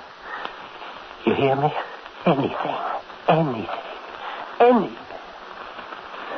When he said that, thin and weak and tired as he was, his eyes looked at me. I was afraid. For him. I made up my mind right then. The first thing was to get him out of that room. He ate, rested, and then went out with me. I don't see why I let you talk me into this, Miss Moss. I have so much work to do. The walk will do you good. But where are we going? Well, first I want you to come to the bank with me. Beg your pardon? Well, you see, I've been thinking of taking a little vacation, and I need some money. Going to withdraw some. Oh, I see. I too want to get off someplace where I can concentrate. Well, yes, most important. Yes. Have you thought about going out to the country? These buildings, Miss Moss. Look at them. Steel and concrete. So firm and so solid. So enduring. You know something, Miss Moss? Walking so fast, Once upon a time, they were only an idea in man's mind. Perhaps even now they have no solidity, but are just ideas hanging in air. through which a man with single-mindedness of purpose could walk as easily as if he were walking through air. Do you understand me, Miss Moss? Well, I'm not sure. The country would be a wonderful place to work. Now, wouldn't it, Mr. Ross? We went into the bank. He kept talking about the powers of concentration. I hardly listened to him. All I could think about was that somehow I had to get him into a new environment. The foyer of the building where the bank was, we went in. People, elevators. Suddenly, Mr. Ross stopped. He stared at the wall. I said, Mr. Ross, what are you looking at? This is the time. Time for what? I told you. When my subconscious reached the proper point of incubation, I would know that my powers had reached the point where I could do anything. Mr. Ross, anything, please, I tell let's you. go. Well, this is the time. Now, I must make use of that power now. No, please, what are you going to do? That marble wall, straight ahead. I say I can walk through it. No, please, stop joking. I will walk through. No, Mr. Ross, come back. Don't. Ah! Mr. Ross! What?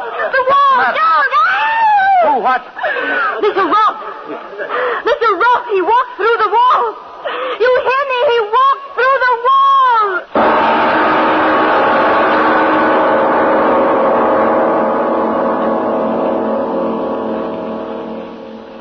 They're smug and self-certain, don't you? It couldn't have happened. But listen, you pinhead mind, I tell you it did. I saw it with my own eyes. Mr. Roth walked right toward that marble wall, and he went into it, and then he was gone. Do you hear me? Gone. But I mustn't call you names and make you angry, must I? Because you must come to the bank with me. Yes, I'll tell you more of just what happened on that day. I never heard of such a... Now, look, lady, take it easy. Get out of my way. The wall. He walked through that wall. I tell you, he walked through that wall. Say, please. He said he'd do it, and he did do it. He walked through that wall. I tell you, he walked through that wall. Disturbance. Let go of me. Don't hold me. Don't. I gotta get to him. Mr. Ross. I gotta get to Mr. Ross. Well, this lady, all at once she screamed, and now she... Something let go of me. Mr. Ross, he contemplated his mind. He said he'd walk through that wall, and he did. What? Yes, he did. Mr. Searle. Something let go of me. That wall. Mr. Ross went through that wall. I've got to go. Are you out of your mind? I've got to get to him. Mr. Ross, I've got to Stop making that noise. Stop it. That wall is solid. Solid concrete faced with marble. You'd better go home and stop disturbing the peace. Show her to the door, lady. So they put me out. I stood in the street. I didn't know what to do. And then I knew. I would wait there until Mr. Ross came back. And he would come back. He'd gone through the wall, and he must have come out on the other side. And now he would walk around the building and come back and meet me there. So I waited. Good night, George. See you in the morning. I waited a long time. Are you waiting for something, lady? The bank's closed, you know. I've seen you standing here ever since I got on my beat, so I thought I'd talk to you. A long time. It began to rain. I stood there in the rain. Mr. Ross. And then a terrible thought. What is he? I went to the door of the bank building. It was locked. Let me in. Please, let me in. Listen to me. Let me in, Mr. Ross. I've got to get to Mr. Ross. Hey, lady, what? Don't you know the bank's been closed for hours? I've got to get in. I've got to get in. Take it easy, you. Hey, aren't you the one that's been standing out here? Let go of me. Mr. Ross is in there. Now, lady. I will get in. Hey, the door. Let go of me. Mr. Ross, I've got to get in, Mr. Ross. Acting like I will get in. I'll get this door. I will get in. Kicking the door in. Now, you come along with me. Let go of me. Did you get in to see Mr. Ross that night? No. Order in the court. Order in the court. Prisoner will be held for further examination. Next case. I tried to tell them, Mr. Ross, but no one would listen to me. All night. And the next terrible day, no one would listen. Now tell me, do you have dreams, Miss Moss? Asking me questions over and over. Do you think that people dislike you? Over and over. Have you often seen Mr. Ross or other people disappear? Over and over. When did you first begin to have these hallucinations? But when I tried to tell them about Mr. Ross, they started to say terrible things to me. The fact of the matter is, Mr. Roth has disappeared. It is the opinion of the police that he decamped with this woman's money. Yes, took her money, and ran off. Yes, took her money and ran off. I didn't care what they said. I had to get to the bank. You know why? Mr. Roth had started for the wall, and I had seen him go through it, and he hadn't come around to meet me. So there was only one answer. He was still in the wall. And while Mr. Roth was in the wall, they were keeping me in this hospital. I had to get out. How are you resting now, Miss Moss? Miss Moss, where? Window. Nurse, the woman in this room. She's gone. Out of the window. Nurse, Miss Moss is gone. Got away. In the street. Still raining. I ran along the dark streets until I was at the bank. Closed. There was a dark doorway, another building. I hid in the dark and waited all through the night until morning, until they opened the doors of the bank.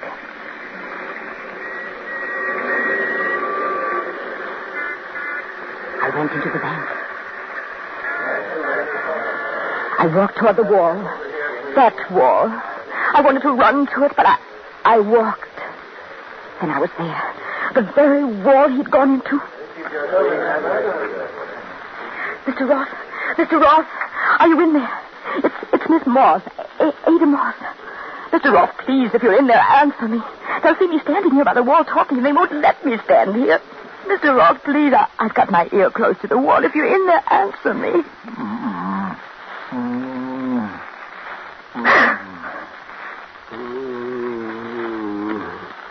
I can hear you. You are on the wall. I was right. You did walk into the wall and stay there.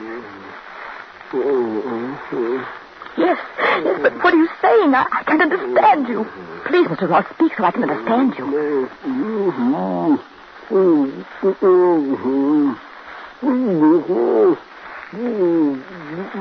Yes, I understand. I will get you out of there. Help! Help! There's a man in the wall. Help me get him out. Mr. Roth, you here? I'll get you help. Hurry, people! Bring axes and picks. There's a man in the wall. Mr. Roth's in the wall. They put me back in the hospital. They didn't believe me. They didn't help Mr. Roth. I was very sick. I don't know how many days I was in the hospital. Then I was all right. They let me out. And this is your last warning, Miss Moss. You are to stay away from the bank. You are to behave yourself as a good, intelligent citizen you normally are. Your last warning, Miss Moss. And all the time, Mr. Roth was in that wall, waiting for me to help him. And there was a little time left.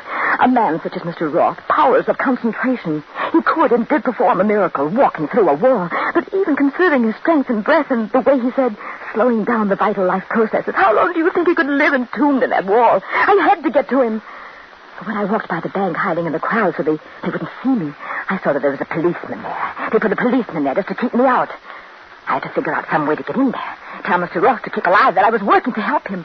I had to figure out a way. There's a store across the street. A store selling paints. That was the answer. Something for cleaning? Of course, madam. How much do you think you'll need? Oh, I suggest a pint. We have it here in bulk. Open it? Sure. Hey, see, it's standard cleaning fluid. Lady, no, that match. Look out, don't, it's inflammable. Don't. Help, fire. Grab that woman. She said fire to the store, fire. In a few moments, everyone was so busy that I was quite free to go into the bank. In a few seconds, my ear was against the wall. Mr. Roth, I'm back. They tried to keep me away from me, but I'm back. Mr. Roth, can you hear me? Alive. Yes, still alive. Oh, Mr. Roth, what should I do? What? Yes, I will. They won't stop me this time. Get something and turn on the wall. Fire axe, off the wall. Mr. Roth, look. If you could see, I got a fire axe. Could they help you? Will you get out? We'll get you out. Yes, I will get you out. The mob is cracking, Mr. Roth. I will get to you. Get to you. No one will stop me now. I don't want to help you, but I'm helping you. Give me that axe. Oh, no, you won't stop me. I'll get to help Mr. Roth. Give me that axe. I'll give it to you. Lady, I told you not to stop me. Kill the policeman. No, I'll tell you. Help. I'll tell you what. Gotta get free. Hey, Mr. Ross. Give that to me. Hit him. You hear me? Stand back. Stand back or stop me. I gotta free Mr. Ross. Stand back. Stand back.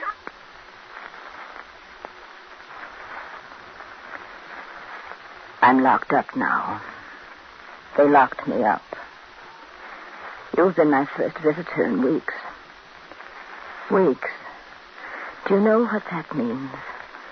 All these days he's been in that war, holding himself alive with all his will. But sooner or later, if he thinks I'm not going to help him, he'll give up hope. And he'll lose his will to live. And suddenly he'll die. Do you hear me? He'll die. Please make them let me go and come and help me save Mr. Ross. If you don't help me, it will always be on your conscience, won't it? At night when you're alone and you can't sleep, you'll open your eyes and you'll see Mr. Ross entombed in that wall. But it won't be Mr. Ross anymore. Just the bones of a man.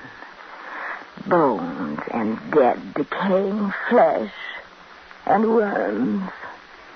And the skull will talk to you and ask you, why didn't you help me? So I ask you again, please, won't you come to the bank?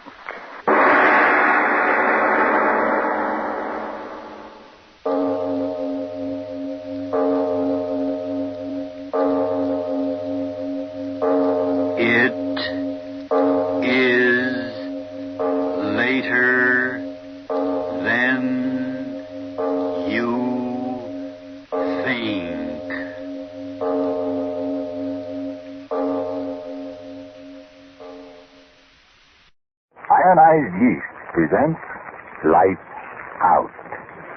Everybody.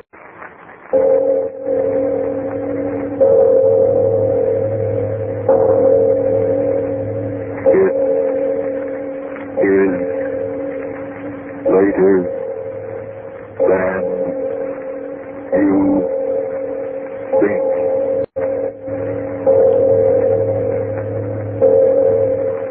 Lights Out brings you stories of the supernatural and the supernormal, dramatizing the fantasies and the mysteries of the unknown.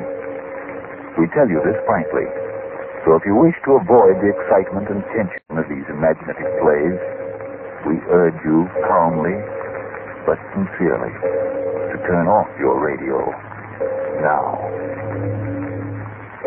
My name, Arch Obler. Tonight, another in our series of tales of the weird and the unusual.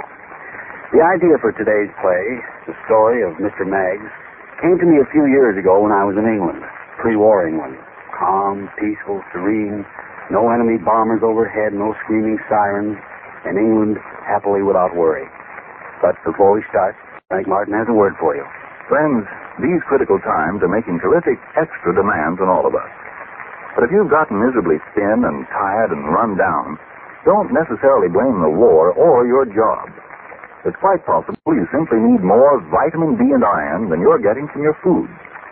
Well, if you do need more of these vital substances, get them a quick, easy way. Take ionized yeast tablets. They help two ways in cases of such deficiency. Help two ways to build you up. Help two ways to increase weight and strength. Help two ways to step up pep and energy. Remember that name, ionized yeast tablets. And now, lights out. Everybody.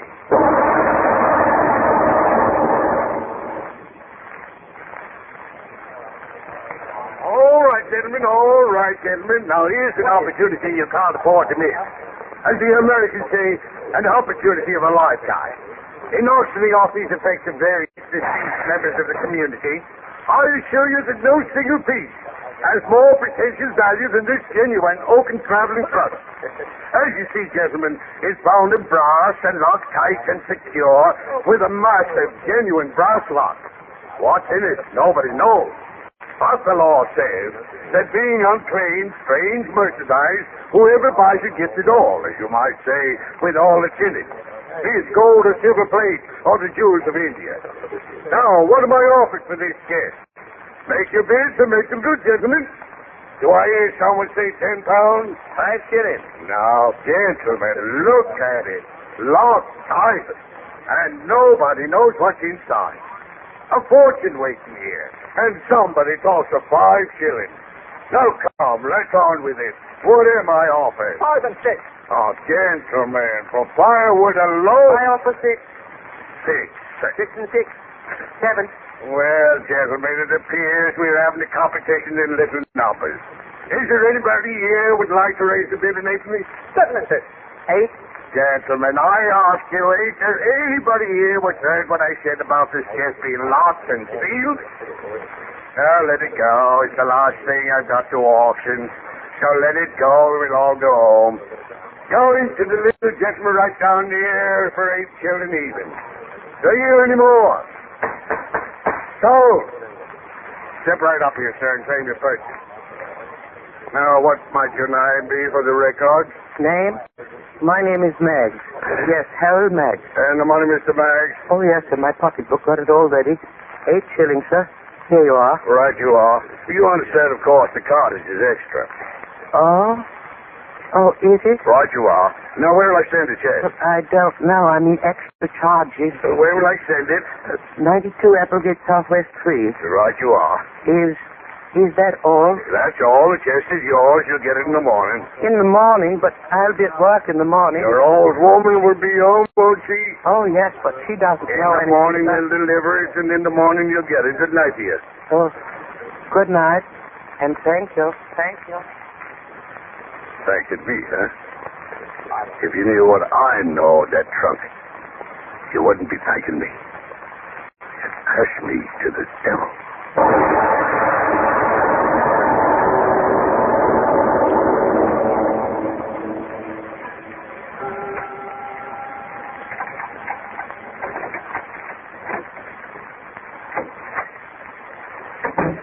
That's you, Harold? Yes, Agatha? Well, I must say it's a fine time for a man to be getting home. Mr. Bainbridge asked me to stay and check the inventory. Never mind what Mr. Bainbridge said. Did you get anything extra for doing what Mr. Bainbridge said? Well, I... Never mind what he said. I tell you what you get from me. A cold supper, that's what. Oh, it's all right. Oh, is it? Now, just a minute, Mr. Harold Maggs. There's something else I want to talk to you about. Yes, Agatha? How much money have you been making on the races? Races? Me? You. Oh, no, you know I never play the horses. And how much money did that rich uncle of yours in Australia leave you? Australia? Me? Why, Agatha, what are you talking about? I haven't got any uncles in Australia. Oh, then maybe it's a gold mine you discovered. Or maybe a well that gives 100 gallons of petrol a minute. Agatha, are you all right? Yes. Oh. Why did you buy it? Well, I didn't give it to you today. It was only 8 shillings and I... Only 8 shillings? You mean to stand there and tell me you spent 8 whole God-given shillings for that thing? Yes. Harold Meggs, I ought... Agatha, what's that? Never you mind what that is. Up in the garret. Yes, up in the garret. Where that gray prize of yours is. Up in the garret where you should be until your head's examined. But, Agatha, what... It's Freddie, breaking the thing open to see what's inside. Breaking it open? Yes, and I told him to do it. Freddie, have you opened it yet? Not yet, Mom. Oh, Agatha, please, I don't want him to... Oh, keep quiet. I know you haven't got a key to it. But Raymond told me all about this prize package that did. Oh, but... Plunked it right down in the middle of the kitchen floor. And poor Freddie and I had to carry it all the way upstairs. Oh, we'll find out what's in it soon enough. Oh, no, please, he shouldn't break the lock. It's a good one. Maybe I could pick it. I'll go up. No, Harold, come back here. Let Freddie do what I told him to. Harold, come back here this minute. Harold, you regret this, making me climb these stairs. Harold, do you hear me? Mom, nothing. Now, Harold, what's come over you? He won't smash my chest, he won't. Well, Mom said I could. She did. She said I could. You strike that boy. Oh, I didn't. Well, you thought about it. He may not be your flesh and blood, Harold Meggs, but he's mine. He's a big lout, 30 years old. Mom, he called me again. Quite enough. Harold Meggs, give me that hammer. Yes, Agatha. I'll fix your precious chest. Your precious lock. Show him. Oh, a good one, Mom. You smashed it. Oh, it was a good padlock. You keep quiet. By a cat in the poke, will you teach him? Well, now we'll see your grand bargain. Help me lift the lid, Freddie. Sure thing, Mom. I'll see what you wait for, my good money. Mom. Why, it's empty. Empty. Hello, Ned, you wretch, you. Taking the bread out of the mouths of your good wife and your son to buy empty trunks. Wait, Agatha. Wait for what? For what? It's not empty. What are you talking about? See? The whole inside crusted with dried blood.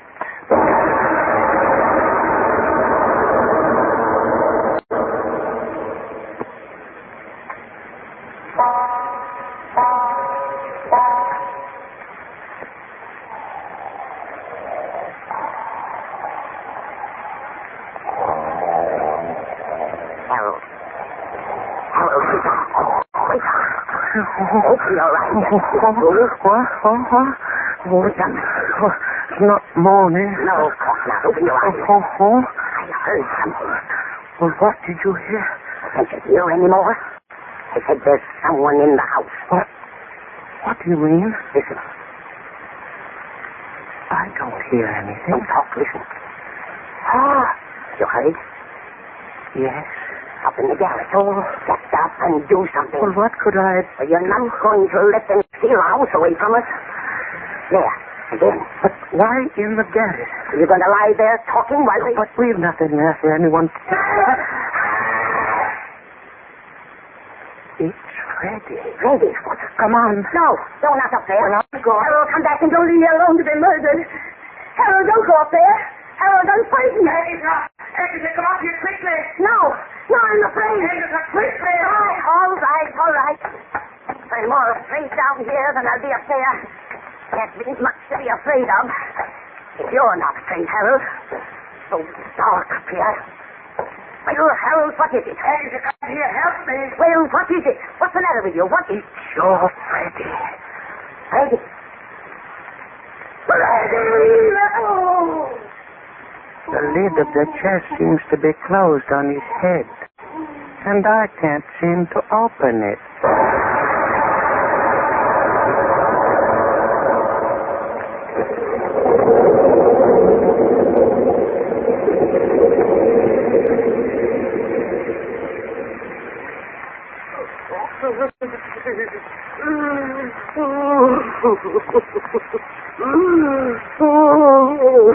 Agatha, it's no use going on like that. There's nothing we can do for you.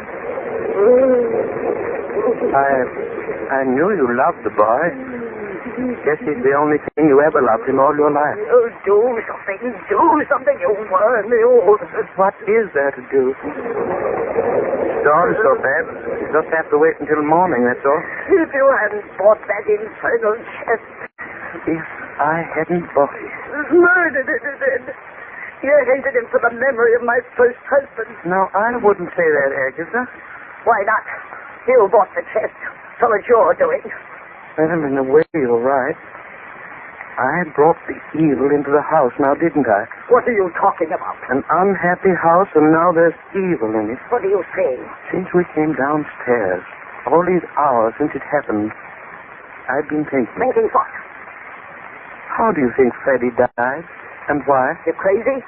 Asking me if I know how he died? I saw it, didn't I? But I asked you, why did he die? Why? Because the infernal lid of it fell on his head, that's why. Oh, my Freddie. The evil did it. Evil.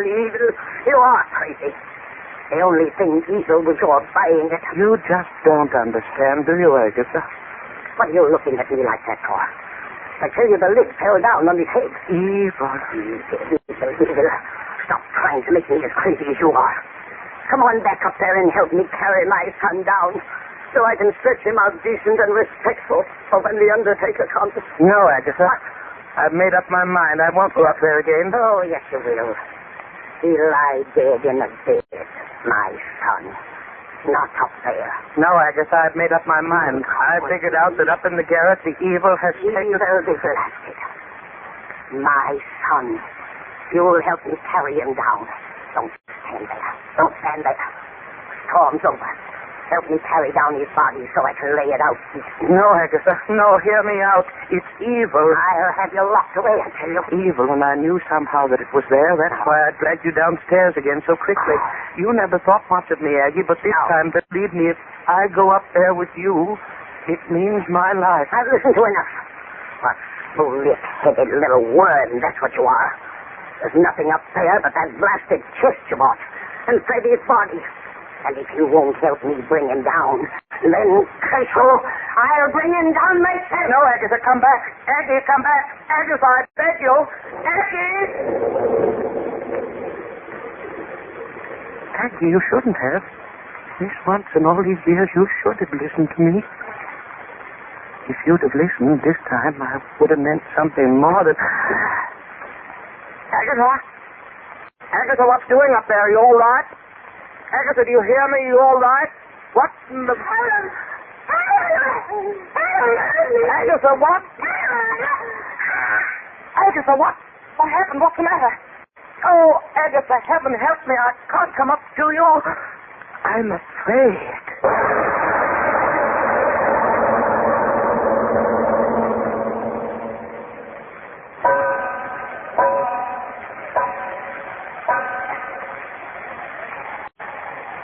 Agatha, that's another hour. It's hard waiting, Agatha. I've got to keep so quiet. I've got to listen. Perhaps you'll say something.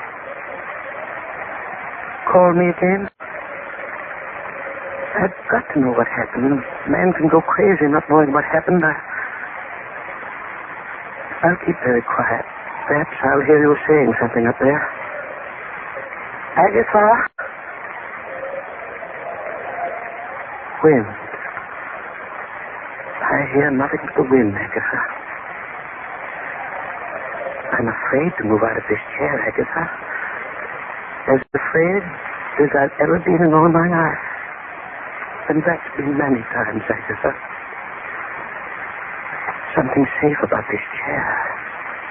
It's my chair. I've sat in it so many times it knows me. And while I'm in it, nothing can happen to me. Now, can it? But if I were to get up, leave it, walk toward the door, no, I won't do that. I'll sit here and wait in the chair. And when it's daylight again... Agatha, is that you? I heard you again. Agatha? Agatha? Agatha, why don't you answer me? I hear you moving around. Why don't you answer me? Agatha!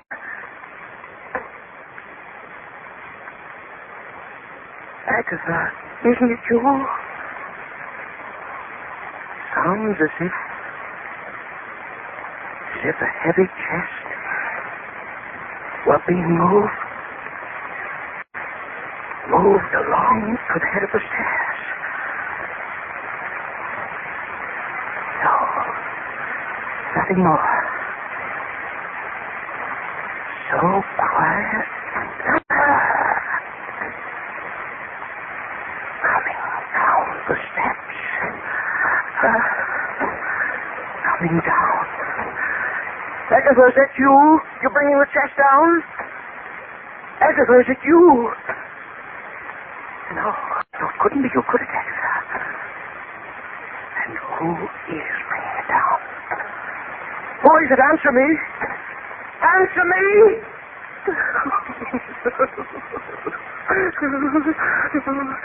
Let's get out of here. Run. I can't. I'm too afraid. Who is it? Agatha, it is you, isn't it? It must be you. It must be. Not many more steps, then I'll see.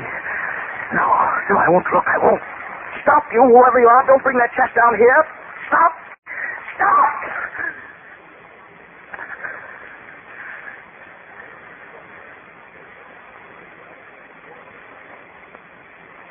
Stop.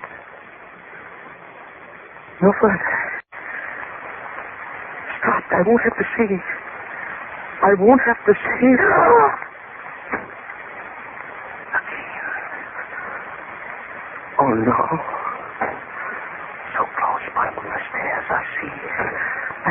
I'll see. What? Oh, if I could close my eyes. Only one more step. I know it. I know it.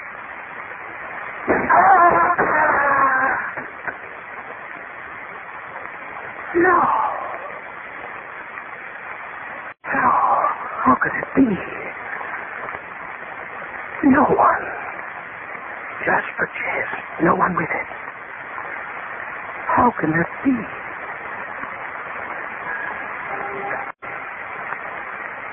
No one. How could a trunk come down the stairs, one at a time, alone?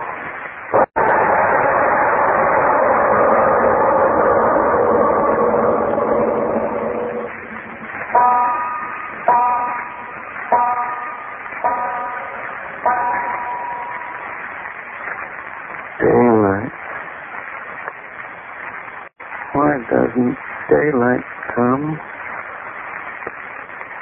There's something buzzing in my head.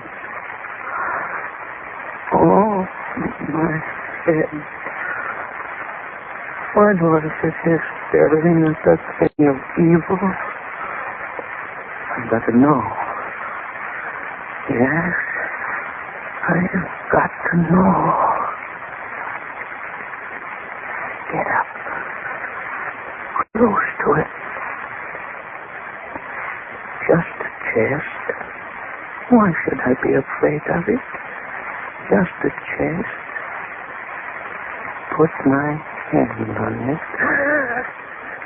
Move it under my hand. Thing of evil, I'll get you. You won't get me, I'll get you. My axe. Where's my axe? Pocket. What in here? Yes. Got to find my axe. Won't get me, you blasted chest, you. Got it. You hear me, you evil? Axe in my hand, I'm coming for you. You came after me, but I'll get you. I see you there at the foot of the steps, you chest, you. Lying there so quiet, aren't you? Think I'll open you and then you'll get me, too? Well, you won't. You won't. I'm coming for you. See? I'm creeping close to you. Slowly, slowly. The way you crept down the stairs for me. How do you like it, you evil, waiting for your doom? I'll get close to you. I'll swing my axe, and then your evil will be over, won't it? You'll be wood and twisted bands of brass, and then I won't have to be afraid anymore, now will I? No, I'm close enough. You're doomed, Tess. I'm your doom. Here. I did it. I did it, you evil chest. You cracked you wide open. I'll pull the rest of you wide apart, and then... Agatha! You were in it! My axe is in your skull!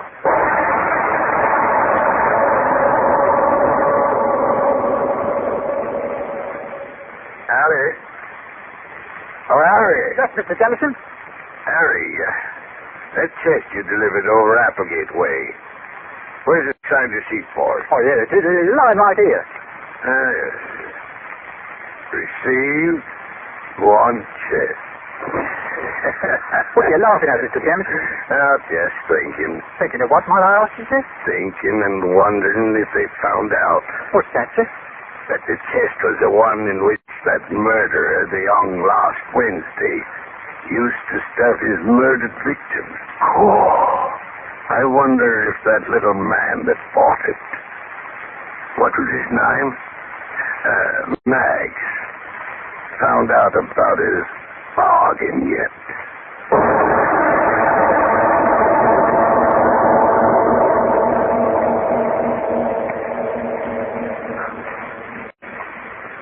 Phew. Now, just a second, Mr. Oblert. You mean to say that this old chest killed those people? I didn't say. The supernatural, the supernormal, and coincidence. Who can separate the three? I'd like to tell you something that actually happened to me, though, a few years ago. A number of years ago, back in Chicago, late at night, I sat down on my typewriter to try to write a short story. I sat and sat and sat there, but no ideas came along. Then, just as the clock struck 12, and I remember the time very, very well, the idea came along. Quickly, I began to type the story of a criminal in the hotel room hiding from the police. He can't remember exactly what to do. Finally, in his panic, he climbs out the window and hangs from a narrow ledge high above the city street. Finally, just as the police come in, he falls. Well, I got that very far with the plot, and then suddenly, rather tired, I went to bed. The next morning, the headline of the paper told of a criminal who had hidden in the hotel room, and then when the police broke in, the panic, when the hour was just at midnight, had tried to escape by hanging from the narrow ledge outside the room. In other words, as I was writing that story, at that very moment, mind you, it was actually happening. Coincidence? Supernormal? Who knows? But now, what happens next week, Mr. Obler? Next week? Scoop. Quite a strange title, I'll admit, and a very strange story. It's about a man who worked all his life only to have what he had worked for taken away. But that, as usual, is next week. Yes. Lights Out will come to you again next Tuesday at the same time. Be sure to listen to Arch Obler's weird story, A Scoop. Oh, by the way, in answer to those inquiring about scripts, a new book of plays by Arch Obler, Plays for Americans, has just been published by Farrar and Reinhardt. These plays may be used without royalties by any person or group in connection with our country's war work.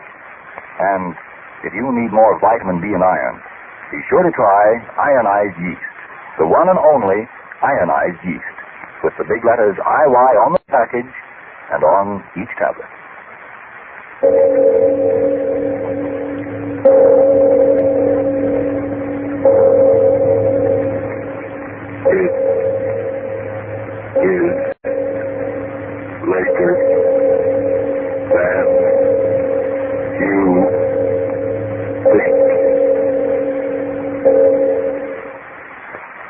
Next year, the best-dressed man in town may be the one with the oldest suit, because today it's practical, even stylish, to get extra wear from your clothes. And Energine cleaning fluid can help you do that, folks, for Energine is a spot remover. It gets rid of those little grease spots that moths love to feed on, grease spots that settle on clothes and make them look worn, run down, and old before their time. Yes, Energine removes those spots easily, quickly, at practically no cost. Get more satisfactory wear from your clothes by caring for them this easy, economical Energine way with Energine cleaning fluid. This is the Columbia Broadcasting System.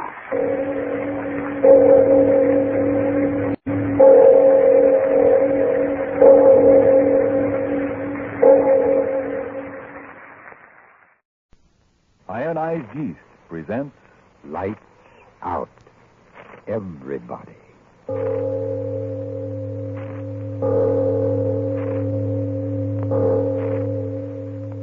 It is later than you think.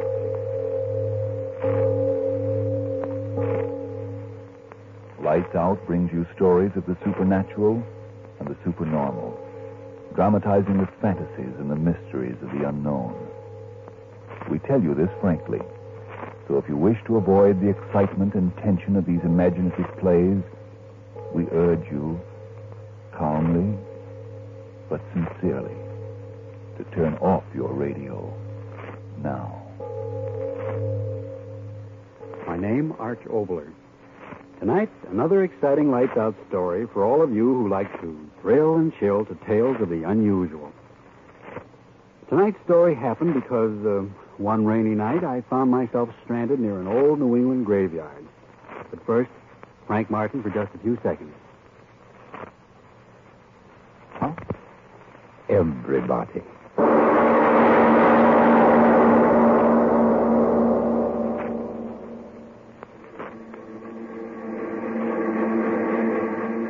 Daily Express.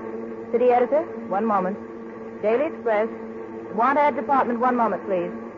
There you are. Daily Express. Sport department. Whom do you wish to speak to? 1 moment, please. Daily Express. One moment, I'll connect you. Daily Express. Daily Express. Good morning, Mr. Roberts. Good morning, Jim. Kind of late today, aren't you, Mr. Roberts? First time in 40 years. Can't understand what happened to my alarm clock. Well, maybe it wore out. Worn out. Maybe that's right. Just worn out. Hold up a minute, will you, Mr. Roberts? I want to talk to you. I'm late, Carter. What can I... It's about that money, Mr. Roberts. I was wondering if you'd wait to say... Of course, my boy, of course. How is she? Oh, doing fine. Mr. Roberts, I want you to know how much Jean and I appreciate All right. We're all human beings together, aren't we? Some folks are. I'm late. Got to hurry. See you later. Thanks again, Mr. Roberts.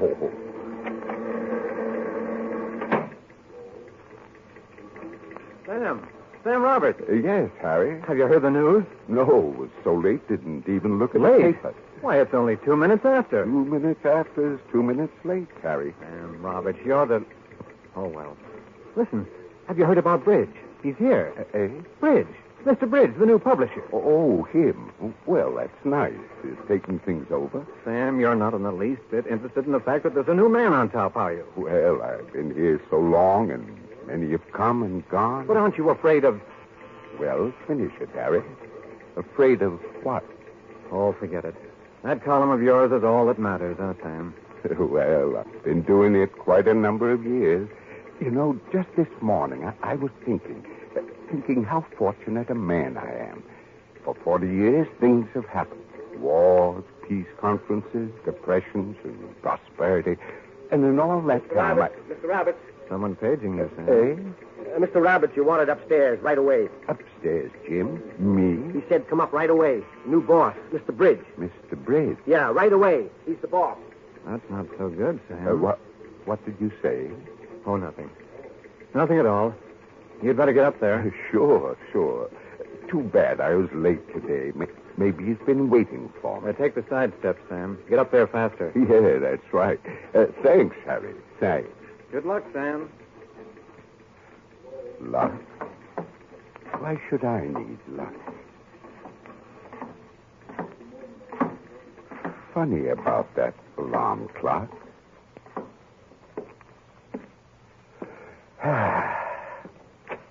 Yes? Oh, I've never seen... Oh, you're new here, aren't you, Miss? I'm Miss Ronson, Mr. Bridges' new secretary. What is it, please? I'm Sam Roberts. Column on the editorial page. Oh, yes. Mr. Bridge was expecting you. If you'll wait a moment. Yes. Yes? Mr. Roberts is here, Mr. Bridge. All right, send him in a hurry. Yes, sir. Very well. You can go in now. Yes, so I heard. All right, Roberts, come in. Yes, sir. Well, come in. Yes, sir. Sit there. I'm pleased to meet you, Mr. Bridge. Sit down. Thank you. You know, Mr. Bridge, I think you're going to like publishing the Daily Express. What I mean to say is, on this paper you'll find a group of men who work together, who actually think that the newspaper is part of their lives, who actually... Just a moment, Mr. Roberts. I'm a busy man. I can understand that. I didn't ask you up here to hear about the esprit de corps of this organization. It's been my personal experience that the average man does what he's paid for. No more, no less. Oh, now don't say that, Mr. Bridge. Now you take Charlie down at number 1 Linotac. Why, there's a man Mr. Roberts. I'm sorry. I know you're busy, but I thought maybe you'd like to know something. I've seen the balance sheet. I know all I want to know about this publication. The Daily Express earned 23% less in the 6 months of this fiscal year than it did in a similar period in any year in its history. Well, I don't know much about that. But after all, things haven't been going too well any place. You can't blame the men. The men of an organization make money. The men of an organization lose money. And I assure you, Mr. Roberts, that during the next 6 months, this newspaper will make money. Well, that's fine. I'm sure folks... Will you keep quiet? If that's what you want. Mr. Roberts, there comes a time in every man's life when he ceases to be an asset to the organization which hires him. Might as well be frank and tell you that time has come in your career. What did you say, Mr. Bridge? In plain English, what I said was that you're getting just a little too old for this organization. Old? In other words, I'm giving you 2 weeks' notice. Sorry, Mr. Roberts, but that's the way things are. Good day, sir. You mean fired? The cashier will have your check. Good day. But my column... I'm a busy man, Mr. Roberts. But my column... I'm replacing that tomorrow with a syndicated column. Big-name Broadway stuff. That's what the public wants. Mr. Bridge, you don't understand. thousands of people. They write me. For 40 years I've been... If you've been doing it for 40 years, that's long enough. Good day, Mr. But Roberts. Mr. Bridge, listen. Where should I go? Ever since I was 16, this is my work. I don't know Must I have you shown up, Mr. Roberts? No. I don't want to anger you, but my column... 40 years, I tell Will you? It isn't the money. I'll work for nothing. I'll work for nothing. Now, look here, Roberts. If you Didn't you hear me, Mr. Bridge? For nothing. Just let me be here. Get out of here. No. Listen to me. Just a minute more. I have no time. Get out. But my 40 years here, since I was a boy. You've been paid for every day. But then I don't want any more pay. Just let me stay. My work. A man can't live without his work. Get out. Get out. Miss Ronson. No. I'll go. I'll go. But before I go... Just another word. Well, who wants me to go? The managing editor or you? Certainly it's my doing. It's my money invested in the paper. It's my right to choose my employees. Let me stay. Oh, what are you going to do? Start playing hearts and flowers? Please. Once and for all, get out of here. This is a business institution. You've been paid for services rendered. Now get out of here and stop acting like a fool. All right, Mr. Bridge. All right.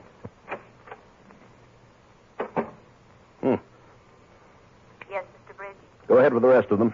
Get them up here one at a time. Yes, Mr. Bridge. Every man in the organization over 50, understand? Yes, Mr. Bridge. Do you want me to include... What? Miss Ronson. Miss Ronson, what's the matter? Answer me. Crazy little fool screaming like that. Answer me. All right, I'll come out there and see what's the matter. Look here, Miss Ronson. Didn't you hear me? What was the idea of... Miss Ronson, what's the matter with you? The window. Look. Window? What about the window? That old man, Mr. Robert, Well, he just jumped out.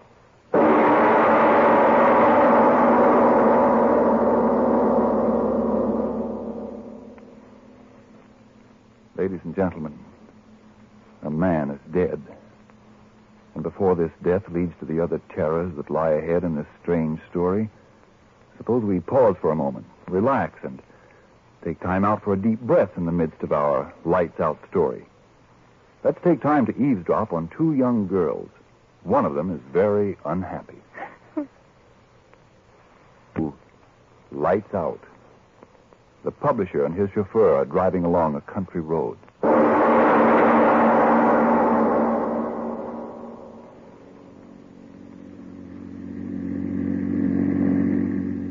Jenkins? Yes, sir. Why are you taking this road? Well, I don't quite know. What do you mean sir. you don't know? What are you talking about? Well, I mean, it's a shortcut here. Now, why didn't you say so in the first place? Sorry, sir. Jenkins, Yes, sir. how soon do you think we'll get to Hartville? About midnight, sir. Oh, that wife of mine, she thinks of the blamedest time as to... Jenkins!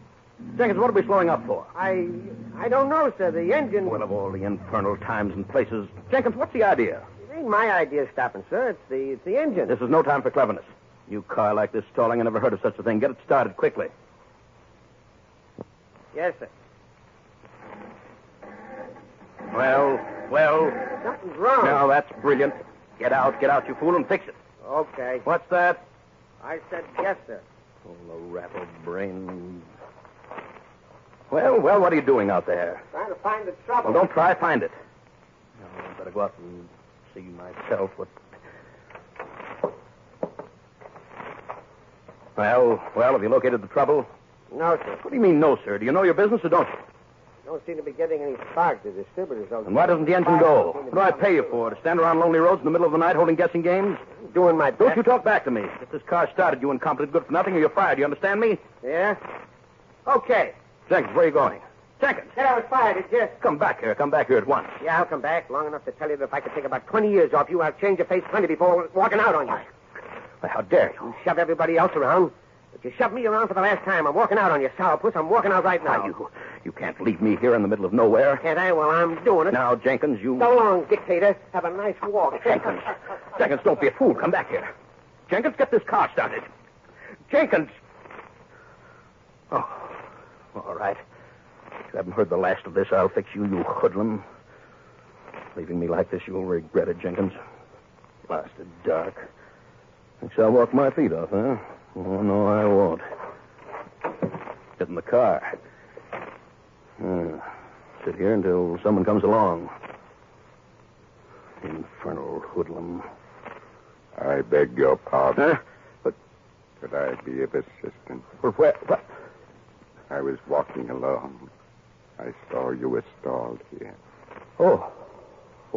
Well, that's fine. Yes, you can help me. I'll pay you well, too. Will you? Certainly.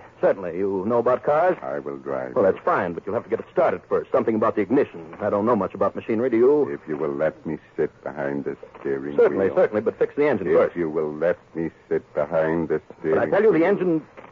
Oh, all right. You'll see for yourself the starter doesn't do any good. But... Start. Yes. That infernal Jenkins, he stalled me here deliberately. We will go. He'll regret this night, believe you me. Nothing wrong with the car at all, was there? It runs well. Say, what's the idea of turning down this road? This isn't the way to... It's a short way. Huh?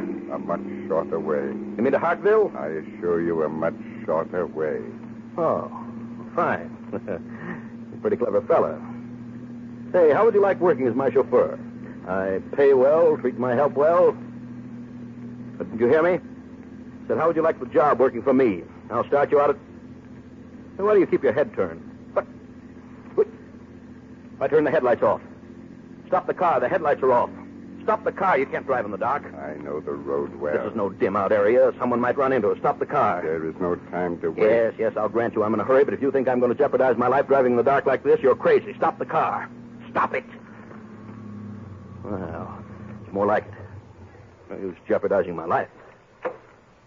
Well, come on, get out. You can fix the light. Yes. Everything happening at once. Blasted automobile. Well, why stand there? You going to fix the light? There will be light enough soon. Huh? What are you talking about? The moon. The moon? In a moment. The moonlight. Moonlight? Who cares about moonlight? Fix the lights and... What? You see. Cemetery. The cemetery. We went where the road led. What's the meaning of this? Come. Come where? What are you up to? Why did you bring me to this infernal graveyard? Follow me. Follow you? Where? Among the tombstones? This way. Are you crazy? Get me out of here quickly. You will follow me. What are you up to? Your face. I have seen you before. This blasted half-light. I do know you, don't I? I ask you once more. Come with me. No violence. My money, it's in my inside pocket. Let me go, but no violence. With me. No. Don't touch me. Don't touch me. I can't stand pain. I'll go with you. I'll go. This way. If you think there's any profit in kidnapping me, let me tell you you're mistaken. Here, take my wallet and show me the way out of here, and we'll forget about the whole thing. This way. No. Don't make me walk too fast. I'm not used to walking. It isn't good for me to walk so fast. Now, listen, man, you've got to tell me. Where are you taking me? Where's there to go in the cemetery? I don't like it. I tell you, I don't. If this is your idea of a joke, I tell you, I don't like it. The tombstones shining so white, they're like hands stuck up out of the ground. No, I won't go any further. I don't care what you do. I won't go any... The moonlight's gone. Fellow, where are you? It's gotten so dark. Don't leave me here. There's infernal graves and tombstones. Answer me, where are you? All right. On my way up myself. So infernally dark, I can't see an inch in front of me. The doorknob. A door here. What?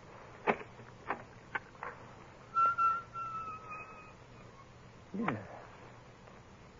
But how? What steps going down? I wonder what... Door! Let me out. Let me out of here. Let me out. Let me out of here. I'm here. Huh? Where? Oh. I heard you. Are you down there? I am here. Tell me, is that the way out? The way out. Oh. Wait for me. Wait for me. So infernally dark. Just get me out of here. Get me back to my car. Any place but out of this infernal cemetery. I'll pay you well, anything you want. Oh. There you are. What is this place? Where am I? Well, don't stand there in the shadows. Talk up. Where am I? Look about you. Infernal candlelight. What can I see? You said this was the way out. Well, lead the way. Take up the candle. All right, all right. Look at the wall alongside of you. Hold the candle high. What is this place? You see Coffins. the mausoleum of the family of Bridge. Your family. No. Look closely. The brass plate on that one. Jeremiah Bridge. Born 1802, died 1858. My grandfather. You never were here before, were you? Huh? Oh, no, of course not. I can't stand funerals and such things. Why am I here now? They lived their years. The men of the family called Bridge. They lived their years like robber barons. And then they died, and here in darkness rots their bones. What are you talking about? Who are you? Why did you bring me here? I tried to rest, yet found no rest. As long as you were living. Who are you? As long as you were living. Answer me, who are you? Take your arm away from your face and let me see. Roberts. Yes. I tried to rest. But the thought of all the men, my friends, whose hearts you'd break as you broke mine, that thought kept tearing at the dead bones of me until I thrust up out of the grave and came back for Robert, you. your face. My coffin was a poor one. Worms and maggots worked quickly. No. The dead are dead, they told me. Stay back. The dead can't walk, they told me. No closer. The dead can't talk, they told me. Stay back. And yet I walk, I talk. Back. When you took away my work, you took away my life. Back. All the years I lived, I was what they call a good man, asking so little. A place to sleep, my work to do. No, stop. I can't bear to look at you. When you took my work and with it my life, my goodness and kindness went too. In the grave, I learned the will to kill. No, not me. You hear me? Kill. And you, the one to be No, not me. You can't kill me. Here in the place where all of your breed lie rotting. This is the place for you. No, stay back. I can't go any further than the wall. There's hate in me now. Hate that wants to tear the eyes that saw only profit from your head. Oh, please, no, I beg of Hate that wants to rip that fat hypocritical tongue from out your head. Please, not me. Hate that wants to rip the skin from off your flesh. No, stop. Dead can't kill the living. Hate can kill in life or death. No, I'll get away from you. I will. Dark again. Roberts, where are you? I can't see. Then where? Gone. Hide. I'll hide till morning. What? Box. Coffin. Empty coffin on the floor. Yes, hide in it. Climb in. Put the lid down. Yeah? Never get me in here. Ghosts can't move material things. Never get me. Wait until morning. Get away then. Never happened anyway. Hallucination. Man jumped out of the window. How could he live again? Air. I think air's getting bad. Open the lid and see if he's gone. Can't budge it. He's sitting on it. Roberts, he's holding it tight.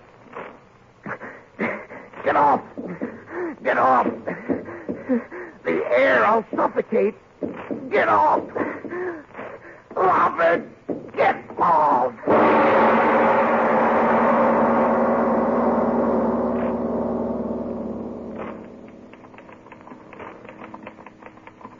Say, Miss Ransom. Yes? Where's Mr. Bridge? Something's come up about the Grosvenor contract.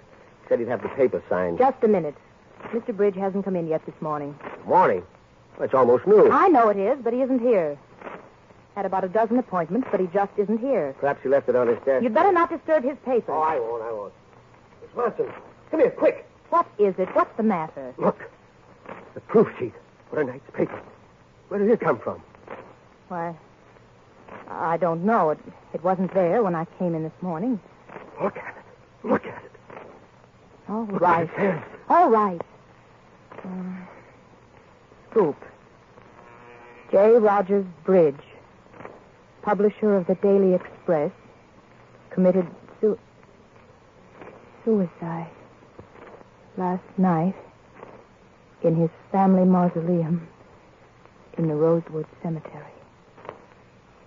Oh, no. And look at the signature. It's signed Roberts. Roberts. Oh, but he's the old man who jumped out of the window. Wait. Look. The message. It's printed on... Oh, no. Printed on what? Tell me. On a piece of human skin.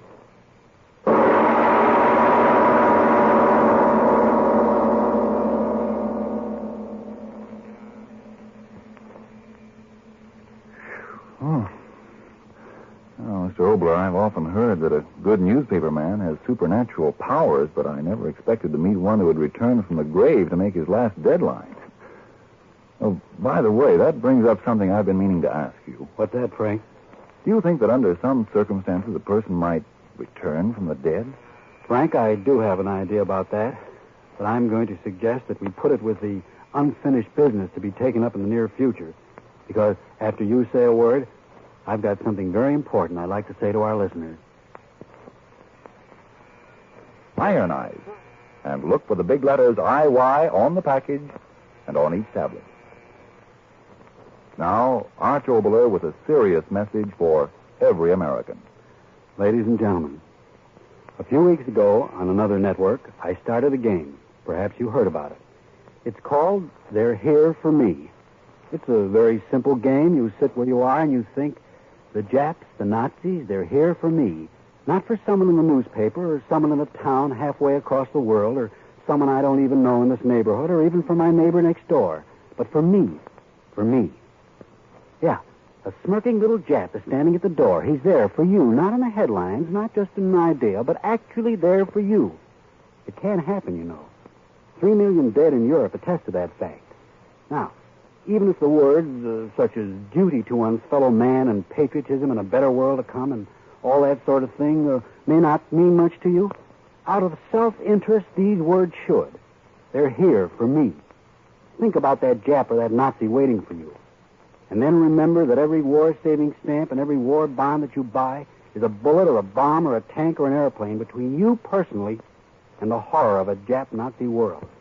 Every bond that you buy, another bullet or another bomb or another tank or another airplane between you personally and the horror of a Jap-Nazi world.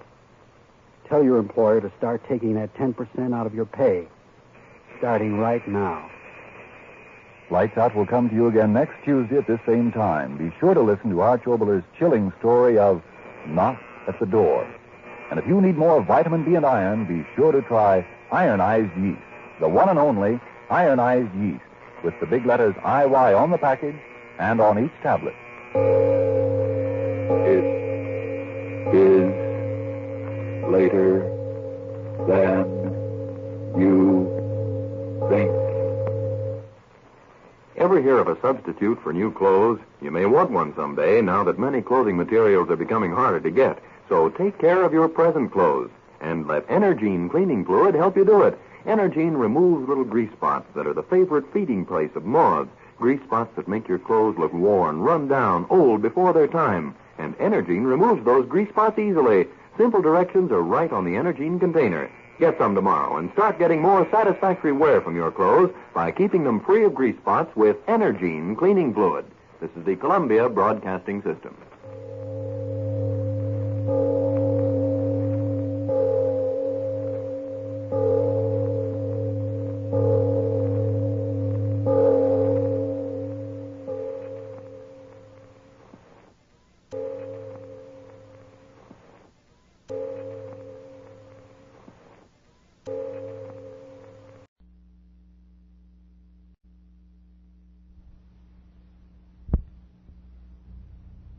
Ironized Yeast presents Lights Out. Everybody.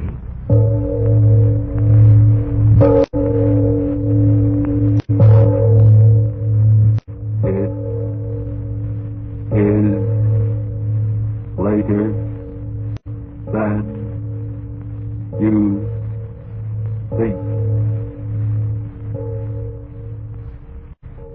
Lights Out brings you stories of the supernatural and the supernormal, dramatizing the fantasies and the mysteries of the unknown.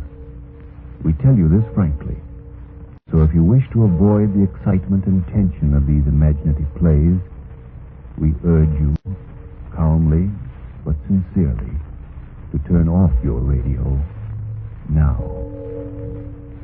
My name, Arch Overland. Tonight, another in our series of tales of the weird and the unusual. I plead with all mothers-in-law who listen to tonight's story not to send me poison pen letters. The fact of the matter is, I like mothers-in-law. I'm really not responsible for what happens in the twisted brains of my characters, am I? But first, before we start, Frank Martin has a word for you.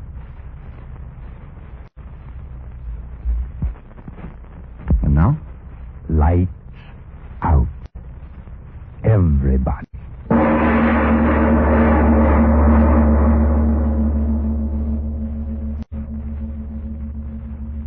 Afraid to die? Who isn't? When I was just a kid, I used to wake up in the night and see the dark pressing all around me. And I'd get so scared I'd think I was dead, buried. I'd try to scream. I couldn't. My voice, I'd know I was dead. I'd know it. I'd throw off the cover. I'd cry out, Mother, Mother! Oh, why? Why did I yell out like that? Why should I be scared now? I want to die. I gotta die. It's cold here in the basement. I wonder if the grave is cold. Why don't I get it over with? The rope's around my neck. One step off the ladder and I'll hang and die. And I gotta die. I gotta die. The wages of sin are death. The wages of sin are death. Funny how I seem to hear the words the way my father used to say them. The wages of sin. But was it sin? No. It was hate. I killed her because I hated her. I remember the first time we met. Jay had just married me. And we were walking along the street to his house. Oh, Ella, you'll like my ma. Really you will. Well, Sure, she's swell. Best woman in the world. Is she? Well, I mean... Well, you're my wife now.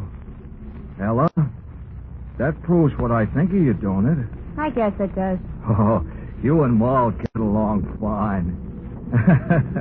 Will this be a surprise to her? Well, here's the house. What do you think of it? Well, it's all right. Yeah. Well, in we go.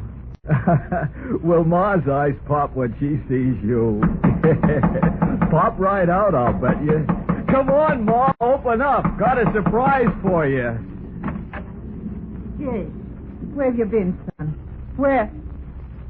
Oh, surprised, eh, Ma? Meet Ella. Jay, you've brought home a woman. When she said it that way, right from that minute I knew I hated her. And that's the way it was from then on. I wasn't Jay's wife to her, but a woman. Stranger in her house. And it was her house and everything in it. Nothing Jay's, everything hers. Ma, can I use your car to take Ella riding? Ma, mind if Ella plants some roses in your garden? Ma, is it all right if Ella uses... That's the way it was. Hers, everything hers. All I had was Jay, and he wasn't much. You can't blame me. You hear me? You can't blame me for not standing it. All my life I'd had nothing, and at last I was married, and I still had nothing. Her house, her car, her money, her son. I couldn't stand it, I tell you. So I killed her. The wages of sin are death. Why do I keep hearing Pa's words in my head? I'm going to kill myself. I'm going to do it. just that I want to sit here on top of a ladder and think and talk about everything for a little while. It's the last chance I'll get. Oh, like I said, I killed her. Well, not right away. I stood it for weeks and months. But all the time inside of me, something was talking. Kill her. Everything will be yours. Kill First her. soft like, Everything will be yours. and then louder and louder until my head was filled with it. Everything will be yours. Louder and louder until I couldn't stand it no more. Everything will be yours. Louder and louder until I said, yes, I'll do it. Yes. Yes. Everything would be mine then. Everything. I always wanted it that way. It had to be that way. Here in this basement. That's where it happened. Jay went to work. I came down here. Oh, it wasn't very hard to do what I had to do. I remember every minute of it so well. Every minute.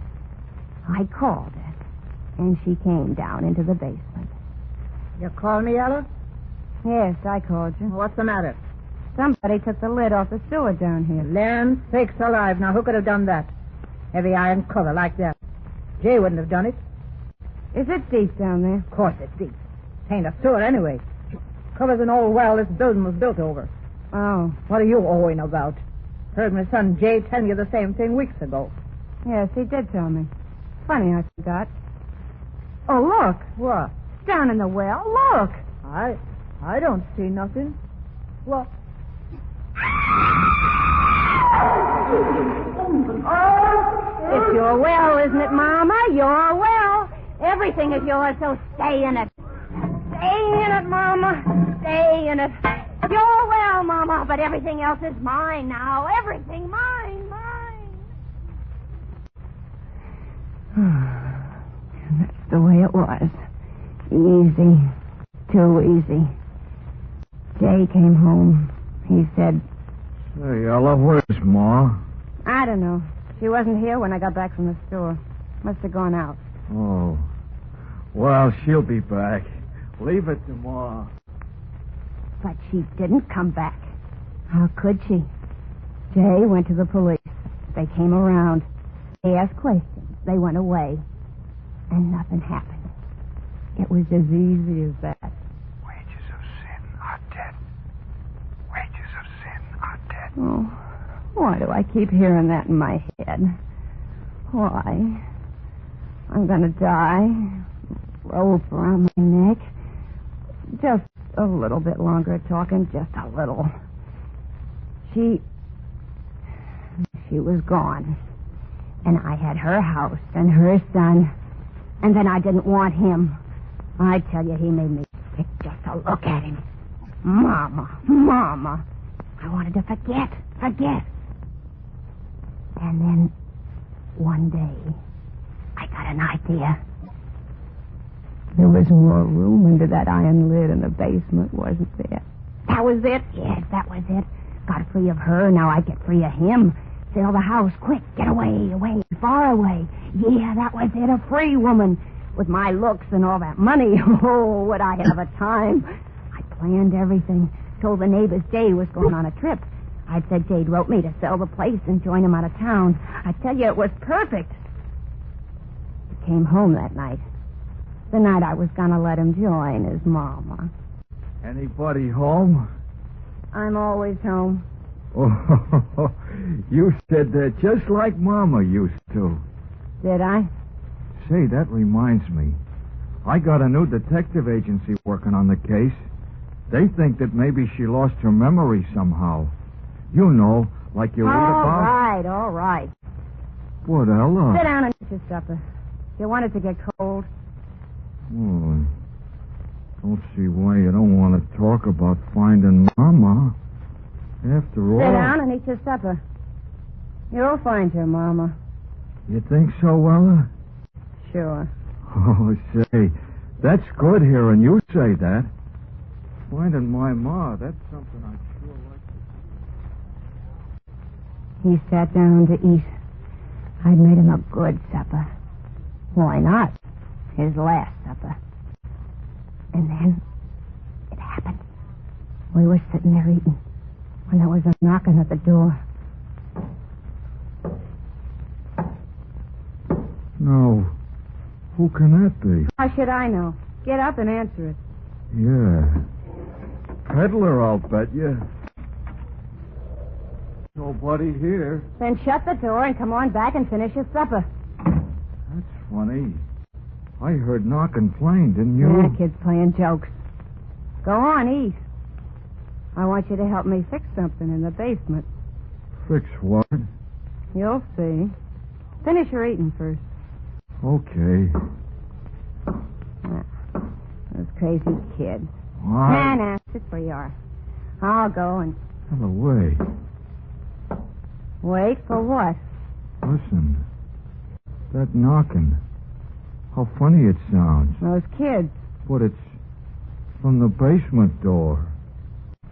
No. Well, I better go see. No.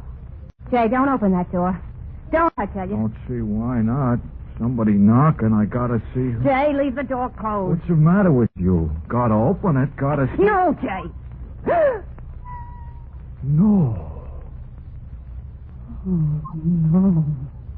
Mama. Mama.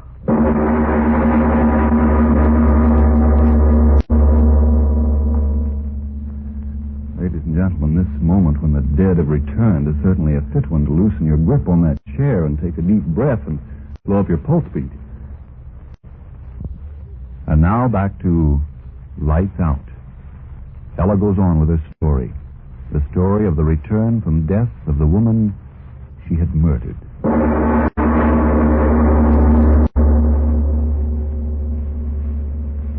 Yeah. It was her, all right. There she was. Eyes glittering. Dirty gray old hair plastered wet around her face. Standing there. I could see her with my own eyes. And yet she was dead, I tell you, dead.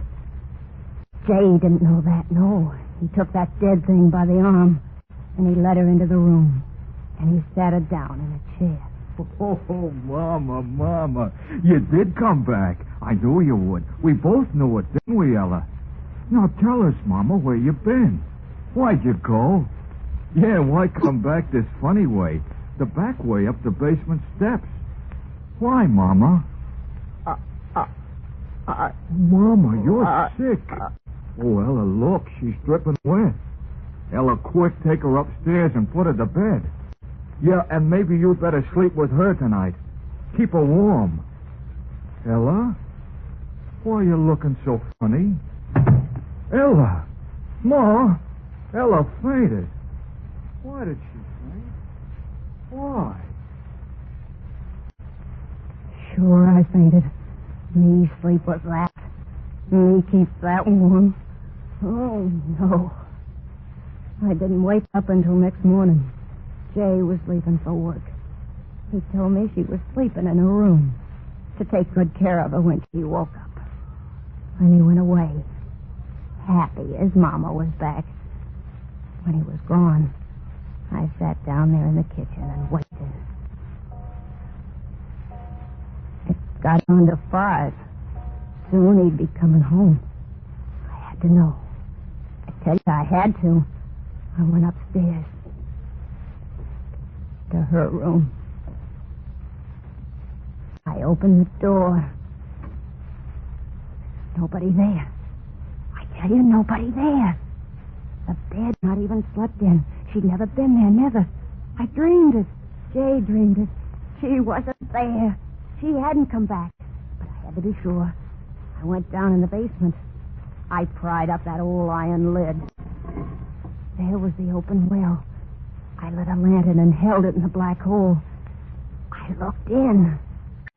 She was there, floating in the water like a big fat... Oh, but she was still there.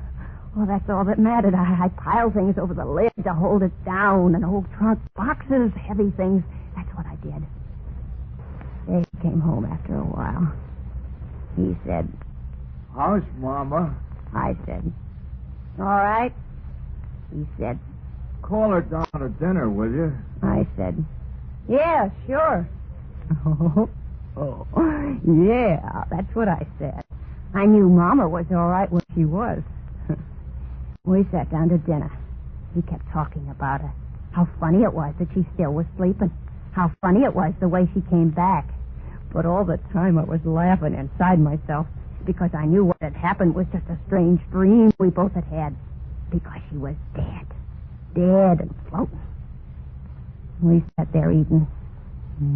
I felt good. Her bad dream ended. So this night Jay would join his mama. Swimming. Yeah. And then, just like the night before, it happened. Say, now who in the world's that? And it's the basement door again. Now what in the... Mama! You! Yeah, I screamed. What good was that? There she was again. The water dripping down off her face and clothes and puddling on the floor.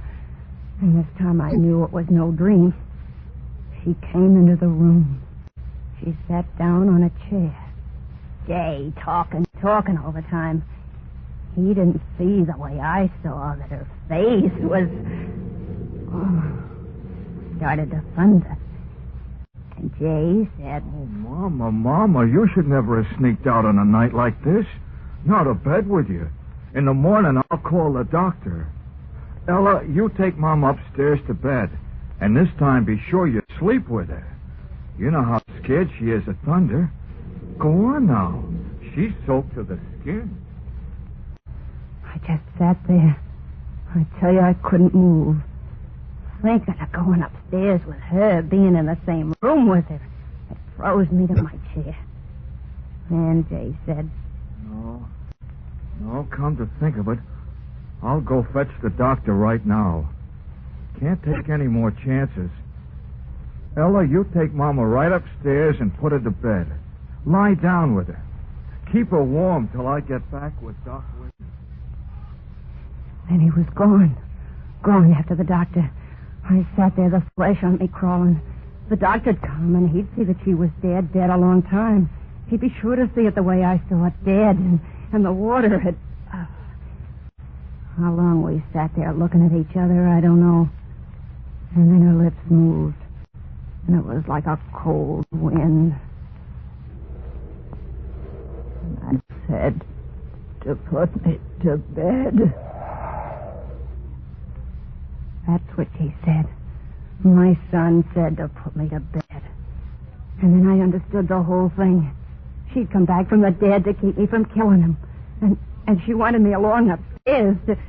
No, I wouldn't do it. I sat there without moving. Her lips moved again. He said to keep me warm. Come upstairs, Ella, to keep me warm. Me keeping that dead thing warm. Her wet, cold, dripping skin against...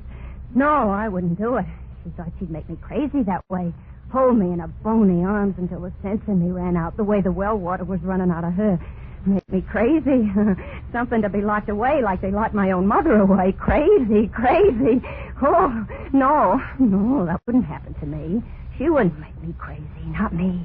I got to my feet. I turned quick before she could stop me. The basement door. I locked it behind me.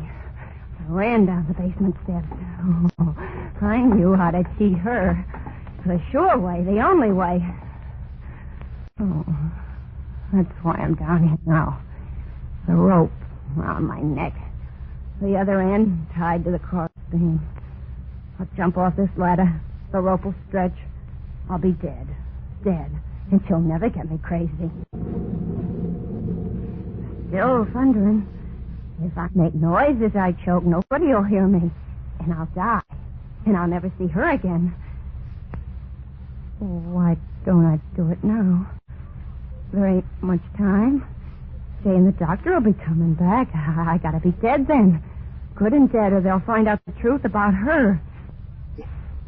Why don't I do it now? Why don't I do it? Because I'm afraid. afraid of dying. That's why I've been talking here in the dark, because I'm afraid. Oh, it'll be so dark. Empty. Things will go on in the world, and I'll have nothing but the dark. Why should I die? Yeah, why should I? If I left this house, she wouldn't follow me, would she? That's all she wants, the house, her Jay. Well, she can have him. I'll go right away. Far away. They'll never find me, never. Oh, the rope. It's so tight around my neck. Oh, I gotta get it off. I gotta hurry and get away before Jay and the duck. I can't get the rope off. Who's there? Who's coming down the steps? Is that you, Jay? Oh, you followed me down. How could you? I locked the door. Oh, but then I put that iron lid over you, too, didn't I? And it didn't do much good. Oh, listen, I'll go away. You hear me? I'll go away. This'll be your house and everything in it. Hear me? All yours again. And Jay, I'll leave him, too. I won't take anything with me. I'll just go right away. Get the rope off. I'll go. You'll see me go. Oh, I made the noose so tight I can't seem to...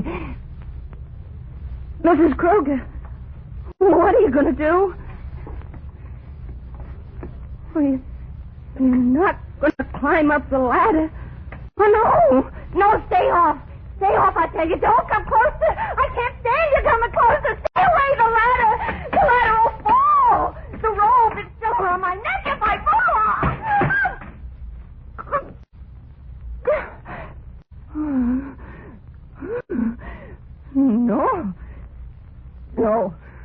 No, you won't make me die.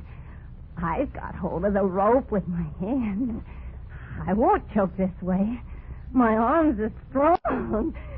I can hold on to the rope above my head for a long time. Jay will be home right away. He'll get me down. I'll live. I will, and you'll still be dead. I'll tell them that you fell in the well. They'll believe me. Well, say something. I know you're standing down there watching me. You're waiting for my arms to get tired, so I'll let go.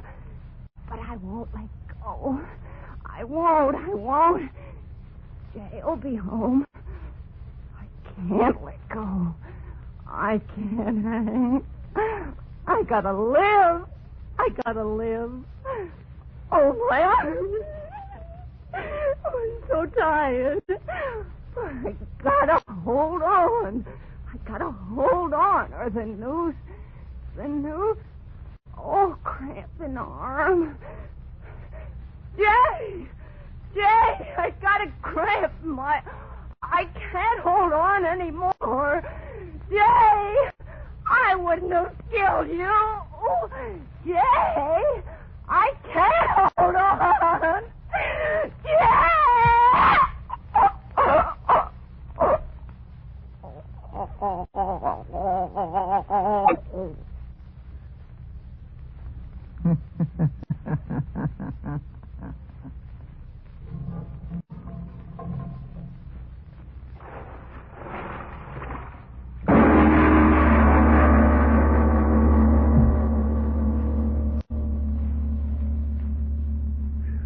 Mr. Obler, last week and again this. You really believe the dead can return to avenge? Well, I have an answer this week. A factual one, which will wait for a moment for you, Mr. Martin. Friends, remember now, if you're one of the thousands who need more vitamin B and iron... Tell us. Yes, about the return of the dead, whether or not I believe that the dead could return to avenge an evil. Frank, have you ever heard of Charles Fort? No, I haven't. Well, Charles Hoy Fort was born in 1874 and died in New York in 1932. The unusual, the supernormal, the supernatural fascinated him, just as one man might collect postage stamps. Charles Fort, for 20 or 30 years, collected records of phenomena which dogmatic science couldn't explain, strange murders and so forth. I suggest that, therefore, that any of you who think that this is the only possible world spend a very pleasant weekend reading these records in Mr. Fort's work, The Book of the Damned. The best possible answer to the ghost question is, who knows? And now what about next week, Mr. Obler? Well, next week a story of suspense, which is, I believe, quite different from anything you've ever heard before. Have you ever watched a shooting star streak across the sky and suddenly have a feeling of almost terror? But, well, all that's next week. Lights Out will come to you again next Tuesday at the same time. Be sure to listen to Arch Obler's weird story of the thing out of interstellar space. And if you need more vitamin B and iron, be sure to try ironized yeast, the one and only ironized yeast, with the big letters IY on the package and on each tablet.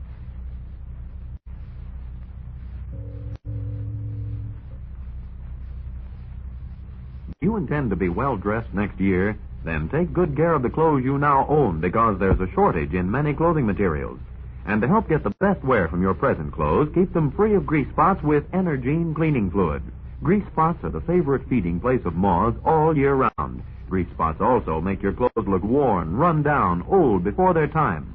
But with Energine, you can remove those grease spots easily, neatly, efficiently. To help care for your clothes, get Energine cleaning fluid tomorrow. This is the Columbia Broadcasting System. Lights out for the devil and Mr. O.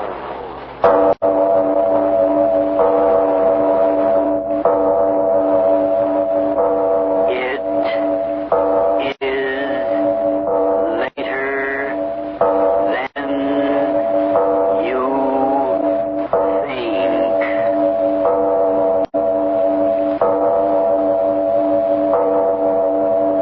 Turn out your lights now. We bring you stories of the supernatural and the supernormal, dramatizing the fantasies and the mysteries of the unknown. We tell you this frankly so that if you wish to avoid the excitement and tension of these imaginative plays, we urge you calmly but sincerely to turn off your radio now. This is Mr. O. Arch Obler. Who among us, and you're included, has not had the dream at one time or another of being superior to his or her fellow beings? To jump higher, to run faster, to dance better, to be more beautiful? We've all run the gamut, all of us, at various ages, of standing out from the crowd of humanity. That's what our story is about today, being different in a very special manner. We begin after a short pause. Friends, these critical times are making terrific extra demands on all of us.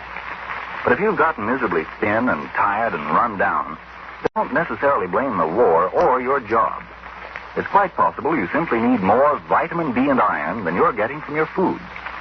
Well, if you do need more of these vital substances, get them a quick, easy way. Take ionized yeast tablets. They help two ways in cases of such deficiency. Help two ways to build you up. Help two ways to increase weight and strength. Help two ways to step up pep and energy. Remember that name, ionized yeast tablets. And now, if you haven't already done so, turn off your lights now and listen to Speed.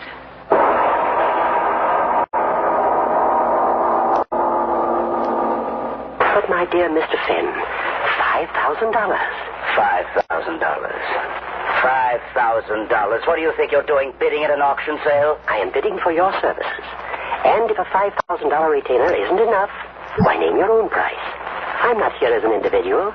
I'm the representative of a group of casualty insurance companies who handle practically all of the burglary insurance in this entire area. Well, if you're that important, talk important money. $10,000 cash. Very well. I'll write you a check. Fenn Detective Agency. F-E-N-N. Yes. $500,000 stolen in broad daylight and no witnesses. Very clever criminal, whoever he is. But surely you don't believe only one man has committed all these crimes. Whenever there is greatness, even in crime, the answer is a man. 25 places robbed both sides of State Street, 25 stores robbed in the space of 30 minutes, and you talk of one man? He's very clever. No one man could rob 25 places, spreading over a distance of 3 blocks in the space of 30 minutes. No? Of course not. Banks and department stores and loan companies. Cash registers cleaned out. And not a clue, not a witness. The devil alone knows what this is all about. The devil alone.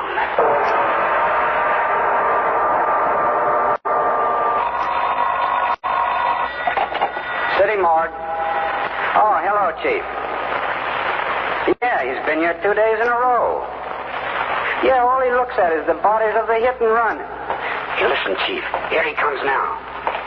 Here. Okay, I'll try to find out. Here. Hiya, Mr. Fenn. Early today, ain't you? Quickly, show me the new ones. Yeah, sure. Why not? The same kind? Yes. Okay.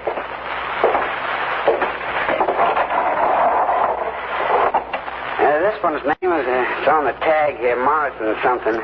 Relatives ain't claimed him yet. Look at him. Smashed up pretty, ain't he? He never knew what struck him. I'll say he didn't. The way that skull...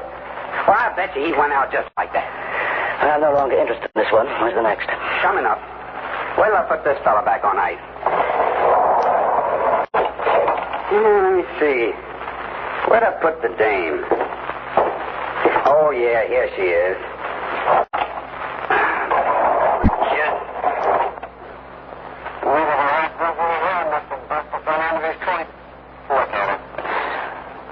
Ain't much of her left to tell who she was, is there? Only identification on her was her first name in a book. Let me see, Libby. Yeah, that's funny. Where's Libby? Well, if this was my girlfriend and he didn't run rap this, I'd find him even better. It's the same with me. What are you laughing about? It ain't funny. The girl's face, it smashed her. What are you laughing about? I know. Now I know.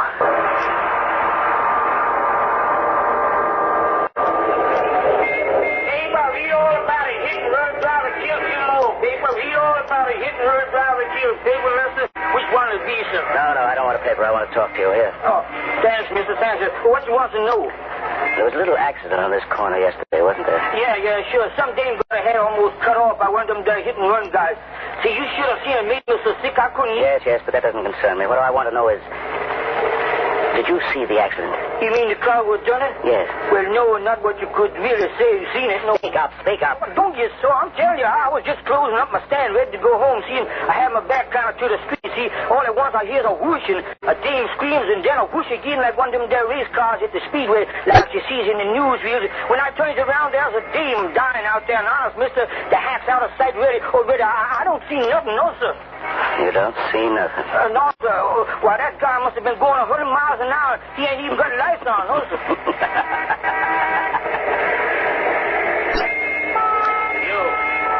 You. Hold on there. I want to talk to you. Are you talking to me, copper? Oh, wise guy, huh? Listen, what's the idea of Crosby examining everybody in this neighborhood? Now, just a minute before you start using that nightstick, you better have a look at this. Why, you're a private detective. Brilliant. Well, no, how was I supposed to know that... Well, you know it now. Tell me this. What do you know about the hit-and-run cases in this district? Oh, that's bad, sir. But what can I do? Drunken rats driving without lights and giving no warning? We'll get them tonight, sir. Believe me, we will. What do you mean? There's going to be 10 squad cars touring this district. Just a moment. One question. Have you been hearing any peculiar noises on your beat? Noises like an airplane motor when there wasn't anything in the sky? Go on now. You're kidding me. Say, look at the time. I better get moving on me beat or the sergeant will be shooting his mouth off. Anything else I can tell you? Yes. This restaurant we're in front of. Is it a good place to eat? Yeah. Bill Lewis's place is okay. He's off in Washington, but his wife's running it.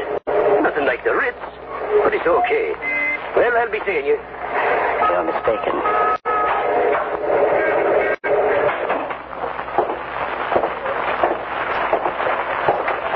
What do you have, sir? Nice dinner? Coffee. Piece of nice fish pie? Apple, peach, cherry? Apple. Yes, sir, right away. I beg your pardon. Where did you come from? I followed you in. I wish to speak with you. I don't want to buy anything. I am not selling. Just like you, I am asking questions. Eh? I have been watching you. All afternoon you have been asking many questions. What's that to you? I am a Bellini, Dr. Bellini. I live in this neighborhood. I am interested in whatever goes on in it. Glad to meet you, Doctor. Maybe you can tell me. Have you heard any unusual noises during the late afternoon and evening hours? A noise you couldn't quite locate or explain? Noises? What noises? You are a detective. Why do you ask that? As a physician, I pride myself on my powers of observation. You are a detective, eh, my friend? Yes. Then come with me.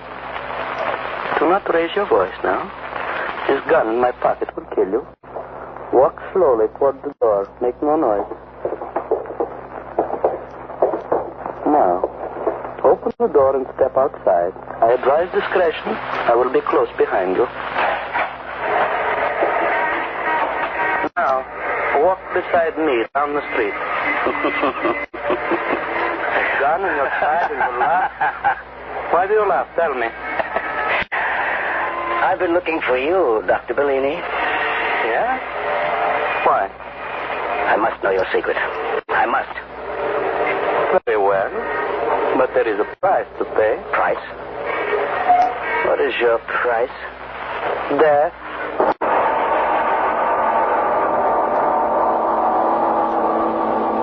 We leave our The Devil and Mr. O's story of speed for a short message. Yes. Back to our The Devil and Mr. O story.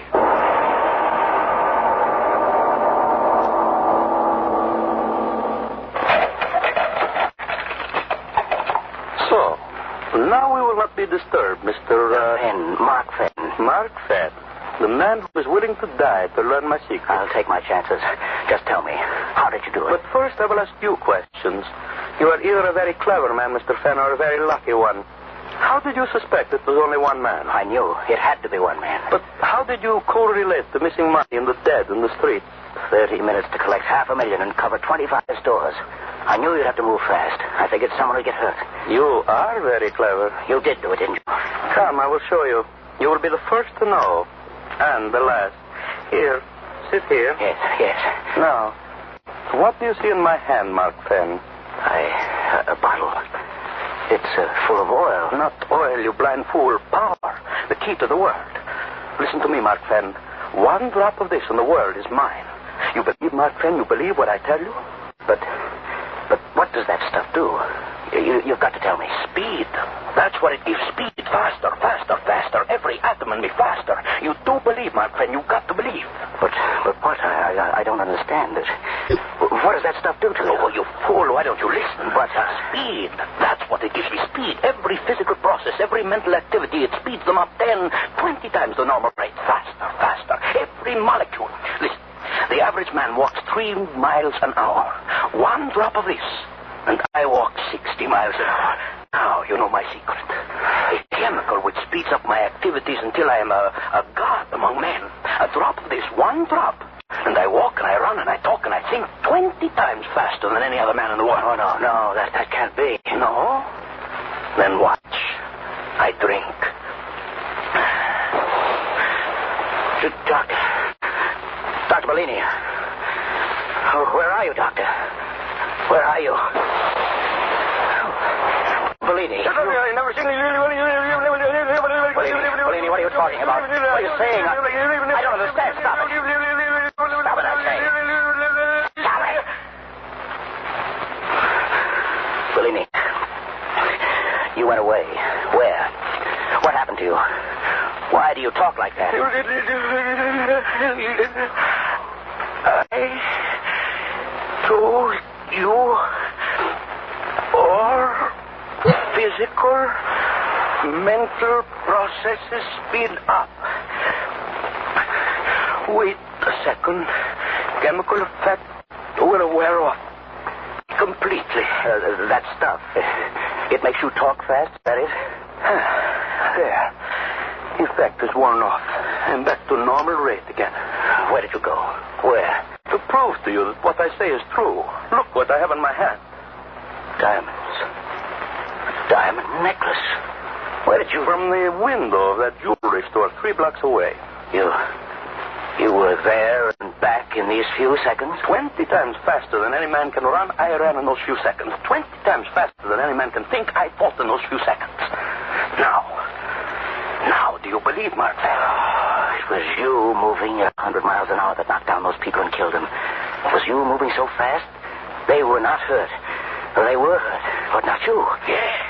Yes, it was I. It was you moving so fast they couldn't see you who took that $500,000 in cash from the store. Yes, I. Me too. You? Yes, me. All my life I wanted. Bellini, the power you've got now, Bellini, I want it too. But why? Why should I share it with you? Because I can help you. Yes, that's it. I can help you. There's so much to do. You can rule the world, but you cannot conquer it alone. You'll need help, and I'll need help. You hear me, Bellini? I'll help you. I'll do anything you say, but you must let me join you. With the dream of all my life coming true. Power like God. Let me join you, Bellini. Let me. Yes. I need a man like you. Together we will help the world.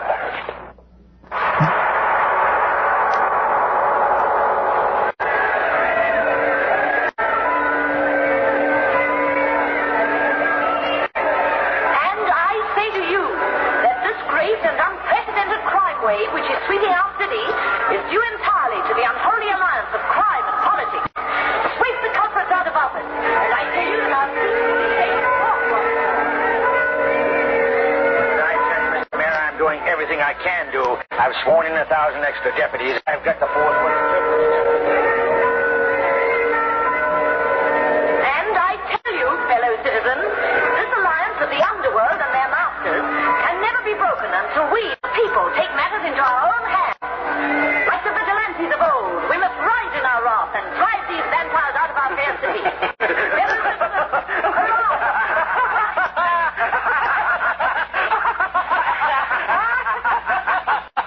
Destroy these vampires. A revolution is fought. Unholy alliance of crime and politics.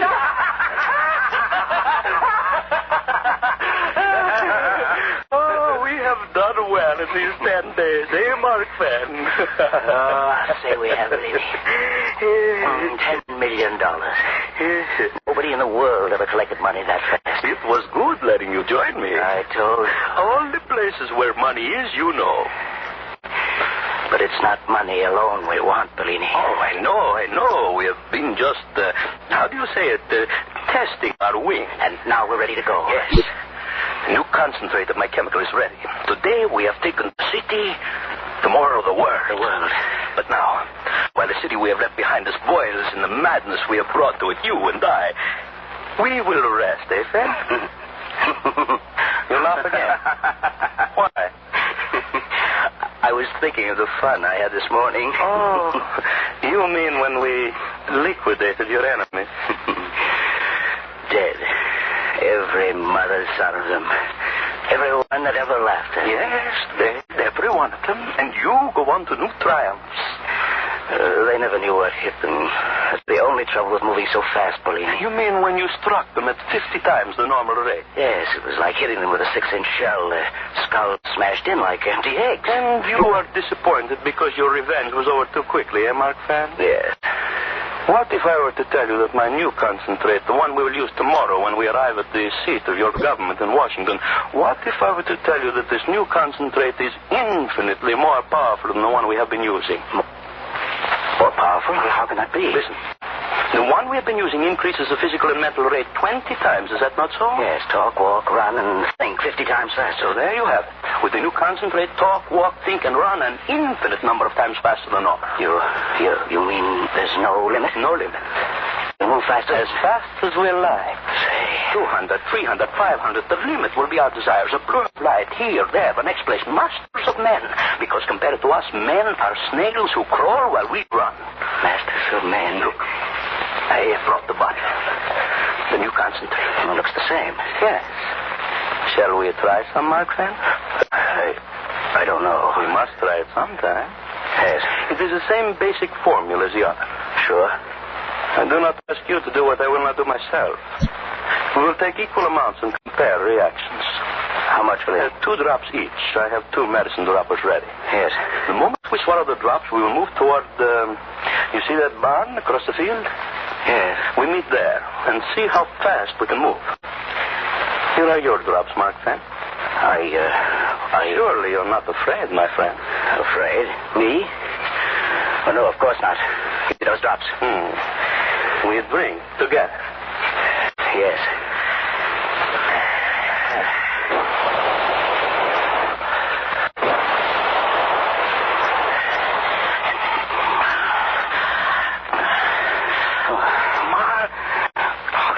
Mark Fenn. What? Mark Fenn. Bellini. What happened? I am not quite sure. The barn. We're lying by the barn. We did get here. Mark Fenn, your clothes. My clothes? Well, I'm naked. I too. Mark Fenn, listen.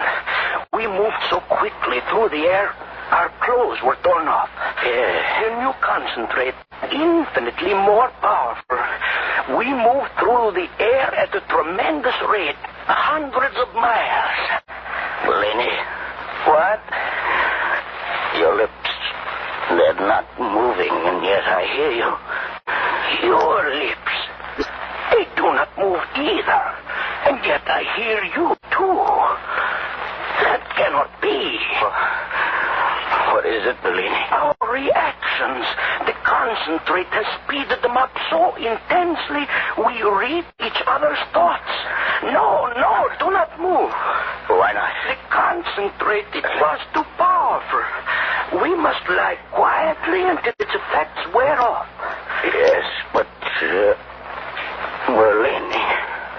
Ben, why are you looking at me like that? Your face. My face? Something's happening to it. What? Speak up. What is wrong with my face? What? Your face. Creases in it. Lines. And yours. That's what's happening to yours. Bellini. I feel... Bellini. What's happening? Tell me. Age. That is it. Age. Age? What? We are aging. We are aging. Aging? What are you talking about? Concentrate. Our physical reactions, they have been speeded up too much. Tell me, what's that got to do? Listen to me. The concentrate, it has speeded up our life processes to infinity. Every second is aging us a year. Every second. No, I'm a young man, Bellini. You're lying. I'm not getting older. I'm not. We are dying, my friend. Dying. No, you lie, Bellini. I won't die. I won't die.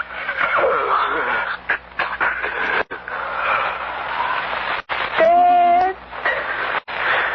And yet the solution works on in his flesh. Decay. No, I cannot die. Master of men, I cannot die. Master of death.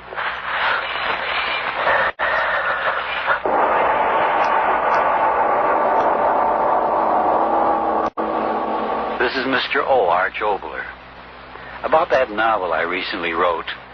Its title is House on Fire, and if you twist your bookseller's arm enough, you might get one. It's all about the devil taking over our world. You doubt that's possible? Well, stop and think.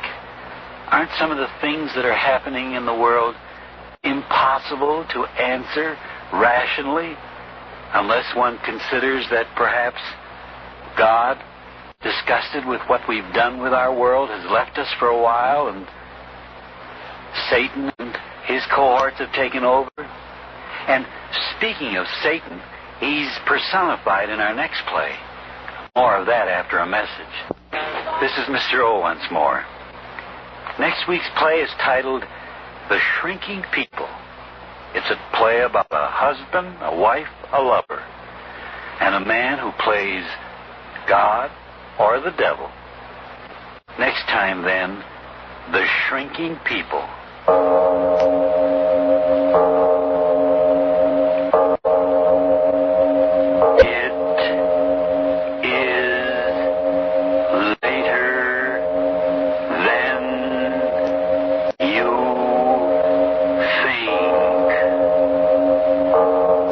Projective Mr. Drogen.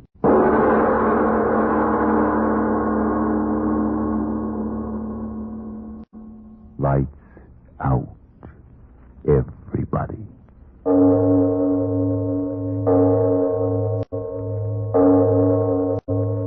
It is later than you think.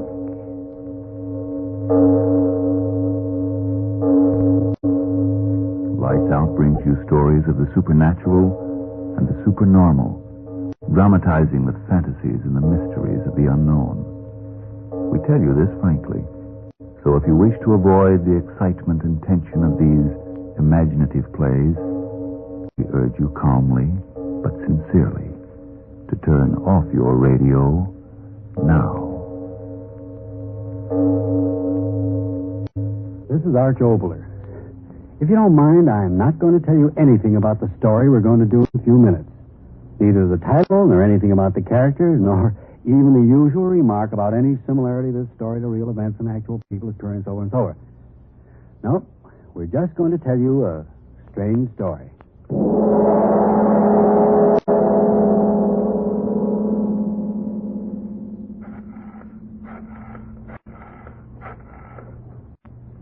Hello? Hello, police department? My name is Charles Krager. Dr. Charles Krager. I live at 872 West Street, apartment 2B. I want you to come and get me. I've just killed a man. J. Drogen. Did you hear me? I said come and get me. I just killed a man. His name was...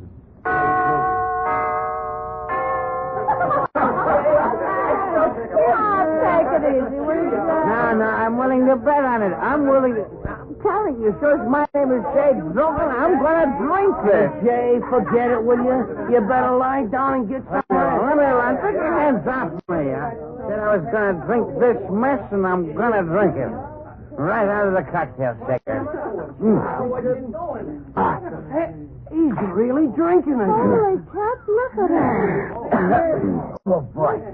Oh, that was terrific. How did it taste? Wonderful. Jay! He's sick. No, I'm all right. Hot in here. Window open. The windows. Who broke all the windows?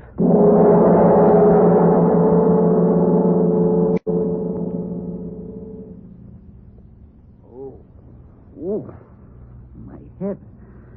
Oh, what time? 9. I've got to get up.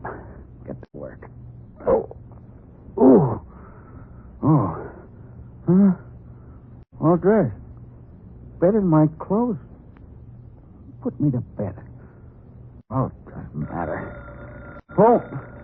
Oh, all right. All right.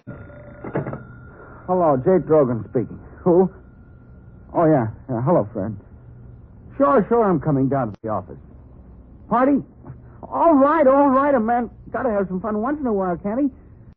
I gotta wash up, All right, I'll be down there. Goodbye. Son of a...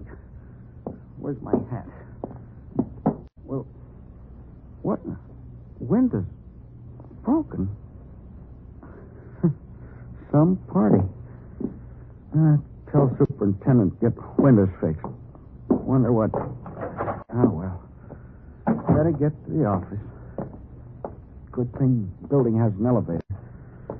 Couldn't walk downstairs. Good morning there, Mr. Drogen. Oh, hello, Mr. Jensen. I was Now, what just... the devil's the matter with this elevator? I've been punching this button for 5 minutes. Well, it takes time for it to come down when it's up on the top floor. Takes The time devil for... with the time. It's always going wrong, that elevator. I wish that blasted thing would fall through the basement. Hey, it's falling.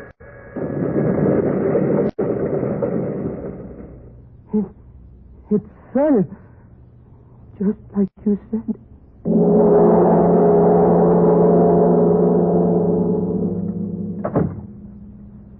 Oh, then, Drogen, sit down. Sit down. Thank you, Doctor. It was good of you to see me without an appointment. Well, you seem to be in quite a state. What is it? It's my head. You injured it? No, I don't think so. You see, I had a little party at my house last night. Oh, my head. Oh, never mind. Oh, this certainly is the morning after the night before. Go over to the window and let me look at you. Yes, Doctor. It's my head, Doctor. Every sound... It's just the morning after. But every sound...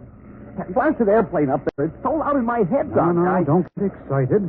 Why does that infernal pilot have to fly so low? Blast you up there! Why don't you crack up? Look! He's falling.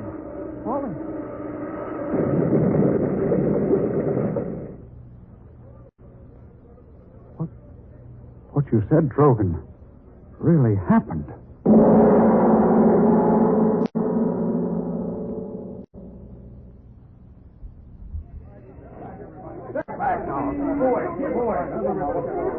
All right, Drogen, we better be moving on. Yeah. You come back to my office, and I'll give you a sedative, and you lie down and rest a little while, and then you'll be all right.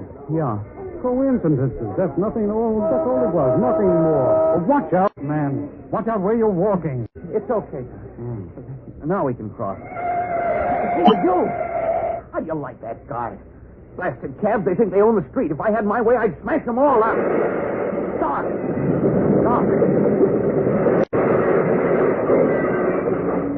It's happened again.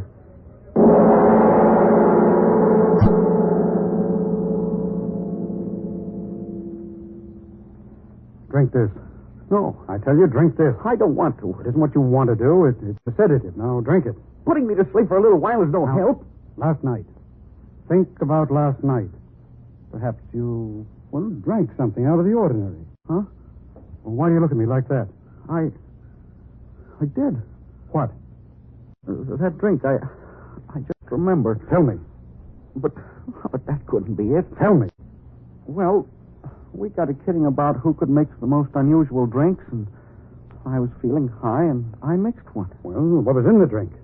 I don't know. Well, you must know. If I knew what was in the drink, perhaps some chemical... Oh, wait a minute. Where do you think you're going? To the office. Well, what? Fred, my business. I've got to... No. Are you completely out of your head? You're a menace, a walking danger. Don't you realize that you can't go out of here until we figure this out, some way to stop it? If you don't, every time you say a negative thought, it'll happen and someone will die. Do you want that? What's the matter with you? Why should you laugh? Stop it. Stop it. Well, it's funny. I go to see my doctor because I'm going out of my head, and he goes out of his head. But what happened to you that all of a sudden you said that I was a menace. When you said that, all at once, everything cleared up. What? Yeah. Me, a menace. That's the funniest thing anybody ever said about me. Look at me. No hair, half my teeth aren't my own. I've got a pot belly, and I'm a menace. Yeah, you, a doctor who's supposed to judge things only by facts, suddenly decide I'm a menace. Why? Because 3 screwy things happened that I had nothing to do with. That I had nothing to do with. Coincidences. Like getting 4 aces 2 times running, or rolling 7 25 times in a row, or anything else where 2 and 2 doesn't add up to 4.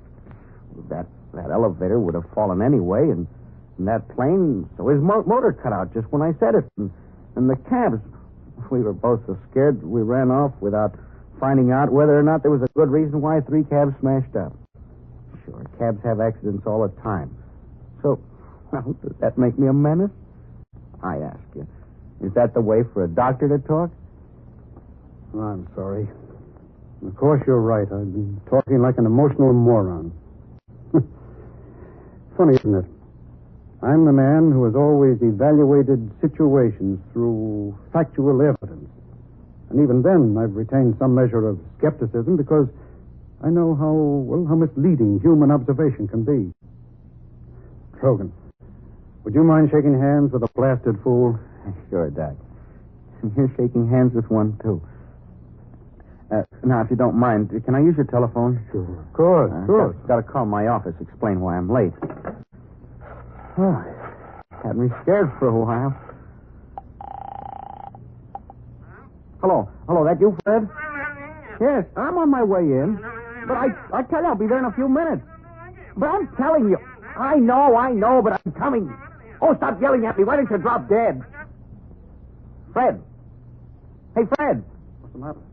What's the matter? Why, I don't know. 1 minute I was talking to him, and then... Fred, answer me. No, it can't be. You're lying. Hello? Drogen, what is it? Tell me. Someone said Fred just dropped dead.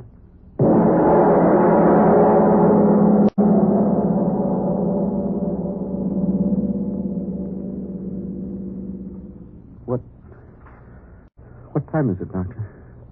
1. I can't just sit here. No. You're my responsibility. I've got to think something out. I just can't keep on not thinking anything. Great Godfrey. What? What's the matter with me? You can perform miracles. I'm convinced of that. All right. Then why in the name of common sense can't you perform positive miracles instead of negative ones? I don't understand. Listen to me. It's simple. It's so simple that neither one of us thought of it. Just as you can kill people and cause accidents, why can't you do good? Good?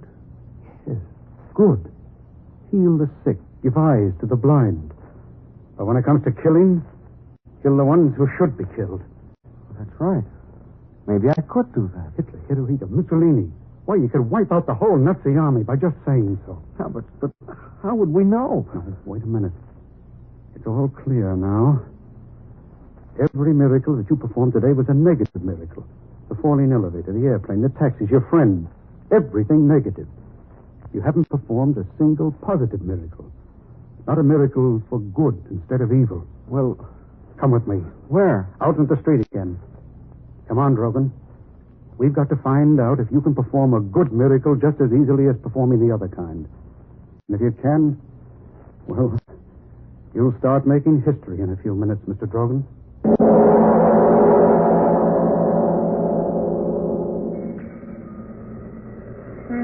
Now, Drogen, now. What? On the corner, the newsman. He's blind. Well, don't be stupid. We'll go over to him. Paper, get your paper. Hello, Tom. That's you, Doctor? Yes, give me a magazine. Well, anyone will do. Yes, sir. Wish it, Drogen. Wish that he could see. I am. Here you are, Doctor. How have you been? Oh, never mind about me. How about you? Huh? How about your eyes? Are you kidding? Drogen, out loud. You've got to say it out loud. Hey, Doc, what's the matter? Say it. I wish that he could see. Hey, what's going on here? Tom, you see. You do see. What's the matter with you, Doc? You can see. Let me alone, will you? What are you trying to do? What are you after? Can you see? Oh, I can't see. Get the devil away from here. I can't see. All right, Drogen. Come on. Yeah. What does it mean? Whatever you want to do that's good doesn't happen. But whatever you say that's evil happens. God help you, Drogen.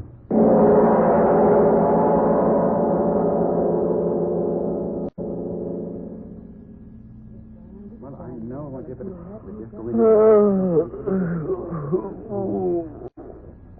Well, have a good sleep, friend Drogen? Yeah. Why did I fall asleep? Sedative I gave you. Oh. Drogen, I want you to meet my wife. How do you do? Well, it's a pleasure, Mrs. Krieger. Yeah. Let me give you a hand. No. I'm all right. Yeah, of course.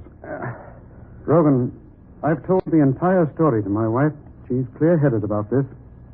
I'll let her tell you what she thinks. Go ahead, Anne. Mr. Drogen, Charles thinks you're a menace to humanity. I don't think so. I think the danger to others is not through you, but through somebody else. You don't know what I mean. Well, that's understandable. I mean, you wouldn't willfully hurt anyone. But what if someone forced you to? What if your ability to perform miracles... Evil miracles? Yes, evil miracles, was discovered by some criminal? He would force you to do what he wanted, at no risk to himself, because since the criminal was performing an evil act, you couldn't hurt him. In other words, Drogen, someone could use you for criminal purposes. Yes, blackmail the world because you thought he could kill anyone in the world. You haven't said anything, Mr. Drogen. You do understand? Yes, I understand. What do you expect me to do about it? We don't expect you to do anything. The responsibility is beyond you or us. Whatever happens is up to the proper authorities. Authorities? What we must do is to tell the authorities of what happened. It's a wonderful idea. What did you say? It's a wonderful idea. Charles, I told you he'd understand. Drogen, I'm proud of you. Thank God it happened to a man like you instead of another little fascist who'd imagine himself a super Hitler. A wonderful idea. Yes, of course, but why do you keep on saying that? You gave me a wonderful idea. Thank you, but that's not important now. We've got to go to the authorities. All of us. No. Why should you say no? I'm not going anywhere. Neither are you. What? Charles, why should he say... Wait. What's the matter? Nothing. I'm not going any place, or you. What do you mean? Sit down. What's the devil for? Sit down. No, I don't see what... Doctor, I let you talk. Now let me. Well, in my own way, I figured out the world a long time ago. And that's why I was satisfied. Now, you see, it's like this. Some people are born with more than other people. One man has more brains, so he's an Einstein. Another fellow's born with good looks, so he's a movie star like that Taylor fellow. Another has muscles that work better, so he's a Joe Louis. Another one's got more energy, so he's an Edison.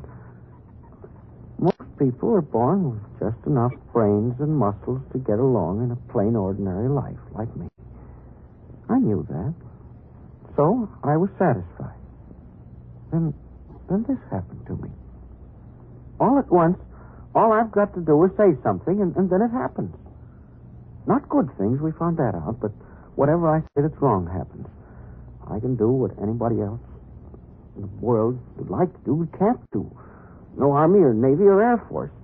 I can say that somebody should die or that something should burn or break or fall, and it happens.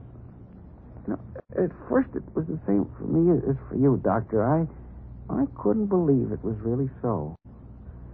Then while I was lying here, I heard you and your wife talking, and I began to figure things out. And then you both gave me the real idea. Dempsey and Joe Louis and Tunney and those fellas who had better muscles made themselves millions. So did Edison and Ford and Chrysler and the rest of them who had brains. Now, I had something. Why shouldn't I get paid off, too? Paid off? That's right. How? You said it before. What? I think you call it blackmail. Charles. The way you both look at me, you'd think I'd said something you hadn't said before yourself. Anybody that's any good to the world, I can kill. All right. People get paid off in this world for not letting other people starve, so I'll get paid off for not making people die. That's a pretty bad joke. Joke? No. Of course you're joking. No. You don't mean that. Sit down, Doctor. Doctor, I said for you to sit down. Don't you order me around. Now stop this nonsense and... Oh. I brought you some tea, Mrs. Krieger. Yes, thank you, Frederick. Just put the tray Wait down. a minute. Take that tray out of here. Go ahead, take it out. But I take orders only from Mrs. Craig. Is that so? Well, why don't you die? He's dead, isn't he, Doctor? Yes. So you see, it isn't nonsense. You devil, you. Well, up to now, it's always been plain Sam. I never thought that you... That's just it.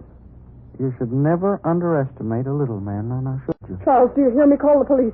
He hears you, but he won't do anything about it, will you, Charles, Doctor? don't just sit there. This man is a murderer. He killed Doctor, Frederick. your wife is talking a little too much, isn't she? Won't you please Doctor, do you hear me? I suggest you tell your wife to shut her mouth. Charles, Or maybe you'd like me to say something to her, the words I said about the servant. Suppose I said, Mrs. Crager, I wish you were... Stop. Would you please do something And about this? stop it. Stop. You hear me? Stop it. Now, it'll be all right, dear.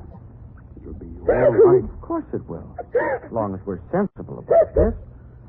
Now then, what is my plan? Well, very simply this. You and your wife are going to help me get everything in the world that I want. Yes, everything. What I tell you to do, you will do. Letters.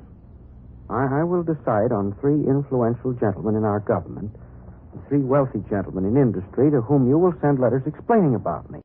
Now, they won't believe, but at the time I tell them to, they'll die, and the newspapers will know about it. And after that, everyone will believe me, now won't they? And so as not to die, everyone will do exactly as I want, won't they? Because they won't have any choice in the matter. They send soldiers against me. I'll wish that they'll be dead, and they will be dead. And soon from Washington to London to Moscow, everyone will be doing exactly what Sam Drogen wants them to do. And that'll be wonderful, won't it? All the good people of the world doing exactly what one little man wants them to do. Well, you haven't said anything, Doctor. You understand what I'm talking about, don't you? Yes. It was inevitable. Of course, I won't want you and your wife to leave here. Now then, we'd better have this man's body removed, and then we'd better get to work. Or have you any suggestions? Do you mind if I have a drink? Drink? Not at all. Not at all. A drink started all this, didn't it? Go right ahead, Doctor. Thank you.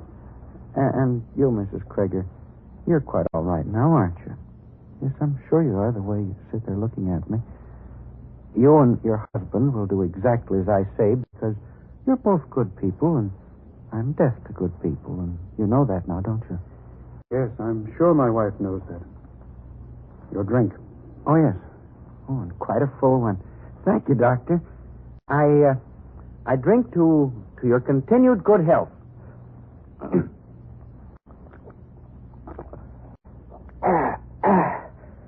Well, a strong one and a good one. Thank you, Doctor. What? Drink? Oh, my throat. You what? No, wouldn't dare. I'll kill. Charles, what did you... Kill. Charles, he's going to... Wait. You... Charles! Oh...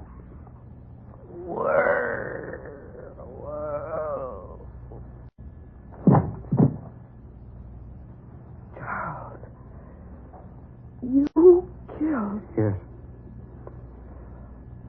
Poison worked more slowly than it should have. But it worked. Drogen, you made one mistake. You should never underestimate what good people can do. If they have to.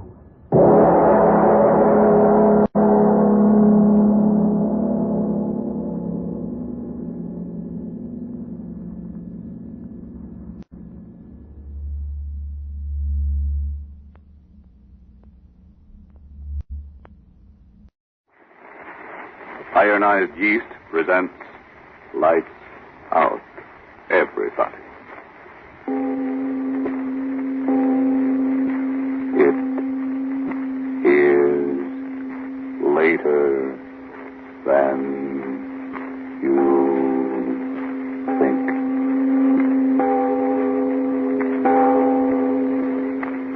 Lights Out brings you stories of the supernatural and the supernormal, dramatizing the fantasies and the terrors of the unknown. We tell you this frankly, so if you wish to avoid the excitement and tension of these imaginative plays, we urge you calmly but sincerely to turn off your radio now. This is Arch Obler. He walks the earth, the little man. You look at him and say, what can he do? But then comes war and barbarism threatens his own home, and suddenly the little man towers over the earth, a figure of vengeance. This, too, tonight is a story of vengeance. But before we begin, Bob Stevenson wants to ask you a question. Does day's end find you so worn out and all in that you can't enjoy the evening? Are you so jittery and underweight and under par that you're losing out in your work and in your fun? Remember the name, Ironized Yeast Tablets. And now, lights out, everybody.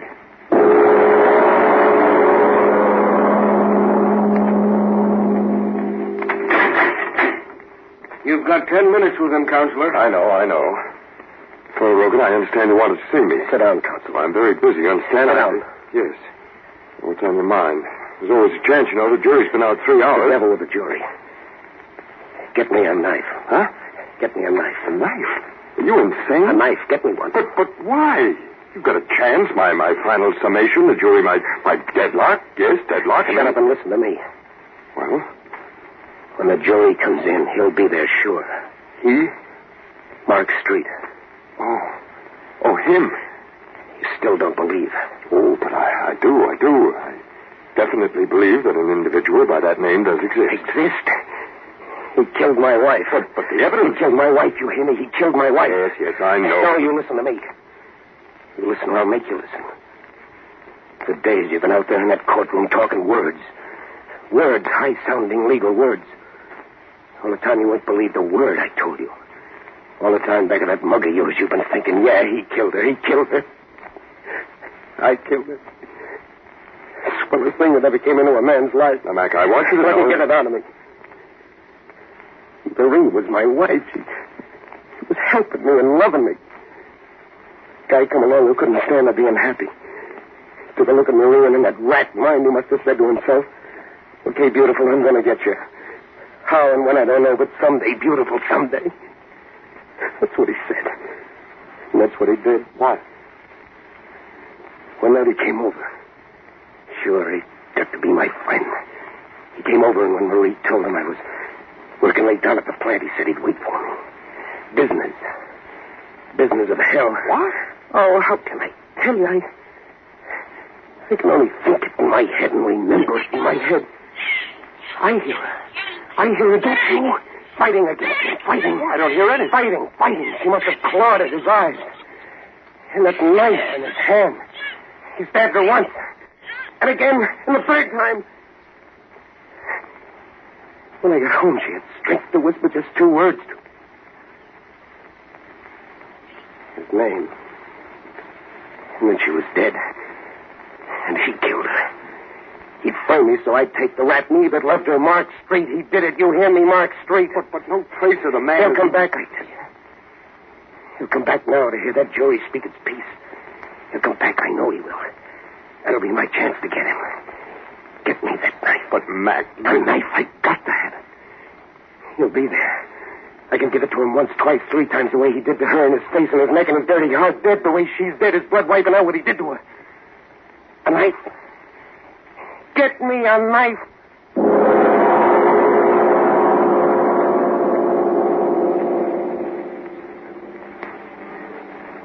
Order in the courtroom. Order in the courtroom. Okay, let's go clear the courtroom unless order is immediately restored. You got it. Well, Mac, everything's going to be all right. The knife. Where is it? You certainly didn't think I'd really... Well, I mean a man in my position. You didn't bring it? Be sensible, Mac. How could I? Your wild story about revenge against a man nobody knows... Double-crossing. Mac, jury's coming. Ladies and gentlemen of the jury, have you reached the verdict? We have, Your Honor. You will read the verdict. We, the jury, find the defendant is charged in the indictment guilty of murder in the first degree. The prisoner will rise and face the court. He's talking to you, Mac. What? The prisoner will rise. Judge, get up, Rogan. Mark Street. You're here. I know it. Max Rogan, have you anything to say before sentence is passed upon you? I see him. Rogan, what's the matter? Mark Street, he's here. Here. Mark Street, you're here. I see you. I'll get you now. Get him, somebody. Oh, he's here. Mark Street, I've got to get him and kill him. He's framed me. He killed him. Let me go home. No, go with me. You can't let him get away. He's here. I saw him. Mark Street, listen to me. I'll get you. I tell you, I'll get you when you got hurt. 3 times. Once across your face and once through the neck. Once through your heart.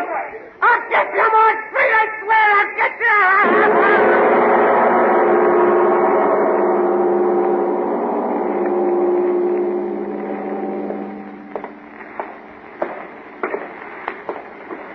I'm asking you as a particular favor to me, Rogan, to behave yourself. Yeah. Well, every man in this cell block is a condemned man. Disturbances just make it harder for everyone concerned. I ain't going to be with you long, Warden. There's 2 weeks yet, my boy. I'm not going out that way. Oh. Escape, eh? I'm just telling you not to count too much on springing that trap.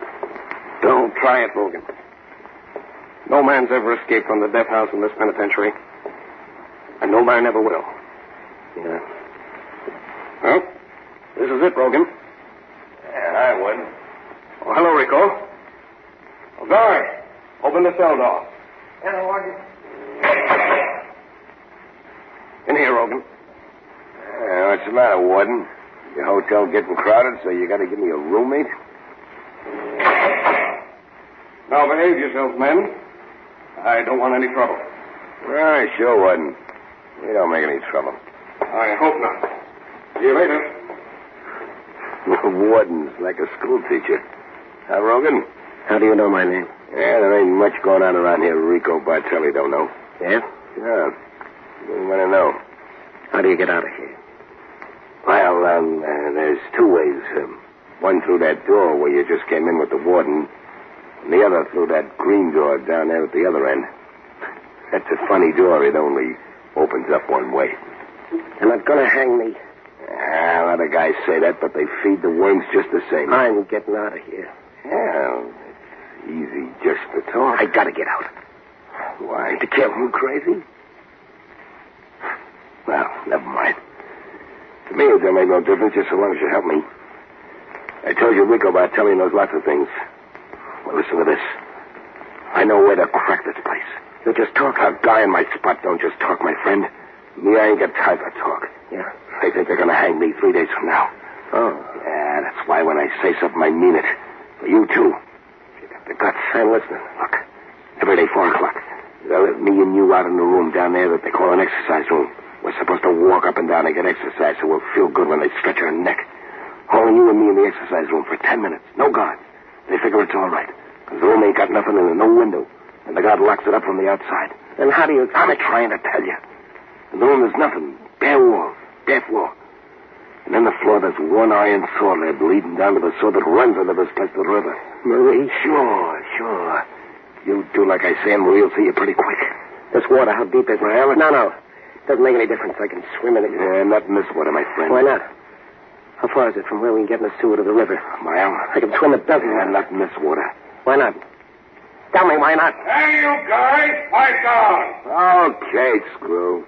We're going to sleep. Tell me. Why not? Because, my friend, after the pipe that's under the exercise room goes a little way, it joins the main pipe. Well? And on the main so there's no room to swim. The pipe's filled to the top with water. I'll swim it anyway. And breathe what? The water? I've got to get out. Sure, you've said that before. But you ain't going to get out if you don't listen to Rico. I tell you, the water in the sewer's up to the top. Maybe half or 1 inch clear air up on top. Not enough to swim, my friend. But just enough to get air if you got the right thing. What? A diving rig? A little piece of rubber pipe that you keep in your mouth. And you stick it up out of the water so you're sucking the air while you walk through the water. That's over your head. Where do you get the rubber hose? Here. See? I got one right here. And I got another one for you. This end stuck in my mouth. Listen, I raise it high like this. So it sticks up out of the water and I suck up that little inch of air that's waiting up there on top. Mark Street. I'll be coming for you soon. Black Street? What's that? All I want to know is you're going to break with me down the sewer tomorrow. Man, you don't know what you're doing for me. Shut your mouth. I do it because I can't lift a heavy sewer by myself. But with you, we'll lift it. We'll lift it. Okay. Tomorrow, 4 o'clock, we try, huh? 4 o'clock.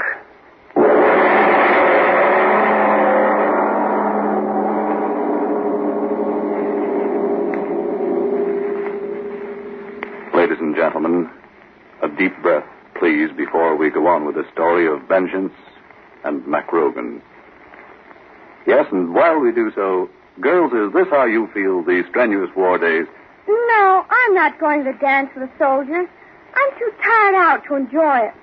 And since I've gotten so thin and run down and on edge, nobody wants to dance with me anyway. Well, you don't look so good lately.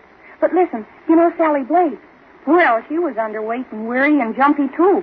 And she found out that all she needed was more vitamin B and iron. Vitamin B and iron? I don't understand. Let me explain, miss. When you don't get enough vitamin B from your food, you may lose your appetite, so you don't eat enough. And then you may lose weight and lose your pep. Or you may not get all the good out of your food. And when you don't get enough iron from what you eat, you may be weak and pale and washed out. Oh, dear. If more vitamin B and iron is what I need, I suppose I've got to take some disagreeable medicine. Sally didn't. She took ironized yeast tablets. She says they're a cinch to take. Just pleasant little tablets. And you should see Sally. And now, back to Lights Out. This is the day and the time for the two condemned men to make their try for freedom.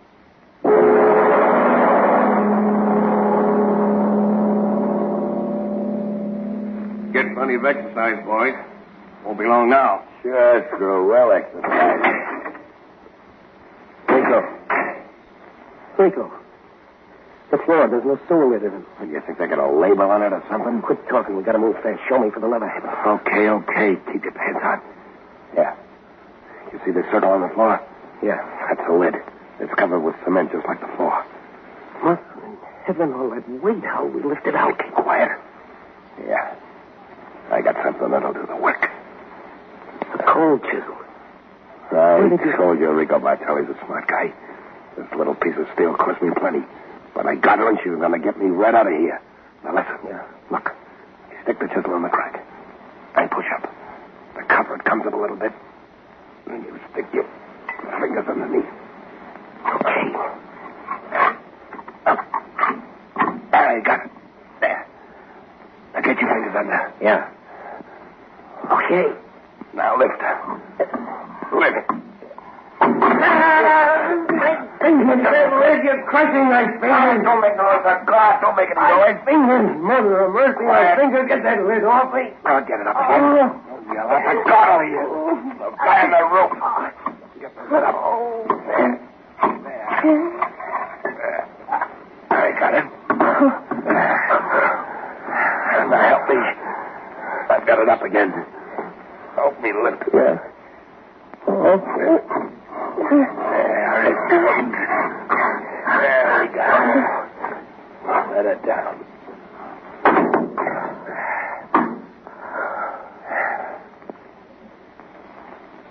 From your fingers. Never with my fingers. Let's go. Okay. You drop down there first. I don't know how deep the water is.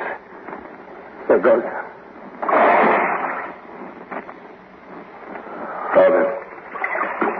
Is it all right down there? Yeah. Come on. Okay. Now, water's not so deep. Only up to my waist. Which way now? This way. Come on. So blasted dark. I know the way. Yeah. It's faster. Lead the way fast. I can't go too fast. Main sword someplace along here. I might fall in. Okay. Well, yes. Safe. Keep going. It's black. I can't see nothing. I may go wrong. Shut up. What? Shut up. The water, don't you feel it? It's moving faster. Yeah, you're right. That means the main show's up ahead. Come on. You're looking so excited. Why shouldn't I? The main pipe's ahead? Yeah, the main pipe's ahead. That means we're going right. Oh, I'm not afraid of drowning as I can't drown. I've got to kill him first. I can't drown. No. That doesn't matter to you. Come on. Wait a minute. Give me my piece of rubber hose first. Rubber hose? Yeah, sure, like you told me to breathe through in the main sewer. Give it to me now and kiss the water separates us. Give you what? What's the matter with you? Me? Tell me what's up. Sure, why not? I only got one piece of rubber hose. But, Rico, you said... What I say and what is, that's two different things. I got one. For me. And me? You help me lift up that solid. Okay, that's swell. Now, if you want to go out and knock off that guy you always talk about, okay, I ain't stopping you. Take a swim for yourself. Give me that piece of hose. You better take that swim while you're still healthy, my friend. Give me that hose. Stay back from Give me. it to me. Okay, I'll give you...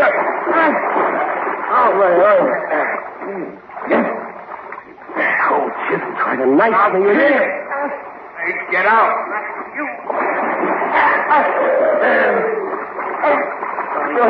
Devil, I got you now. Oh, I am. Yes, your arm, Rico. Bending it to make you bend over. Bend over, Rico, over. Get that head of yours under the water. No. Drink it, Rico. Fill your double-crossing lungs with it. Drink.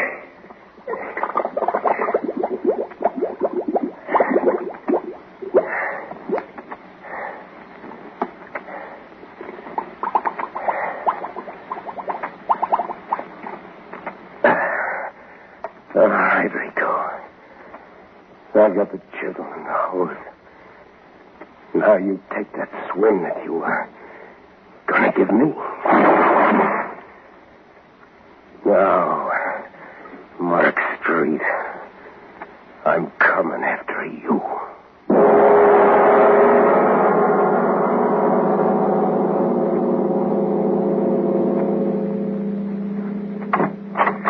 Hey, now, but shut the door. We're closed, see? Might as well scram. 1 o'clock's closing hours in this town. Help me. Hey, what's the matter with you? Mark Street. Huh? What's that you said? Mark Street.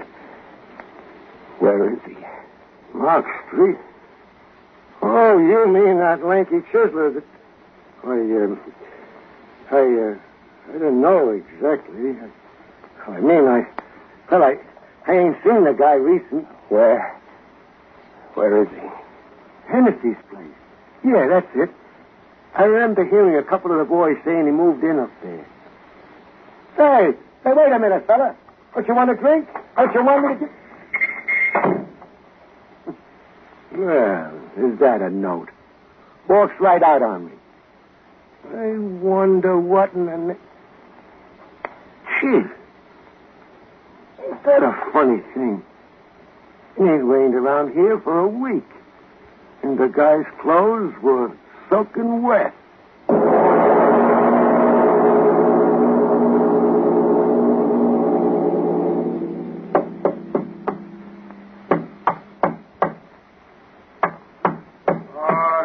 All right, I'm coming. Waking a man up in the middle of the night, that's disturbing the peace. Well, what's the matter? Tell me. Tell you what? What's the matter, you drunk? What do you want? Mark Street. Mark Street? Is that the one you said? They told me. He's staying here. He was staying here, you mean? He's gone? That's all right. He's gone. Tell me. Where is he now? He's down 6 feet in the Rosamond Cemetary. Mark Street. He's died last week. Good night. Mark Street died last week. No, Mark Street, you can't cheat me that way. Rosemont Cemetery said. All right, Mark Street. I'm coming out to you.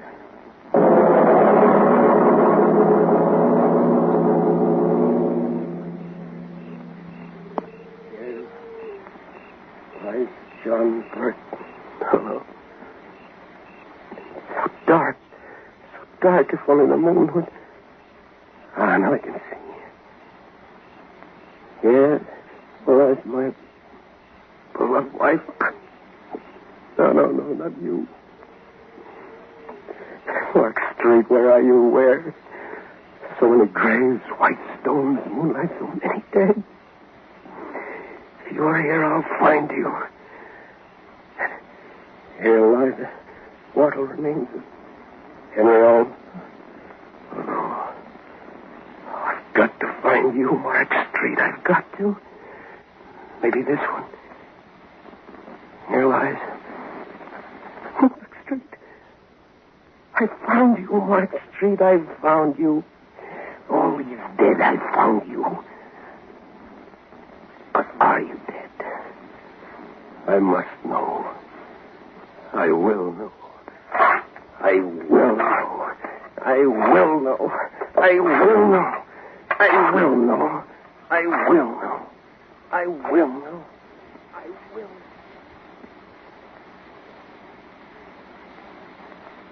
I will know.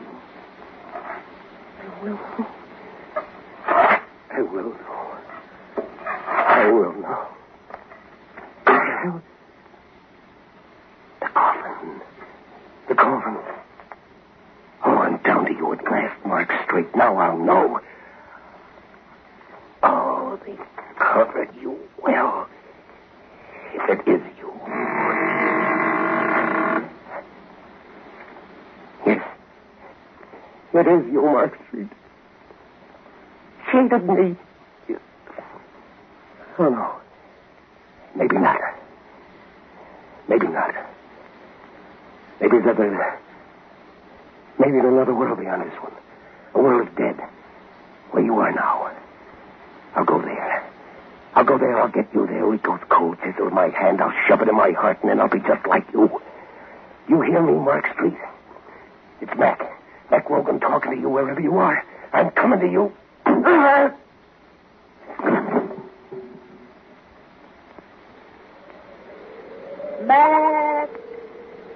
Mac Rogan.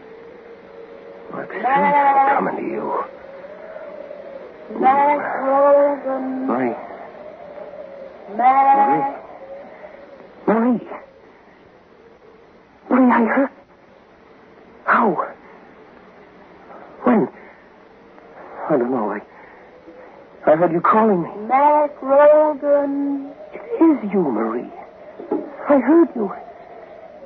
I can hardly see. I don't know where I am, but I heard you. You got your wish, my darling. What? Look. There in front of you. Mark Street. Mark Street at last? No, let me go. The dead can't prove it dead. Let me go. And the knife. The knife you killed her with is in my hand. The knife. At last, Mark Street, I'll give you what you gave her. No. Once in the face. Twice. A third time.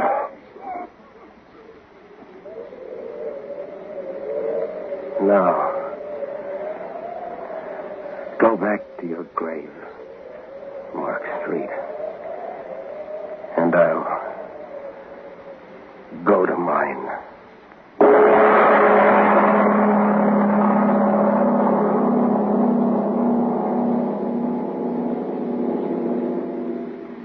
Mr. Obler, do you really think that revenge can go beyond the grave? I like to think that it doesn't. I like to think that murder and mercy find equal rest in peaceful death. Well, I'm interested in next week's story. You go back to California to do that one. What's it going to be about? It's a long postponed tale. I started to do it 3 times in this program, and each time something happened.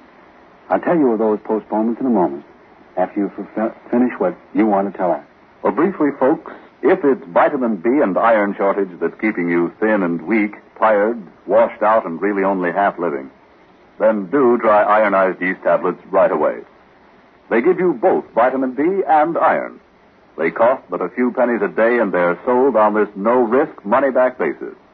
If you don't quickly begin to eat better, sleep better, feel much stronger and peppier, and if you are not convinced that ironized yeast will help you gain just the good pounds you need to look your best, the cost of the first bottle will be refunded to you in full by Ironized Yeast, Box IY, Rahway, New Jersey.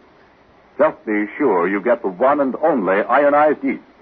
Always ask for it by its full name, Ironized Yeast, and look for the big IY on the package and on each tablet. And now, what about this postponed story, Mr. Obler? Well, we all start things we don't finish. Now, before I started a word and started and didn't finish it. And that reminds me of something that you folks may not have finished. I'm referring to your war stamp book. Don't say what again and turn that dial. You know that boy who used to live up the street from you who's in that flying fortress? He can't turn any dials and get out of there when the shrapnel gets close. He's got to keep on. And so how about you and that war stamp book? How long since you put another stamp in it? Remember, 4 25-cent stamps will buy a hand grenade. 15 50-cent stamps buy an anti-tank mine. 6 25-cent stamps a winter combat helmet. Yes, your money in war stamps can actually save the life of an American soldier. Here's another way to look at it. War stamps earn no interest. War bonds, on the other hand, do. They pay you back $4 for every 3. So looking at it either way as a dollar investment for your future, or better yet, an investment in a free world, you'd better put those spare dimes and quarters to work against the Axis for victory and for you. In the future, well, it'll mean a future of a free world. Ladies and gentlemen, tune in next Tuesday again for Arch Obler's eerie story, He Dug It Up, a strange tale inspired by a visit to pre-war England. And if you need more vitamin B and iron, be sure to try Ironized Yeast, the one and only Ironized Yeast with the big letters IY on the package and on each tablet.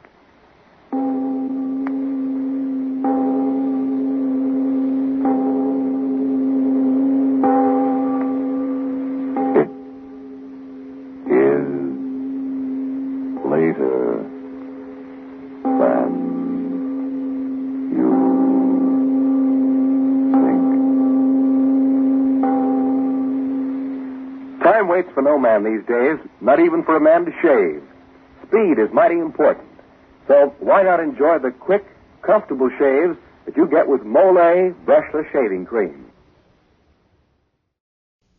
Arch Obler's Lights Out, Everybody.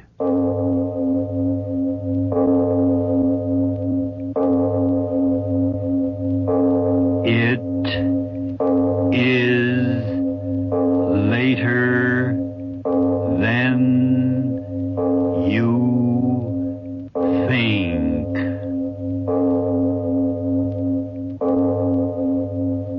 This is Arch Obler bringing you another in our series of stories of the unusual. And once again we caution you, these lights out stories are definitely not for the timid soul. So we tell you calmly and very sincerely, if you frighten easily, turn off your radio now.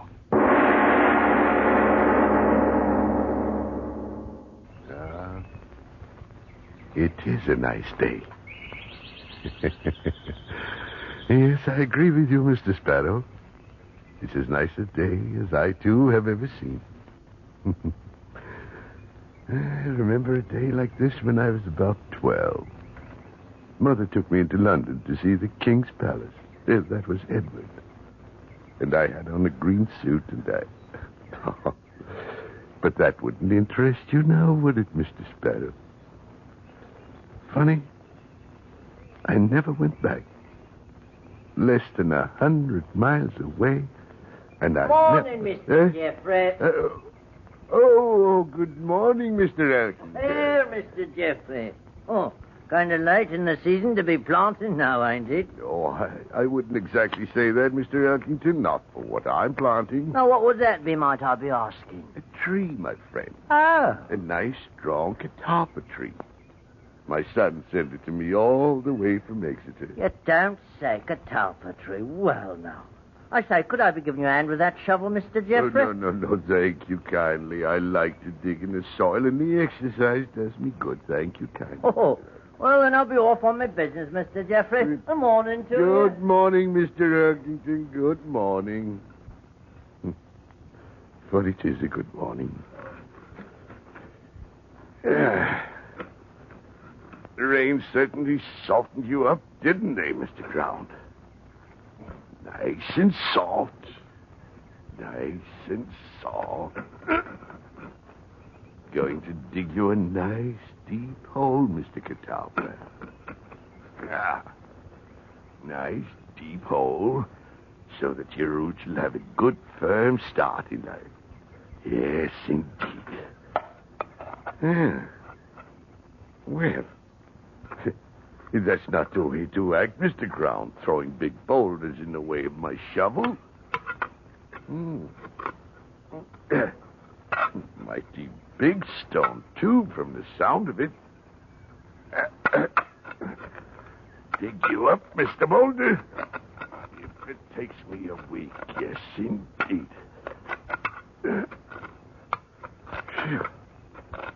Big stone, all right. Keep after it, that's all. Buried all these years in the corner of my garden, and I never knew about you now, did I? There, that's showing results. Yeah, like an oblong. That's queer. Big flat oblong stone in my garden. Dig you up. That's what I'll do. Dig you up. Yes, indeed.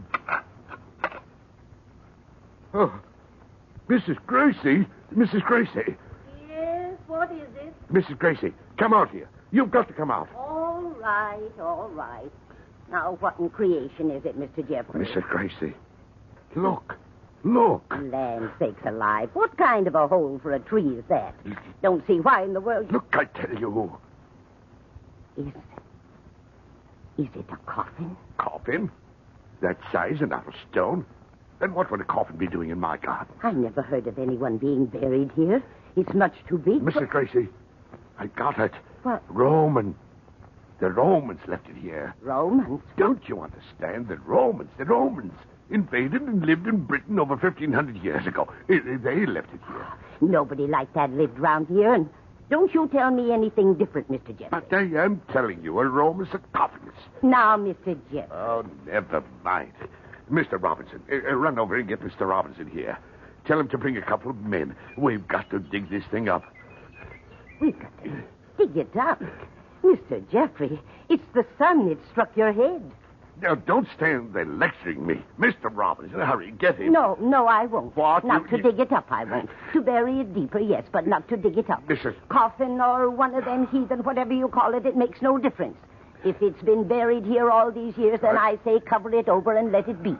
There's some things best left deep under the ground.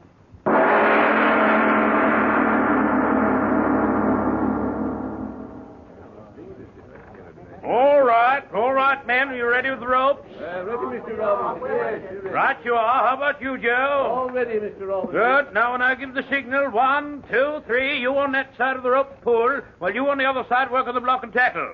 1, 2, and up on 3. Have you got it? Aye, we have it. Oh, Mr. Robinson, you will be careful. I mean not to damage. Now, look here, please. friend Jeffrey. I've been in the building and excavating trade and constable of this township for 20 years. Yes, I know. And all that time, I've given only one thing, and that's satisfaction. Yes, sir. Now, as for this little stone container... Little Judas Priest, man, is 10 foot by 3, and heaven knows how heavy. Well, true as that may be to my way of thinking, it's still a small job. If you're worried about my damaging it, you're free to call in one of my competitors. No, Mr. Robinson. I want you to handle the matter. Oh, yes. All right, then stay clear, and I'll give the order. Now, wait. If you please, Mr. Robinson, wait. Yeah? That housekeeper of mine, Mrs. Gracie, she wouldn't want to miss the doings, and I don't know where she's gone off to. If now, you'd only Mr. wait... Jeffrey, I'm a busy man, so if you'll just stand aside. No, please. All right, men. Now, don't pull until I give the signal. 1, 2, 3. Up with it. Up. Easy there, Joe. Bring those ropes over the left. Up with it. Up with it. Steady there. Not too fast, you fool. Stand the skipper's ready to put under it. Easy now, Joe. No. Don't swing it too high. Not too high. Are you deaf? Not too high, or is it... No, put Put it back in the ground. Put it back in the ground, I tell you. Mrs. Gracie, what's in the way? Get out of the way. Put it back in the ground. In the ground it was, and in the ground it belongs. Mr. Jeffrey, I'm Get out warning of the you. way. Jeffrey, get that woman out of In the way. the ground. Mrs. Gracie, are you crazy? Crazy old woman, get away. My men can't hold it. Tackle, it's slipping. Look out. Look out. Get on those ropes, fools. Get on those ropes. Lift. Hurry now. Hurry. Get over here. Mother in heaven. It fell right on top of her. Coffin fell right on top of her. Oh, Mrs. Gracie.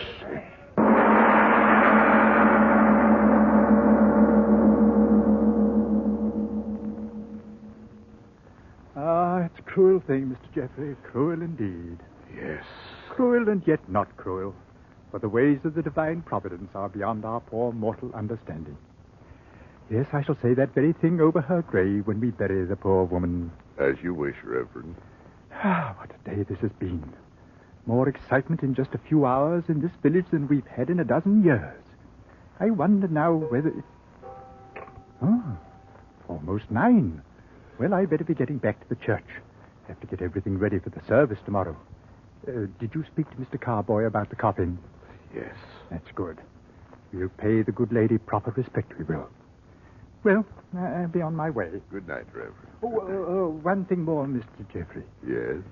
I didn't want to speak of it in all the excitement before, but I feel I really should. Yes, Reverend. I know you were in quite an emotional state of mind, but do you feel it was quite the proper and respectable thing to do? I mean, having that Roman antique brought right here into the house, when it, inanimate thing though it be, was the direct cause of poor Mrs. Grace's death. I wanted the sarcophagus in here, Reverend. Wanted it? But what possible use could that great stone sepulchre be to you? I realize it has certain intrinsic value. After the funeral, we'll get in touch with the proper museum authorities in London and have them take care of it. But don't you see, it wasn't quite respectful of the dead. Bringing the very thing in here that had caused the tragedy. Not respectful at all, Mr. Jeffrey. It was what I wanted. Good night, Reverend. But, Mr. Jeffrey, good night. Good night. Disrespectful. No fault of Mr. Coffin that she ran under it. Call in the proper authorities. I'm proper authority in Roman things myself, I am. Read the whole Gibbon's Decline and Fall of the Roman Empire, didn't I? I certainly did. Here you are, Mr. Coffin. Just where I made them put you. And I did make them, didn't I? Ran right under you, she did. Superstitious old fool. No fault of yours, Mr. Coffin. Yes, you're a big one. Let me see. About 10 feet long on this side and 4 this way. It's a discovery that ought to make history, that it ought. Wait for experts, should I? What would the experts do? Cart you off to one of those museums, and there I'd be, the man that found you, with nothing but a hole in my garden and a new grave in the cemetery to show what had happened. No. I'd be my own expert, Mr. Coffin. I'll open you up myself right now. And I'll take the blame or credit, and no mistake about it. That iron bar. Mr. Robinson will wonder where his crowbar went. Now, won't he, Mr. Coffin? But we'll give it back to him in the morning. Yes, indeed. Yes.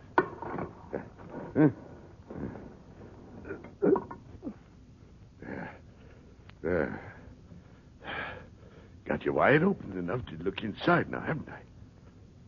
Experts. I'll show them.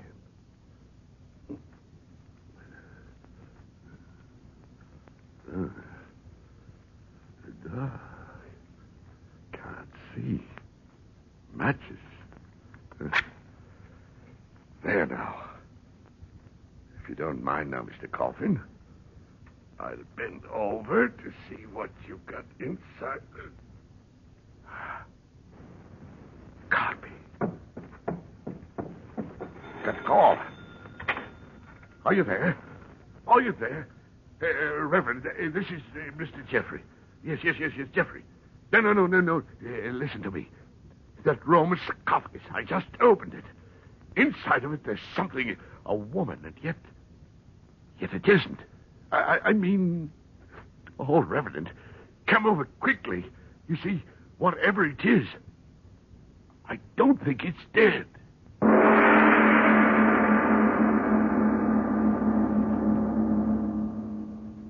My dear Mr. Jeffrey, you must listen to me. I'm a person of understanding, of judgment. I say leave it alone. Don't go near the thing until they get here. Now, I phoned Dr. Thompson at the British Museum. He's an expert, a qualified expert. Expert. There you go, experting again. Now, you shove on that side, and I'll pull on with this. Yes. There. That ought to fetch the lid off. It's all against my better judgment. All right. Off with it. There she goes. Another shove. Open. We've got it open. Reverend, look at her head. Why, what in Satan's name is it? Lion's head. That's it, a lion's head. And the body of a woman. And alive. She is alive. Don't be a fool. It's a heathen idol, stone. No, it's living skin. I'll touch it. I'll prove it. It is stone. A blasphemous heathen thing. We'll cover it up, and in the morning I'll have it buried again. No, you won't. It's mine. Found it on my property. Oh, heaven forgive you.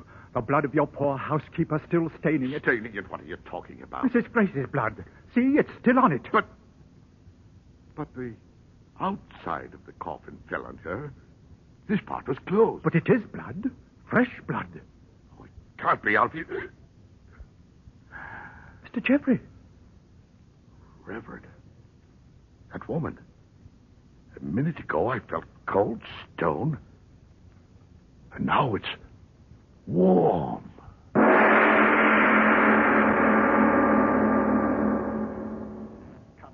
Constable, can't you walk any faster? Oh, it'll wait, Reverend. Whatever it is, it'll wait. But I tell you, he acted like a madman. Practically threw me out of the house bodily because I persisted. Now, wait a minute, Reverend. Begging your pardon, wait a minute. Me, I don't know a thing about this. I'm sleeping as peaceful as a sheep in the fields when you wake me up. Will you represent the law in this community? Not begging your pardon, I don't know that there's any representing to do. If you get what I mean. But I told you... Yes, sir, that... you told me that the coffin that killed poor Mrs. Gracie... He opened it, I tell you. And since when is that against the law? Oh, keep walking, man, keep walking. Begging your pardon, Reverend, I know when I'm walking. Now, here's the house. Now, go in there and see for yourself. And that's just what I'm going to do, sir. You'll see. I demand that you remove the heathen idol by force and have it buried in the ground where it belongs. I demand that Hold it, sir. Well, it's me, Mr. Jeffrey. I didn't send for you. I brought him here. Oh, it's you, is it? And now, Mr. Jeffrey, I feel it my duty. Begging your pardon, Reverend. As long as you got me out of bed, let me do the talking, if you don't mind, sir. Well. Now, Mr. Jeffrey, I'd like a bit of an explanation. Explanation, my grandmother. Constable, he slammed the door in our faces. Well, that he did, but what of it? He's broke no law that I know of. Then come and see for yourself. At the window. What? Glory be. I see the thing now. It can't be alive. I don't know. Stone, and yet it was warm to the touch. It better not be alive. Why do you say that? Because, look for yourself. Mr. Jeffrey, he's cutting into her with that bit of iron.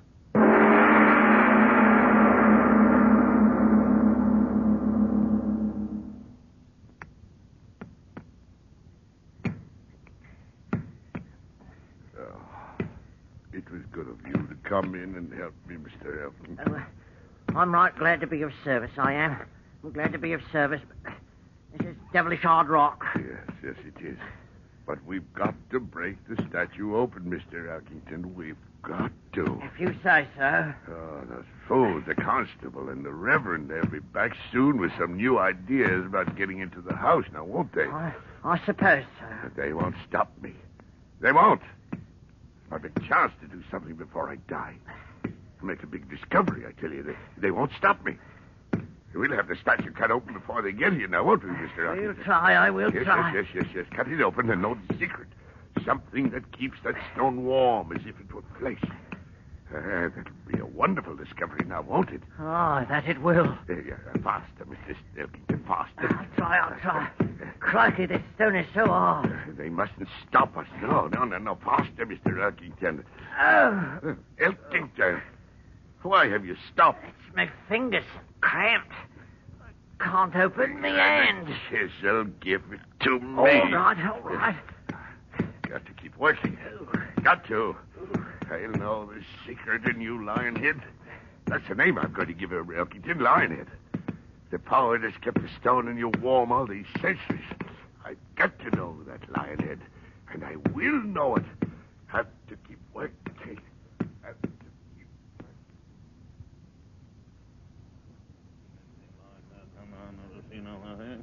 Now, Reverend, you can drive a man too far. I tell you... No, Constable, now we'll tell you. For 24 hours, you've been telling the people of this community that the law won't permit you to do this and the law won't permit you to do that. Well, it won't. But we tell you we won't stand by and permit one of our citizens to indulge in heathen madness and not do something about it. Am I right, gentlemen? Absolutely right. But what can I do? He's in his own home. He's not committing any public nuisance. We've gone over that 100 times.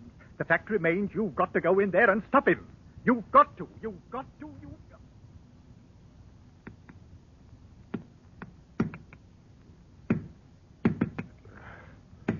The hardest stone in the world.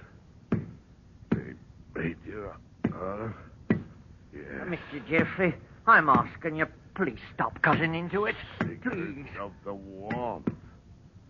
Before any of the others knew about it. Or they stopped me. Hark! What's that? Got to keep working. That sound, Mr. Jeffrey, what is it? Can't talk to you, Mr. Elkington.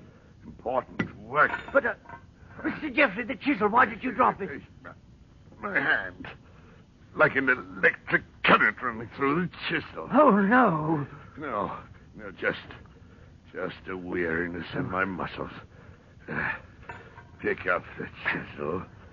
Yes. Go on. Yes. I think I'm going now, Mr. Jeffrey. No, you stay where you are. You stay there till you stay there. If I lock the door for you, they'll come in. And I won't let them in before I learn the secret, you hear me? That sound, Mr. Jeffrey, it's like something burning. Do you hear? It's been getting louder and louder. Won't stop. I've got to find the secret of that warmth. 15 centuries of warmth. Mr. Jeffrey, it's the constable. I don't care. Open up, Mr. Jeffrey. You won't stop me, you meddling fool. Open up, Mr. Jeffrey, in the name of the law. We've got a warrant this time, good and proper. Warrant? Oh, no. Oh, Mr. Warrant. Jeffrey, you ought to really... No. I'm almost finished. Go away. We've got Professor Thompson from the museum. Mr. Jeffrey, I'll warn you. No. Open up or we'll break down the door. Mr. Jeffrey, I beg of you, please. No, they won't stop me. But I'm almost through. I tell you, I'm frightened, I am. Broken through to the middle of my statue. Oh, no. I'll find out the secret, and no one else. There. The chisel's breaking through. It's hollow. Breaking through.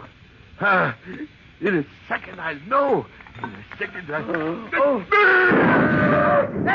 Somebody else! Mr. Jeffrey! What, Mr. Jeffrey? He's on fire!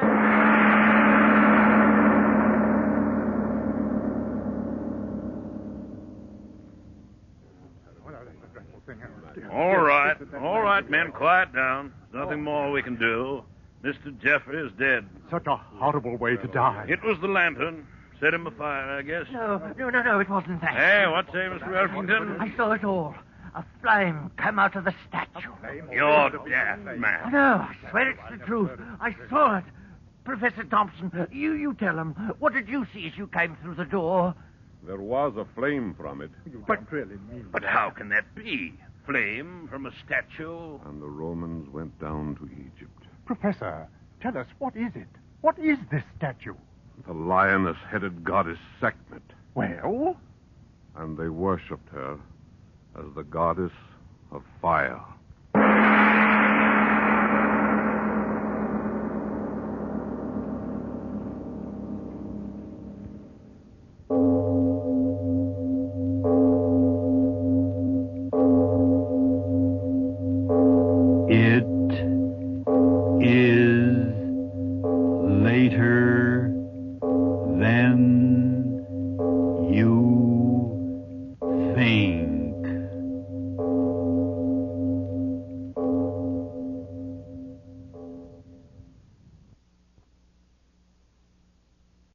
Lights out. Everybody.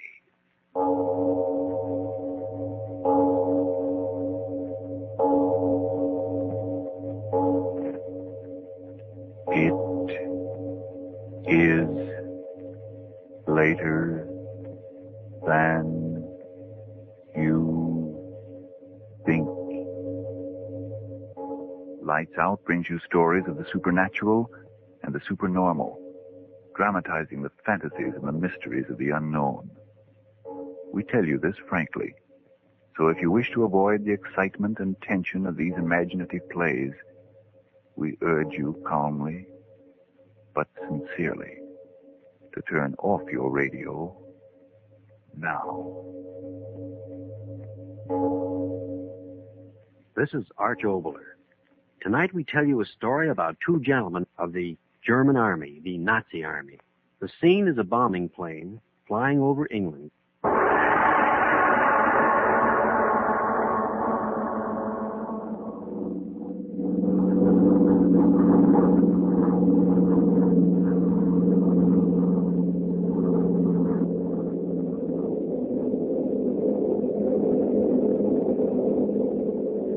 Lieutenant, Herr Hauptmann, you are ready? Fertig, Herr Hauptmann. No, speak English now. We are almost there. And remember, from the moment your feet touch that blasted English soil, only English. Yes, Captain. Now, check your equipment. Parachute, rucksack, gun. All in order, sir. We should be there in a few moments.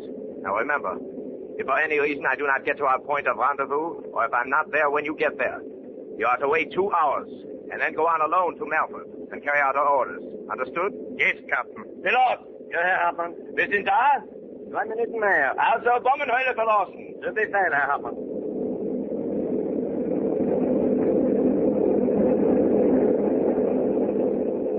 Go. Bomb hatch is open. It's time to go. Oh, one thing more, Lieutenant. Yes, Captain?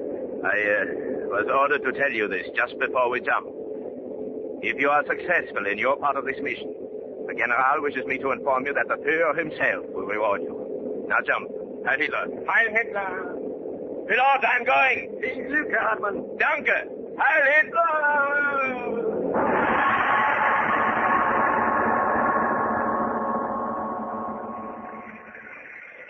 Something better mehr kalt ist. Oh, Captain. You all right, sir? Not Captain, you fool. The name is Edward. Yours is Thomas. Understood? Yes, Edward. Oh, you are hurt. My foot twisted when I landed. Oh, perhaps you had better... Are you going to tell me what to do? Oh, no, sir. Give me your arm. Yes, sir. Yes, Edward. 1/2 kilometer down the road is the house. In the morning, Bearcock will meet us there. But your foot... My foot will be all right.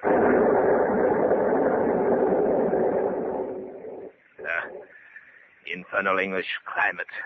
Faster, my dear, Thomas. The Englishmen have work to do.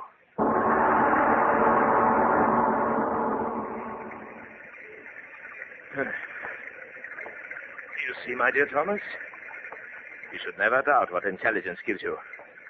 10, 11, 12 steps.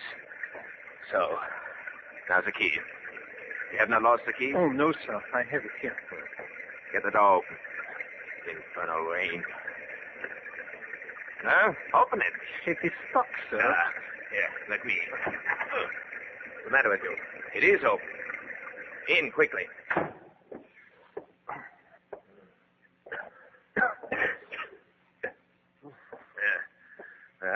Now we can turn on our lights. These British, how well they built the old piles of masonry. Come. We will build a fire and make ourselves quite comfortable until Berkoff arrives in the morning. Yes, Edward. There is no longer any danger of our being observed. Yes, Captain. Captain. What? I thought I heard... You heard what? Laughter. Infernal flashlight. Give me yours. Yes, Captain. Now, walk on. This house is empty for years. You should know by now that our military intelligence makes no mistakes. Yes, Captain. Captain. I heard. Door to the right. Remember your orders, Thomas. Yes, Edward.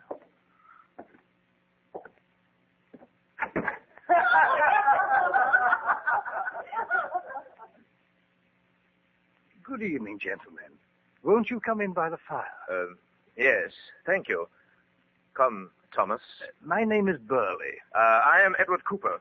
My friend Thomas Davies and I got lost in the rain. We thought this house was quite deserted. Deserted? Not for 500 years. Oh, may I present Lady Burley? How do you do? How do you do? My great-aunt, Mrs. Westland. How do you do? Now, William, they can meet the rest of the family later. Does someone give them a drink? They're soaked to the skin. Here you are, gentlemen. Oh, yes, gentlemen, my son-in-law, John Pearson. How do you do? How do you do? Drink them while they're hot, gentlemen. Thank you. Really, you gentlemen should get out of your wet things. Would you like to go up there? No, thank you. We're quite all right. But confused. Confused? Yes, Mr. Davies and I were told on good authority that this property hadn't been occupied for the past 25 years. My dear man, where do you think you are? Melford Towers. Good heavens, young man, you are lost. You certainly are. Milford Towers, that's 2 miles north of here. You're at Dorset Manor. Just took the wrong turn somewhere. Melford Towers, Mr. Carver. Cooper. Mr. Cooper, why in the world were you going to Melford Towers on a night like this? Please forgive our inquisitiveness, Mr. Cooper, but after all, Milford Towers is quite deserted, you know. Yes, we know. What do you mean, sir? Oh, Mr. Davies here and I started quite early. Lost ourselves completely. It got dark and, well, here we are. Oh, yes. John? Yes, Sir William. Ring up the constable. Yes, of course. Wait a minute. Why the constable? Well, it's quite obvious. Is it? Of course. Ring up the constable, John. No, put up your hands, all of you. I say now. Oh, what is he going to do with the gun? What is he going to do with the gun? Make that old woman keep quiet. This old woman. Lieutenant Colonel Schaunsnehmen, der müssen Sie töten. I said to keep your hands up. German, William. German spies. Not spies, old woman. German soldiers. You're in civilian clothing. German soldiers, Englishman. Soldiers. Soldiers to rescue a soldier. William, what are they talking about? How long did you think we would permit you to keep our great Rudolf Hess imprisoned? Malhausen, Rudolf Hess! What are you? Shut your mouth. How dare you? You two. No, here. Now quiet, all of you. Nimm Sie nächsten Zimmer und schreck Sie. Alle? Alle, quickly. Go, all of you. Do as he says. Or do you want me to shoot? The next room, quickly. Well, I suppose... Where is he?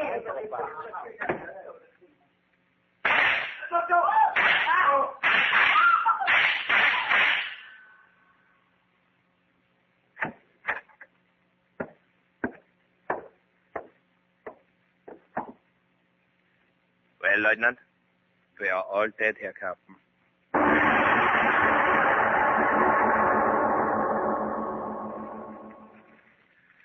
No more wood. The room is warm enough. Yes, Captain. Now then, where was I? Oh, yes. Berkoff will bring an automobile. We will then proceed to this point on a map. There, a few hand grenades in the right place, and Herr Hess will be with us. Then we will... Lieutenant, didn't I just tell you no more wood on the fire? It's warm enough. Yes, Captain. Is it still raining out there? Oh, yes, Captain. Infernal climate. Yes, Captain. Yet, the weather is fortunate. Who will come here on a night such as this? Oh, yes, Captain. No matter. As soon as it is daylight, we will go. 7 in the morning, Berkoff will be there. We'll meet him. Yes, Captain. Yes, Captain. Yes, Captain. Does none of this mean anything to you? No, never mind. You're a good soldier. You believe, you obey. Always, Herr Captain. I, too. So we will win, always. Yes, Captain. It will be most satisfactory, eh, Lieutenant? To tell about this little adventure when we get home. To come right in under the noses of the British and... What are you listening to? I don't know, sir. There's nothing. Lieber God, man, why do you stand there with your head twisted like an old woman waiting for... I heard... Be still. In the next room. Who? We will find out.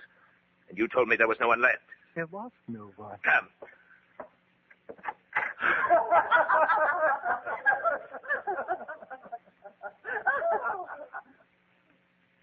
Good evening, gentlemen. Won't you come in by the fire? They. All of them. My name is Burley. May I present Lady Burley? How do you do? Shot them. You said you shot them. My great aunt, Mrs. Weston. How do you do? Now, William, they can meet the rest of the family later. Someone give them a drink. They're soaked to the skin. I did kill them. You dirty liar. Here you are, gentlemen. Your drink. No! You blasted Englanders. What is this trick? Oh, yes, gentlemen. My son-in-law, John Pierce. Stop talking. This time you will die.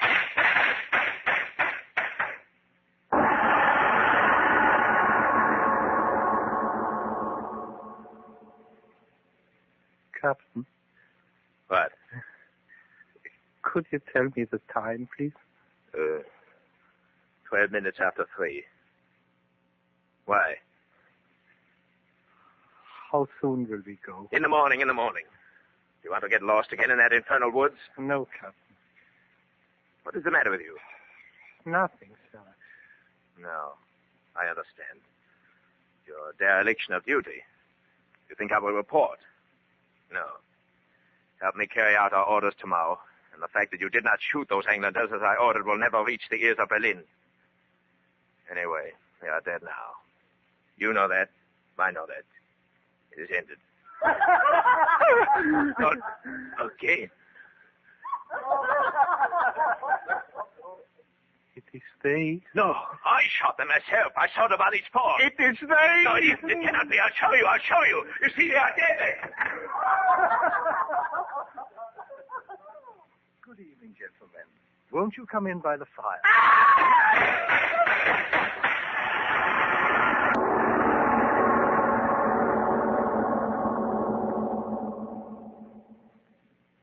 Lieutenant. Hans. Lieutenant, I'm talking to you. For hours you sit. Last you say something. I order you to say something. I have nothing to say, sir. Well, you can speak. You infernal fool, you. Why are you so afraid? You have your gun, your hand grenades, a knife. Why be afraid? Stop turning your head that way. Listen to me. There's nothing to listen to out there. There's nothing out there. Nothing. If they... They will do nothing. They are dead. Do you want to go into that room and see that they are dead? They are dead. No. Why should I have to convince you? 3 times? How often must I tell you? I saw that same thing happen in a campaign in Poland. Poland? Why do you hold on to my words? Yes, in Poland.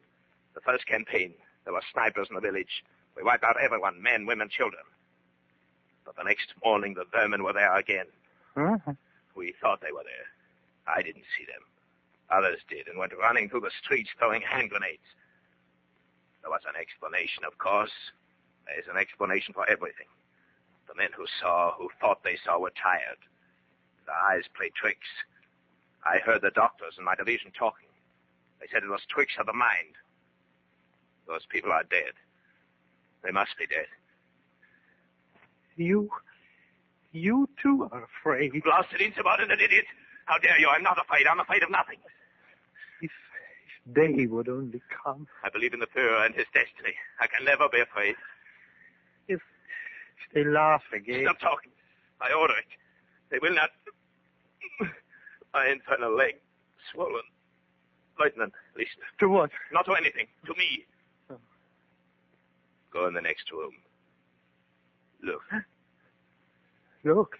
You question an order?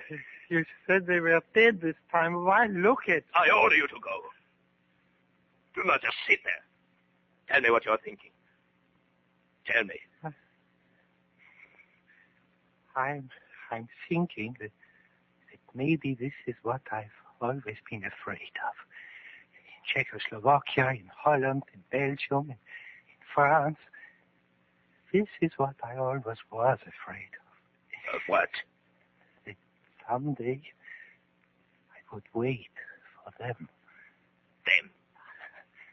I commanded a firing squad in Slovakia. We shot women. What's that got to do with this? In Belgium, too. Women. What are you talking about? In Poland, the tank I was in was covered with the blood of the children and women. You blasted fool. You are a soldier of the Greater German Reich. I think to myself, why don't I just leave you here and run? You would not dare. I think to myself, what is the use?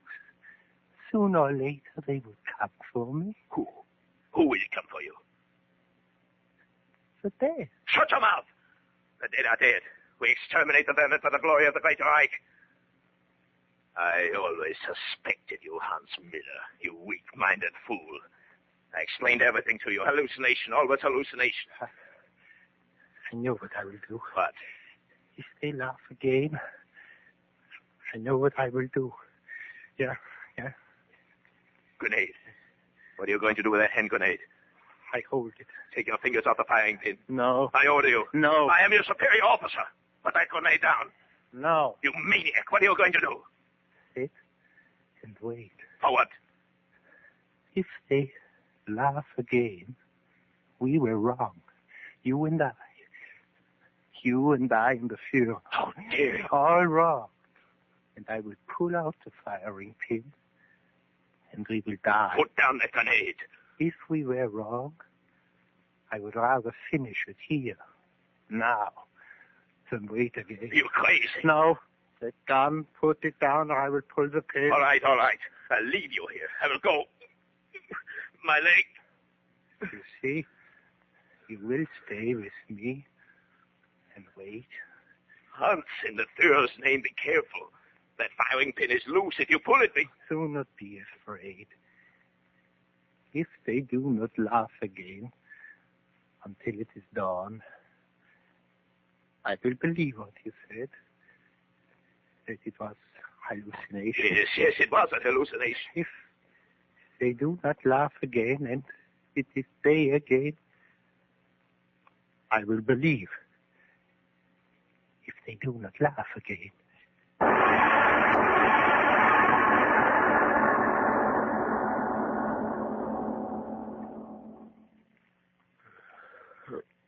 If I could sleep. You can sleep, sir. With you sitting there, grenade in your hand. Hans, listen to me. It is almost dawn. Not yet. It is almost dawn. Nothing has happened. They are dead. So, put down that grenade. Get our things together. Help me, and we will go on to Melford and meet Berghoff. When it is dawn. But in a few moments it will be day. I know it. Then wait for those minutes. If they do not laugh again, I will believe, and we will live. They will not laugh again. Never. Look. On the wall. Light. The sun. Day. Not quite. I was right. And the Führer, right. No one can stop us. We are the chosen. Put down that grenade, Hans, and... Listen. Listen. To what? To what? I thought that I said... Listen! Listen to them! The dead come back to repay us for what we've done. No! Don't pull the trigger and stop them! Wait, I'll prove it! I'll show you they are dead! Someone else in there! I'll show you! Good evening, gentlemen. Won't you come in by the fire? You see, it's for dead! You were wrong! Oh, the grenade! Don't hunt! No!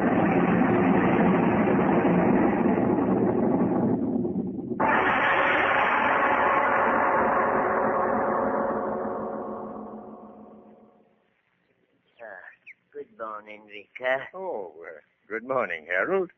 Lovely morning. Aye. Certainly rained last night. That thunder. What brings you out so early, Harold? Oh, me old woman told me she had an explosion or something just at daybreak, so I come over. Explosion? Aye. She must have dreamt it. Birds singing in the morning. No explosion here. Aye. But I do wish they'd tear down these old ruins. It does no good leaving them stand there to remind us that Sir William and all his family were killed by a German air bomb 3 years ago. 3 years ago last night.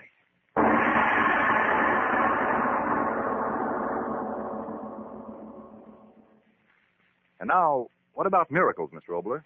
Well, let's consider a few. We, all of us, are living hourly in a series of miracles. Now, it may seem a far cry from the miracle of heroism to talking about that war stamp book of yours, but there's another little miracle.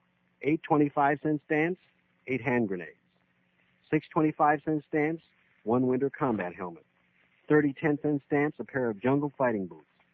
An anti-tank mine for 15 50-cent stamps. A commando trench knife for 40 10-cent stamps. Every empty space you fill in with your stamp album adds to the rain of steel going into the camps of the enemy. Every time you fill your album and turn it into a bomb, well, you turn it into a bomb.